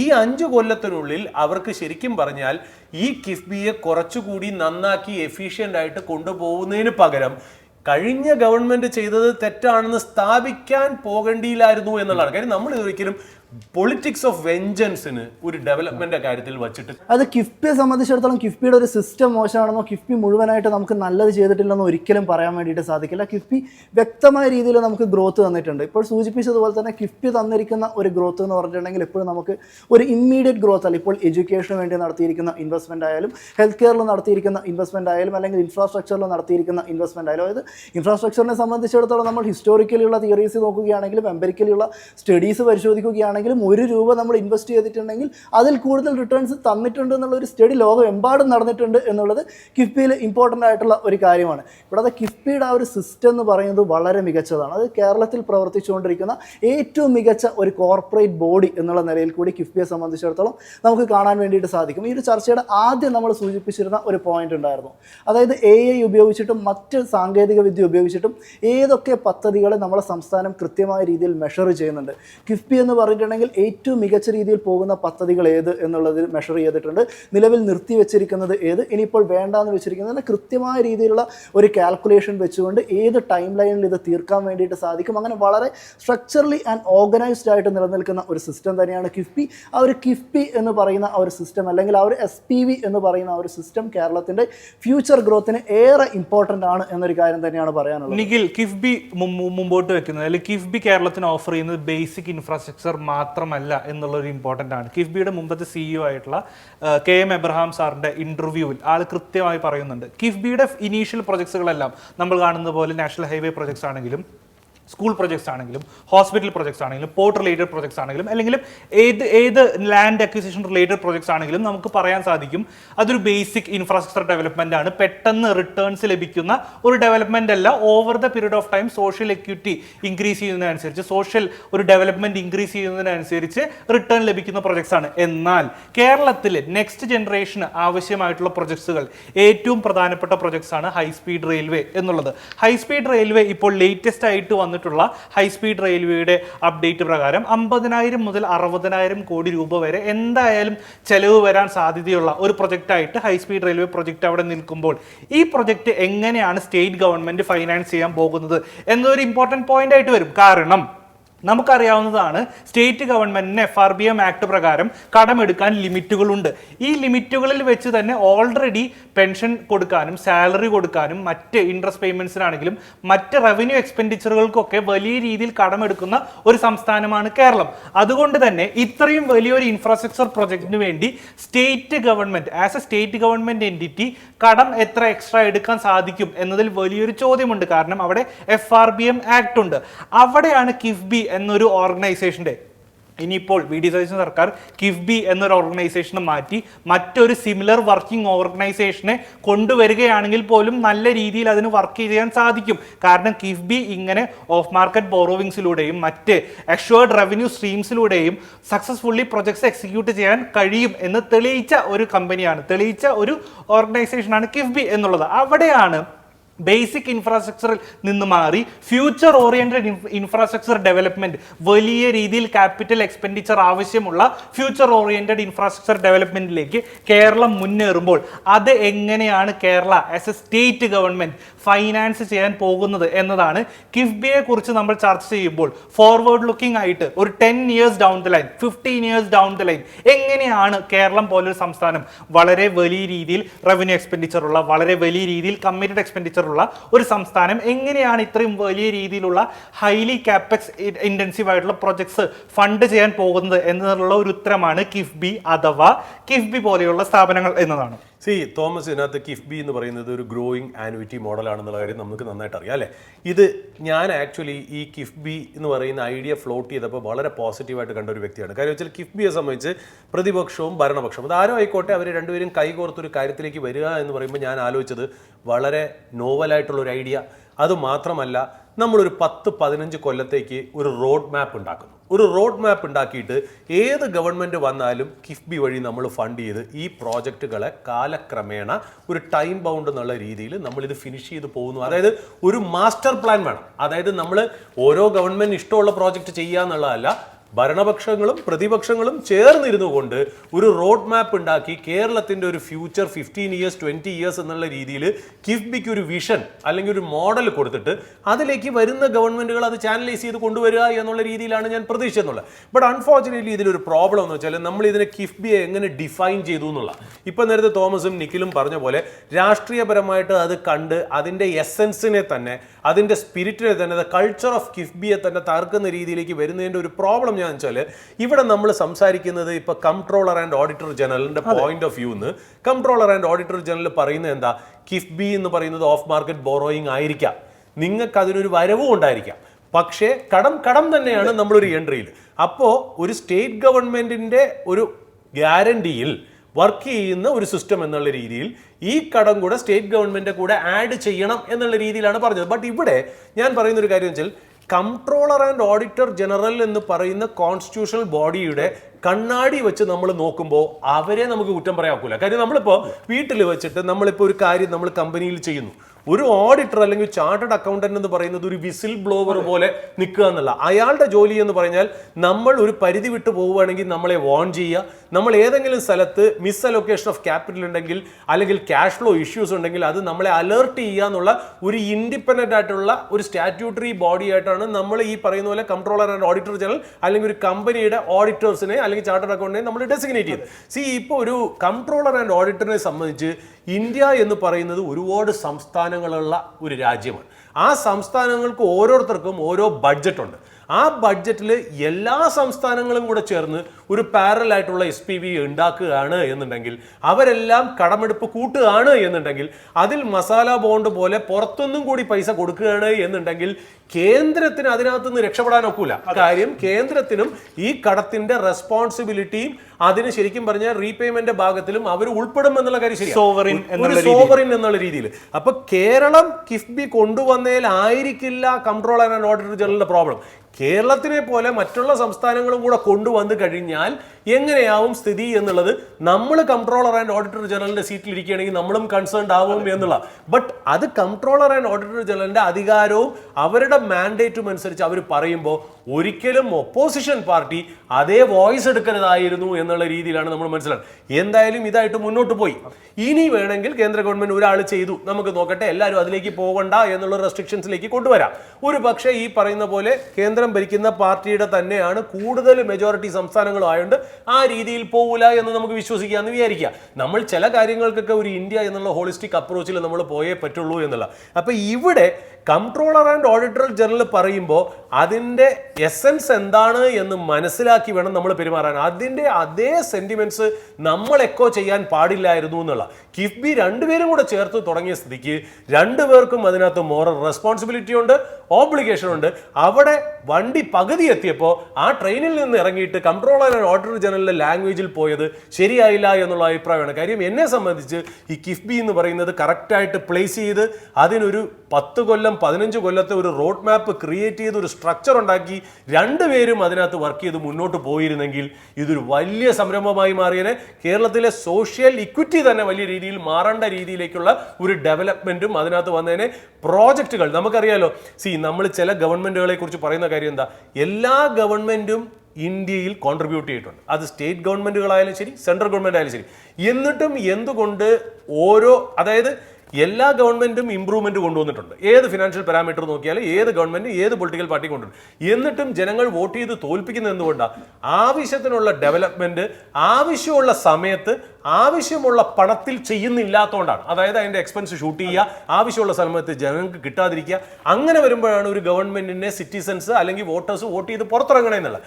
അപ്പൊ അങ്ങനത്തെ ഒരു റെഡ് ടേപ്പിസത്തിനെ മാറ്റാനായിട്ട് കിഫ്ബി എന്ന് പറയുന്ന നോവൽ ഐഡിയനെ ഈ പറയുന്ന പോലെ പൊളിറ്റിക്കൽ ഇൻഡിഫറൻസിൽ ആ ഒരു ഇതിൽ നമ്മൾ മാറ്റിയത് ശരിയായില്ല എന്നുള്ളത്. അവിടെ ഒരു അതായത് ഈ ഒരു ഗവൺമെന്റ് ഡയറക്റ്റ് ബോറോയിങ്ങിനേക്കാളും ഈ ഒരു കിഫ്ബി ബോറോയിങ് കോസ്റ്റ് കൂടുതലാണ് എന്നൊരു ക്വസ്റ്റ്യൻ ശരിയാണോ? അപ്പം തന്നെ ഒരു ഇൻഫ്രാസ്ട്രക്ചർ ഡെവലപ്മെന്റിന് ഇതിലും കുറഞ്ഞ ചിലവിലുള്ള ഒരു വഴി ഉണ്ടായിരുന്നു എന്ന വിമർശകരൊക്കെ പറയുന്നുണ്ട്.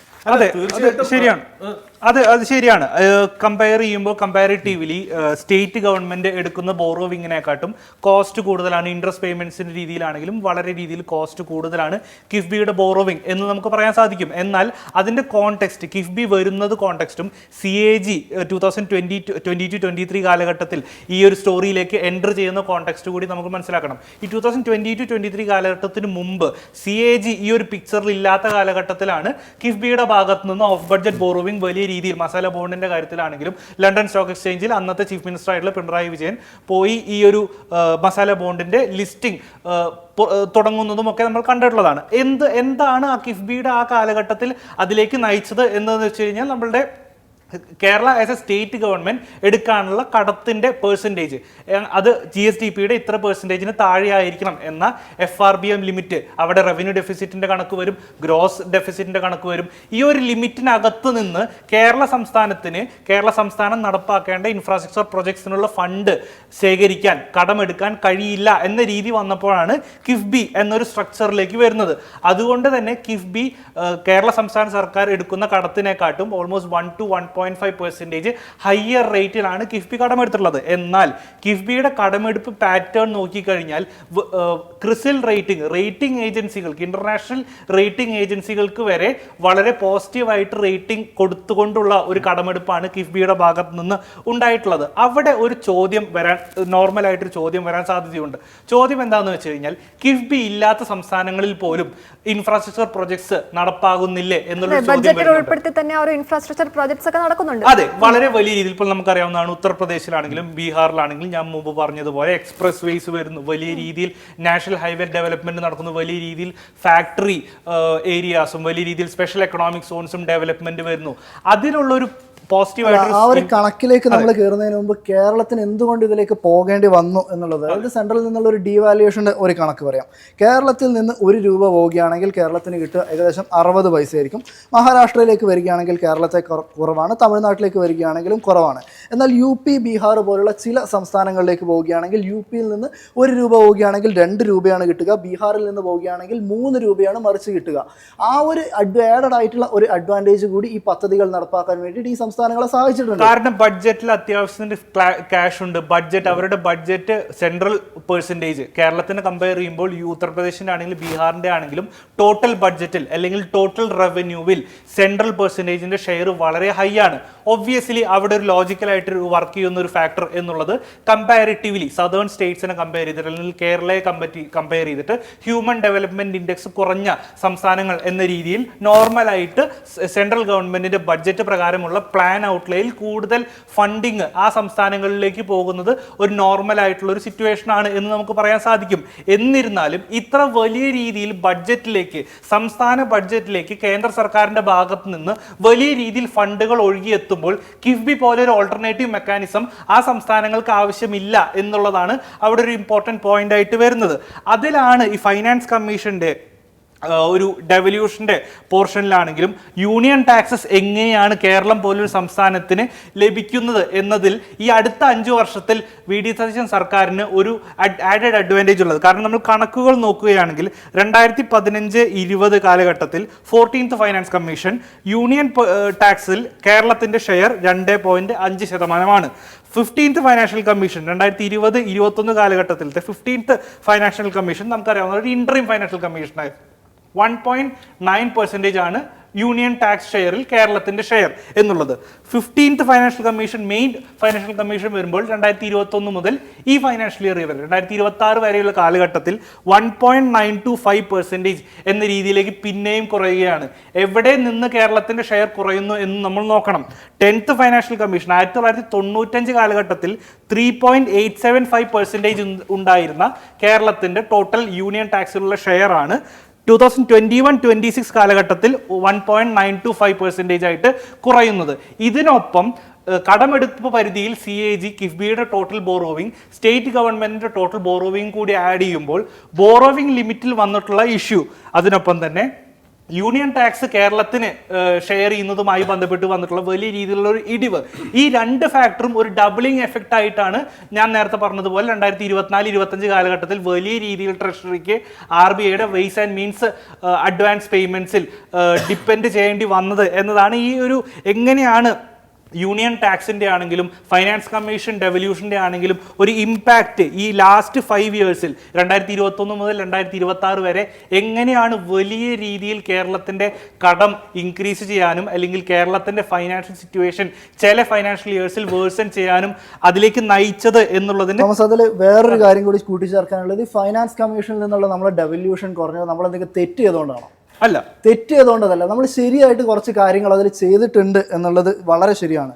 ഒന്ന്, നമ്മുടെ പോപ്പുലേഷൻ നമ്മൾ കൃത്യമായ രീതിയിൽ തന്നെ കൺട്രോൾ ചെയ്തിട്ടുണ്ടായിരുന്നു. ചില സ്റ്റേറ്റുകൾ കേരളമായിട്ട് കമ്പയർ ചെയ്യാം. 71 മുതൽ 11 വരെയുള്ള ഒരു കണക്കെടുക്കുകയാണെങ്കിൽ നേരത്തെ പറഞ്ഞിരുന്ന പോലെ തന്നെ കേരളത്തിൻ്റെ ഗ്രോത്ത് പോപ്പുലേഷൻ ആകെ 4.9% ഈ സമയത്ത് ആസാം നോക്കുകയാണെങ്കിൽ 17% മുകളിലാണ്, മഹാരാഷ്ട്ര ഏകദേശം 16%, UP നോക്കുകയാണെങ്കിൽ 20% മുകളിലുണ്ട്, ഗുജറാത്തിലേക്ക് വരികയാണെങ്കിൽ 19% മുകളിലേക്കും ഗ്രോ ചെയ്തിട്ടുണ്ട്.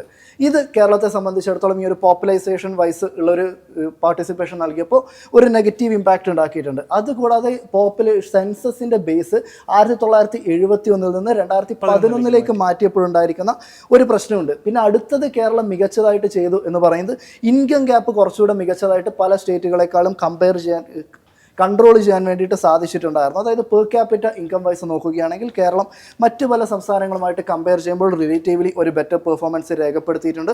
കൂടാതെ പുതിയ ക്രൈറ്റീരിയനിൽ ഏരിയ വൈസ് എന്ന് പറയുന്നത്, അതായത് സ്മോൾ സ്റ്റേറ്റുകൾക്ക് ചെറിയ പാർട്ടിസിപ്പേഷൻ എന്ന് പറയുന്ന ഒരു രീതിയിലേക്ക് വന്നത് ഒരു തിരിച്ചടിയായിട്ടുണ്ട്. കൂടാതെ കേരളത്തിൽ മറ്റൊരു കാര്യം കൂടി നമ്മൾ നോക്കേണ്ടതായിട്ടുണ്ട്. ഏജിങ് ആയിട്ടുള്ള ഒരു പോപ്പുലേഷനാണ് നമുക്ക് നിലനിൽക്കുന്നത് എന്നൊരു കാര്യം കൂടി നമ്മൾ നോക്കണം എന്നുള്ളൊരു കാര്യമുണ്ട്. അങ്ങനെ വരുന്ന ഒരു സംസ്ഥാനത്തിന് നമ്മൾ ഹെൽത്തിനായാലും വെൽഫെയർ എക്സ്പെൻഡിച്ചറിനും കൂടുതലായിട്ടുള്ള ഒരു സ്പെൻഡിങ് നൽകേണ്ടതായിരുന്നു. നിഖിൽ പറഞ്ഞതിൽ ഒരു കാര്യം കൂടെ ഉണ്ട്. അതായത് നമ്മൾ ഈ പറഞ്ഞ പോലെ you are penalised for doing good, അതാണല്ലോ. അതായത് നമ്മൾ നല്ലത് ചെയ്തതിന് നമുക്കൊരു പീനലൈസിങ് കിട്ടി എന്നുള്ളതാണ് നമ്മൾ പറയുന്നത്. തീർച്ചയായിട്ടും കേന്ദ്ര ഗവൺമെൻറ് ആ നിലപാടിനോട് നമ്മൾ ആരും യോജിക്കുന്നില്ല. പക്ഷെ നമ്മൾ ഇതിൽ കാണാതെ പോകുന്ന ഒരു കാര്യമുണ്ട്. ഇൻ ലെറ്റർ ആൻഡ് സ്പിരിറ്റ് നമ്മൾ കിഫ്ബി എന്താണെന്ന് നമ്മൾ അക്സെപ്റ്റ് ചെയ്ത് മുന്നോട്ട് പോകുന്നെങ്കിലും കിഫ്ബിയുടെ കൺസ്ട്രക്റ്റും കിഫ്ബിയുടെ ആ ഒരു മിഷനും മാൻഡേറ്റും ഒക്കെ നമ്മൾ ചെയ്തു പോകണമെങ്കിലും ഒരു കാര്യത്തിലേ എനിക്ക് വ്യക്തിപരമായിട്ട് അതിനകത്തൊരു അഭിപ്രായ വ്യത്യാസമുള്ളൂ. അതായത് കിഫ്ബിയെ നമ്മൾ എവിടെ നിന്നാണ് ഫണ്ട് ചെയ്യുന്നത്? കിഫ്ബിയെ ഫണ്ട് ചെയ്യുന്നത് നമ്മൾ ഈ പറയുന്ന പോലെ ഫ്യൂവൽ സെസ്സും വെഹിക്കിൾ ടാക്സ് സെസ്സും ആണ്. വെഹിക്കിൾ ടാക്സ് സെസ്സും ഈ ഫ്യൂവൽ സെസ്സും കൂടെയാണ് നമ്മൾ കിഫ്ബിക്ക് കൊടുക്കുന്നത് എന്നുള്ളത് നമ്മൾ മനസ്സിലാക്കണം. പക്ഷേ ഞാനത് കൊടുക്കുന്നതുകൊണ്ട് തെറ്റല്ല. നമ്മൾ ഏത് ആൾക്കാരുടെ എക്സ്പെൻസ് ആണ് അങ്ങോട്ടേക്ക് ചാനലൈസ് ചെയ്യുന്നത്? ഒരു കാറ് മേടിക്കുന്ന വ്യക്തി, ആ കാറ് മേടിക്കുന്ന വ്യക്തി ഫ്യൂവൽ ഫില്ല് ചെയ്യുന്നതിലുമാണ് ആ പൈസയാണ് നമ്മൾ ഈ പറയുന്ന പോലെ കിഫ്ബിയിലേക്ക് ചാനലൈസ് ചെയ്യുന്നത്. അതിലും ഞാൻ തെറ്റ് പറയുന്നില്ല. അതായത് ഒരു വിഭാഗം ആൾക്കാരെ മാത്രം പീനലൈസ് ചെയ്യുന്നു എന്ന് ഞാൻ പറയുന്നില്ല. ബട്ട് ഈ ഒരു ഫണ്ടിങ്ങിന് നമ്മൾ എക്സ്ട്രാ ആയിട്ടുള്ള 2 ഹെഡ്സ് കൊണ്ടുവരുന്നു എന്നുള്ളത് വളരെ നെഗറ്റീവായിട്ട് എനിക്ക് തോന്നി എന്നുള്ള കാര്യം. നിഖിൽ ഒന്ന് ആലോചിച്ച് നോക്കൂ, നമ്മുടെ ഇവിടെ ഈ കിഫ്ബിക്ക് വേണ്ടി വരവ് വെച്ചിരിക്കുന്ന ഈ 2 ഹെഡും ഉണ്ടല്ലോ, അതായത് ഫ്യൂവൽ സെസ്സും വെഹിക്കിൾ ടാക്സ് സെസ്സും അല്ലാതെ കേരളത്തിന് വരവ് വയ്ക്കാൻ വേറൊരു മാർഗമില്ല എന്ന് പറയുന്നത്. അതായത് പുതിയതായിട്ട് 2 സെസ് ഇൻട്രൊഡ്യൂസ് ചെയ്തിട്ടാണ് വരവ് വെച്ചത്. എന്തുകൊണ്ട് കേരളത്തിൽ നമുക്ക് 100-ൽ പരം PSCകളില്ലേ, പബ്ലിക് സെക്ടർ എന്റർപ്രൈസസ് ഇല്ലേ? ഈ പബ്ലിക് സെക്ടർ എന്റർപ്രൈസസിൽ ഇത്രയും ആൾക്കാർ ജോലി ചെയ്യുന്നില്ലേ? ഇവരുടെ ജോലിക്ക് എന്തുകൊണ്ട് അക്കൗണ്ടബിലിറ്റി ഇല്ല? ഇവർക്ക് എന്തുകൊണ്ട് അവിടെ പ്രോഫിറ്റ് ജനറേറ്റ് ചെയ്തുകൂടാ? ആ പ്രോഫിറ്റ് ജനറേറ്റ് ചെയ്ത് എന്തുകൊണ്ട് കിഫ്ബിയെ ഫണ്ട് ചെയ്തുകൂടാ?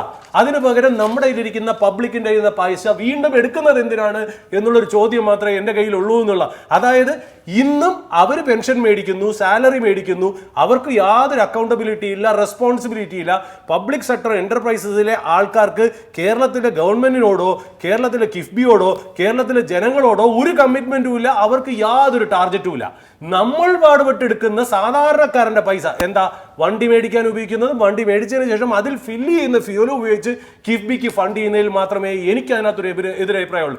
കിഫ്ബിയുടെ രീതിയോ കിഫ്ബി നടത്തുന്ന എന്താ പറയുക മാൻഡേറ്റോ ഇതിലൊന്നും എനിക്ക് പ്രശ്നമില്ല. ബട്ട് എന്തുകൊണ്ട് ഈ PSCകൾക്ക് ഈ കിഫ്ബിയെ ഫണ്ട് ചെയ്യാനായിട്ടുള്ള ഉത്തരവാദിത്വം അവർക്ക് കൊടുക്കുന്നില്ല? കുറച്ചെങ്കിലും നമ്മുടെ പുറത്തു വരുന്ന ബർഡനെ ഷെയർ ചെയ്യാൻ PSCകൾ ഉപയോഗിക്കും. ഇപ്പൊ കേരളത്തിന്റെ മിസ്മാനേജ്മെന്റിലെ വലിയൊരു ഇമ്പോർട്ടന്റ് പാർട്ടാണ് PSCസിന്റെ മിസ്മാനേജ്മെന്റ്. ഓരോ രാഷ്ട്രീയ പാർട്ടികൾക്കും അവരുടെ പോഷക സംഘടനകളുടെ ആൾക്കാർക്കും അവരുടെ വ്യക്തികൾക്കും കയറിയിരിക്കാൻ വേണ്ടിയിരിക്കുന്ന പബ്ലിക് സെക്ടർ യൂണിറ്റ്സിന്റെ ഔട്ട്പുട്ടിനെ നമ്മൾ ഇതുവരെ ചോദ്യം ചെയ്യാത്തത് പോലും ഈ കിഫ്ബിയുടെ ഒരു കാര്യത്തിൽ ഞാൻ ഒരു എതിരഭിപ്രായം പറയുന്നു. അവരെ കൊണ്ട് പണിയെടുപ്പിച്ച് അതിൽ നിന്നൊരു വരവ് വരുത്തി ആവശ്യമില്ലാത്ത PSCകൾ പൂട്ടി അതിനെ അക്കൗണ്ടബിലിറ്റി ആക്കി അതിലെ ഒരു വിഭാഗം പൈസയും കൂടെ കിഫ്ബിക്ക് ഇൻപുട്ടായിട്ട് വന്ന് കിഫ്ബിയെ ഫണ്ട് ചെയ്യുന്ന ഒരു സിസ്റ്റം കൂടെ വരികയാണെങ്കിൽ അത് കുറച്ചുകൂടെ ഹെൽത്തിയർ ആയിരിക്കും എന്നുള്ള രീതിയിൽ. PSC നമുക്ക് മുഴുവനായിട്ട് എപ്പോഴും പ്രോഫിറ്റ് മേക്കിംഗ് എന്നുള്ളൊരു മെക്കാനിസത്തിലേക്ക് കൊണ്ടുവരാൻ പറ്റില്ല. ഇപ്പൊ PSCകൾ ഉണ്ടാക്കിയിരിക്കുന്നത് വെറും പ്രോഫിറ്റ് മെക്കാനിസം.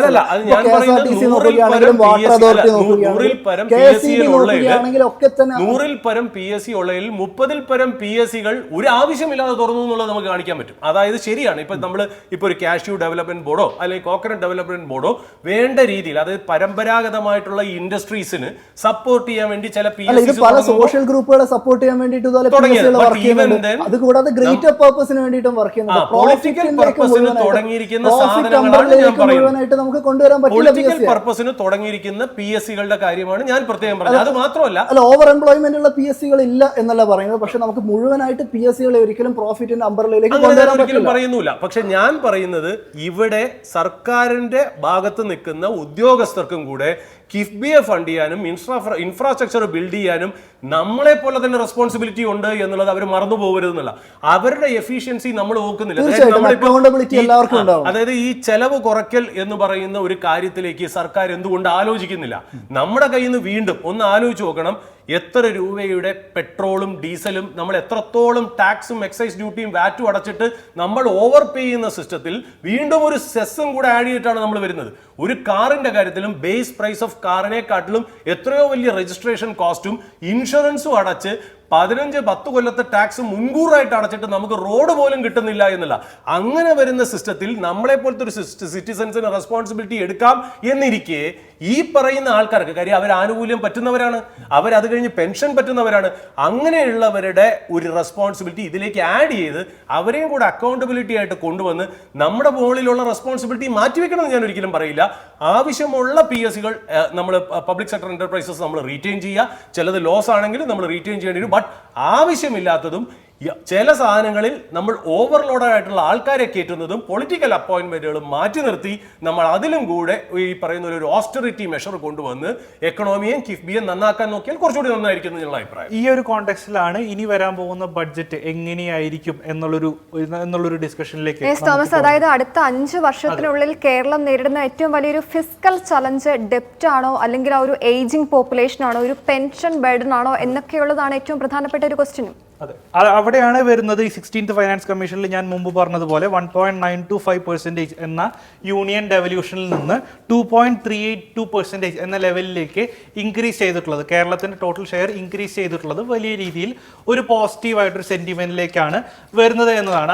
അത് over the coming years, next 5 ഇയേഴ്സിൽ വലിയ രീതിയിൽ സ്റ്റേറ്റ് ഗവൺമെന്റിന് തന്നെ ഒരു ഇൻഫ്ലോ, സ്റ്റേറ്റ് ഗവൺമെന്റിന് വരുന്ന ഇൻഫ്ലോ വലിയ രീതിയിൽ ഇൻക്രീസ് ചെയ്യാൻ സഹായിക്കുന്നു. അതുകൊണ്ട് തന്നെ വലിയ രീതിയിൽ പ്രൊജക്ട്സ് ഇംപ്ലിമെന്റ് ചെയ്യാനും, പ്രൊജക്ട്സ് പ്ലാൻ ചെയ്യാനും, ഇംപ്ലിമെന്റ് ചെയ്യാനും, അത് എക്സിക്യൂട്ട് ചെയ്യാനും സാധിക്കും എന്നുള്ളതാണ് ഒരു പോസിറ്റീവ് ഫാക്ടറായിട്ട് വരുന്നത്. അവിടെയാണ് ഇനിയിപ്പോൾ നമ്മൾ മുമ്പ് പറഞ്ഞതുപോലെ GST വരവിലുള്ള ലൂപ്പ് ഹോൾസ് അടക്കേണ്ടത് ഈ ബഡ്ജറ്റിൽ പ്രധാനമായ ഒരു പോയിന്റ് ആയിട്ട് വരും. അതുകൂടാതെ തന്നെ സർവീസ് സെക്ടർ എങ്ങനെയാണ് ഈ വരും വർഷങ്ങളിൽ ഉയരാൻ പോകുന്നത്. നമുക്കറിയാവുന്നതാണ്, മാനുഫാക്ചറിങ്ങിലൊക്കെ പ്രൊഡക്ഷനിലേക്കോ കൂടുതലായിട്ട് മൂവ് ചെയ്യാൻ കേരളത്തിന് ജോഗ്രഫിക്കലായിട്ടും എക്കണോമിക്കലായിട്ടും വലിയ രീതിയിൽ നമ്മൾ പറഞ്ഞതുപോലെ ലാൻഡ് അക്വിസിഷനിലെ കേസിലാണെങ്കിലും ഫോറസ്റ്റ് കവറിന്റെ കേസിലാണെങ്കിലും വലിയ രീതിയിൽ റെസ്ട്രിക്ഷൻസ് അനുഭവിക്കുന്ന ഒരു സംസ്ഥാനമാണ് കേരളം. അവിടെയാണ് ബഡ്ജറ്റിൽ എങ്ങനെയാണ് സർവീസ് സെക്ടറിലേക്ക് കൂടുതൽ പുഷ് വരാൻ പോകുന്നത്, AI ഇൻഡസ്ട്രിയിലേക്ക്, ടെക് ഇൻഡസ്ട്രിയിലേക്ക് കൂടുതൽ പുഷ് വരാൻ പോകുന്നത്, എങ്ങനെയാണ് GST ലൂപ്പ് ഹോൾസ് അടച്ച് ടാക്സ് റവന്യൂവിലും നോൺ ടാക്സ് റവന്യൂവിലും വലിയ രീതിയിൽ ഒരു ഇൻക്രീസ് എങ്ങനെയാണ് കേരളത്തിന് അച്ചീവ് ചെയ്യാൻ സാധിക്കുക എന്നത് ഈ ബഡ്ജറ്റിൽ വളരെ ഇമ്പോർട്ടൻ്റ് ആയിട്ടൊരു ഫാക്ടറായി മാറും. എന്തായാലും ഈ ഒരു ഇപ്പോൾ വരാൻ പോകുന്ന പദ്ധതിയിൽ എന്തായാലും ഇപ്പോൾ ബജറ്റിലായാലും ഒക്കെ തന്നെ പ്രധാനമായിട്ട് ഉണ്ടാവാൻ വേണ്ടിയിട്ട് പോകുന്നത് കേരളത്തിൻ്റെ ടൂറിസത്തിന് വേണ്ടിയിട്ടുള്ള പദ്ധതികൾ ഉണ്ടാകാം. കൂടാതെ നോളേജ് ഡ്രിവൺ എക്കോണമി ആയിട്ട് മാറ്റേണ്ട രീതിയിലുള്ളൊരു പദ്ധതികൾ ഉണ്ടാകാം. ഹെൽത്ത് കെയറിന്, മെഡിക്കൽ ടൂറിസം, MSME പോലുള്ള കാര്യങ്ങൾക്ക് വലിയ രീതിയിലുള്ളൊരു പ്രത്യേകത ഉണ്ടാകാം. അതിലേക്കൊക്കെ തന്നെ മികച്ച രീതിയിലേക്കുള്ളൊരു സ്പെൻഡിങ് നമ്മൾ നൽകുകയാണെങ്കിലും അല്ലെങ്കിൽ ഇമ്പോർട്ടൻസ് നൽകുകയാണെങ്കിലും അതിനെ സംബന്ധിച്ചിടത്തോളം കുറച്ചുകൂടി പോളിസികൾ ഉണ്ടാക്കാൻ വേണ്ടിയിട്ട് സാധ്യതയുള്ള ഒരു ക്ലാരിറ്റിയാണ് ഇനി നമുക്ക് ആവശ്യമായിട്ടുള്ളത്. അതായത് ഡിസ്കഷൻസും മറ്റുമൊക്കെ തന്നെ ഇപ്പോൾ ഒരുപാട് നടന്നു കഴിഞ്ഞു. കൂടുതൽ ക്ലാരിറ്റിയാണ് ഇനി ഇതിലേക്കൊക്കെ തന്നെ വരാനുള്ളത് എന്നതാണ് എൻ്റെ ഒരു ടേക്ക്. നിഖിൽ, ഞാൻ ഇതിനകത്ത് പറയുന്ന ഒരു കാര്യം വെച്ചാൽ തീർച്ചയായിട്ടും എല്ലാ ഗവൺമെന്റും ഫോർവേഡ് ലുക്കിംഗ് സ്റ്റേറ്റ്മെന്റ് തന്നെയാണ്. ഒരു ഗവൺമെന്റും 2 സ്റ്റെപ്പ് ബാക്കിലേക്ക് എടുക്കാറില്ല. നമ്മുടെ ആശയങ്ങളും അല്ലെങ്കിൽ നമ്മുടെ വിഷനും ഒക്കെ നമ്മൾ നല്ല രീതിയിൽ പ്രകടിപ്പിച്ച് മുന്നോട്ട് പോവുക എന്നുള്ളത് തന്നെയാണ് ചെയ്യേണ്ടത്. പക്ഷേ ഞാനിവിടെ പറയുന്ന ഒരു കാര്യം വെച്ചാൽ നമ്മൾ അടിസ്ഥാനപരമായിട്ട് കേരളത്തിൽ ഇപ്പോൾ വൈറ്റ് പേപ്പർ വെച്ചിട്ട് നമ്മൾ തന്നെ, ഞാൻ എന്തുകൊണ്ട് ഇത് പറയുന്നു വെച്ചാൽ, ഇപ്പോൾ വൈറ്റ് പേപ്പർ ഇറങ്ങിയതിൻ്റെ നെക്സ്റ്റ് ഡേ നമ്മുടെ ഇവിടെ ഏറ്റവും കൂടുതൽ വലിയ നരേറ്റീവും ഡിസ്കഷനും എന്താണ്? ഖജനാവിൽ പൂച്ച പെറ്റി കിടക്കുന്നു, എത്ര രൂപ പൈസ കിടക്കുന്നു എന്നുള്ളതിലാണ് തർക്കം വന്നത്. നമ്മളെ സംബന്ധിച്ച് 5,05.07 lakh crore കടമുള്ള ഒരു സംസ്ഥാനമാണ്. അതിലിനി 50,000 രൂപ കടന്നാലും 15,000 രൂപ കടന്നാലും 20,000 രൂപ കടന്നാലും വലിയ റെലവൻസ് ഒന്നും ഇല്ലാത്ത ഫിഗറാണ്. പക്ഷെ നമ്മുടെ നരേറ്റീവ് എങ്ങോട്ട് കൊണ്ടുപോയി നോക്കൂ. ഞാൻ പറയുന്നത്, നമ്മൾ ജനങ്ങളുടെ ഭാഗത്ത് നിന്ന് നോക്കുമ്പോൾ നമ്മൾ ഈ നമ്പേഴ്സ് എന്നുള്ള രീതിയിലോ പരസ്പരം കുറ്റം പറയുന്നതിലോ അർത്ഥമില്ല. നമ്മളെ സംബന്ധിച്ച് നമ്മുടെ ആസ്റ്റ് വന്ന 2 വൈറ്റ് പേപ്പറും നമ്മുടെ അടുത്ത് പറയുന്ന കാര്യം എന്ന് വെച്ചാൽ, of course there has been some kind of weakness in our accounts. നമ്മളത് സ്ട്രെങ്തൻ ചെയ്യാനുള്ള കാര്യങ്ങൾ നമുക്ക് നന്നായിട്ട് അറിയാം. ഒരു രോഗിയെ സംബന്ധിച്ച് ആദ്യം ചെയ്യേണ്ട കാര്യം താൻ രോഗിയാണെന്ന് സ്വയം മനസ്സിലാക്കുക എന്നുള്ള. അപ്പം നമ്മൾ നമ്മുടെ ഇവിടെ കുറവുകൾ മനസ്സിലാക്കിയിട്ട് നമ്മൾ അതിനനുസരിച്ചുള്ള പാരഡൈം ഷിഫ്റ്റ്, ഒരു സ്ട്രക്ചറൽ ഷിഫ്റ്റ് നമ്മുടെ പോളിസികളിലും നമ്മുടെ കാഴ്ചപ്പാടുകളിലും അത് ജനങ്ങളിലേക്ക് പറഞ്ഞ് മനസ്സിലാക്കി കൊടുത്ത് ആ രീതിയിലുള്ള സോഷ്യൽ ഇക്വിറ്റിയും കൂടെ ബിൽഡ് ചെയ്ത് നമ്മൾ അതിനനുസരിച്ചൊരു ഡെവലപ്മെൻറ്റ് ഒരു 10-15 കൊല്ലത്തെ റോഡ് മാപ്പ് കൊണ്ടുവന്ന് ചെയ്തു പോകുന്നതിലായിരിക്കാം ഒരു പൊളിറ്റിക്കൽ എസ്റ്റാബ്ലിഷ്മെന്റിന്റെയോ ഒരു ഗവൺമെന്റിന്റെയോ സക്സസിനെ നമ്മൾ അളക്കേണ്ടത്. അല്ലാണ്ട് ഈ പറയുന്ന ബ്ലാക്ക് ആൻഡ് വൈറ്റ് ഫിഗേഴ്സിലോ ഒരു വൈറ്റ് പേപ്പറിലോ ബ്ലാക്ക് പേപ്പറിലോ ബഡ്ജറ്റിലോ മാത്രം ഇവാലുവേറ്റ് ചെയ്യരുത്. ഇതിന്റെ ഇംപ്ലിമെന്റേഷൻ കേപ്പബിലിറ്റിയിലും ജനങ്ങളെ കയ്യിലെടുത്ത് കൂടെ നിർത്തി ഒരു ഒറ്റ ഫാമിലി പോലെ കൊണ്ടുപോകാനായിട്ട് പ്രതിപക്ഷത്തിനെയും കൂടെ കോൺഫിഡൻസ് എടുത്ത് എത്ര നന്നായിട്ട് പൊളിറ്റിക്കൽ മാനേജ്മെന്റ് നടത്തുന്നു, അതിനായിരിക്കും ഞാൻ ഒരു പക്ഷേ ബഡ്ജറ്റിന് മാർക്കിടുക. എന്തായാലും ഈ ഒരു വൈറ്റ് പേപ്പർ എന്ന് പറയുന്നത് അതിന് നമുക്ക് മുന്നിൽ വെക്കുന്ന യഥാർത്ഥ ചോദ്യം എന്താണ് എന്ന് പറഞ്ഞിട്ടുണ്ടെങ്കിൽ കേരളത്തിന് ഫിസ്ക്കൽ സ്ട്രെസ് ഉണ്ടോ എന്ന് ചോദിച്ചാൽ ഉണ്ട് എന്ന് തന്നെയാണ് ഈ ഒരു വൈറ്റ് പേപ്പറിൽ നമുക്ക് മനസ്സിലാക്കാൻ സാധിക്കുന്നത്. ഒപ്പം തന്നെ ഒരു ഡെപ്റ്റ്, ഇൻട്രസ്റ്റ് ബേർഡൻ, ഒപ്പം തന്നെ കമ്മിറ്റഡ് ആയിട്ടുള്ള എക്സ്പെൻഡിച്ചർ എന്നിവയൊക്കെ സമ്മർദ്ദം സൃഷ്ടിക്കുന്നുണ്ടോ എന്ന് ചോദിച്ചാലും ഉണ്ട് എന്ന് തന്നെയാവും ഈ ഒരു വൈറ്റ് പേപ്പറിൽ നിന്ന് നമുക്ക് ലഭിക്കുന്ന പ്രധാനപ്പെട്ട ഒരു ഉത്തരം. ഒപ്പം തന്നെ ഒരു വരാനിരിക്കുന്ന സംസ്ഥാന ബഡ്ജറ്റ് ഈ ഒരു കേരളത്തിന്റെ സാമ്പത്തിക സ്ഥിതിയൊക്കെ തന്നെ എങ്ങനെയാകും നിർണ്ണയിക്കുക എന്ന് ഈ ഒരു ബഡ്ജറ്റിൽ നമുക്ക് തീർച്ചയായിട്ടും കാണാം. എളുപ്പത്തിൽ സമ്പാദ്യം വളർത്താം. ഇന്ന് തന്നെ മൈഫിൻ TV ആപ്പ് ഡൗൺലോഡ് ചെയ്യൂ.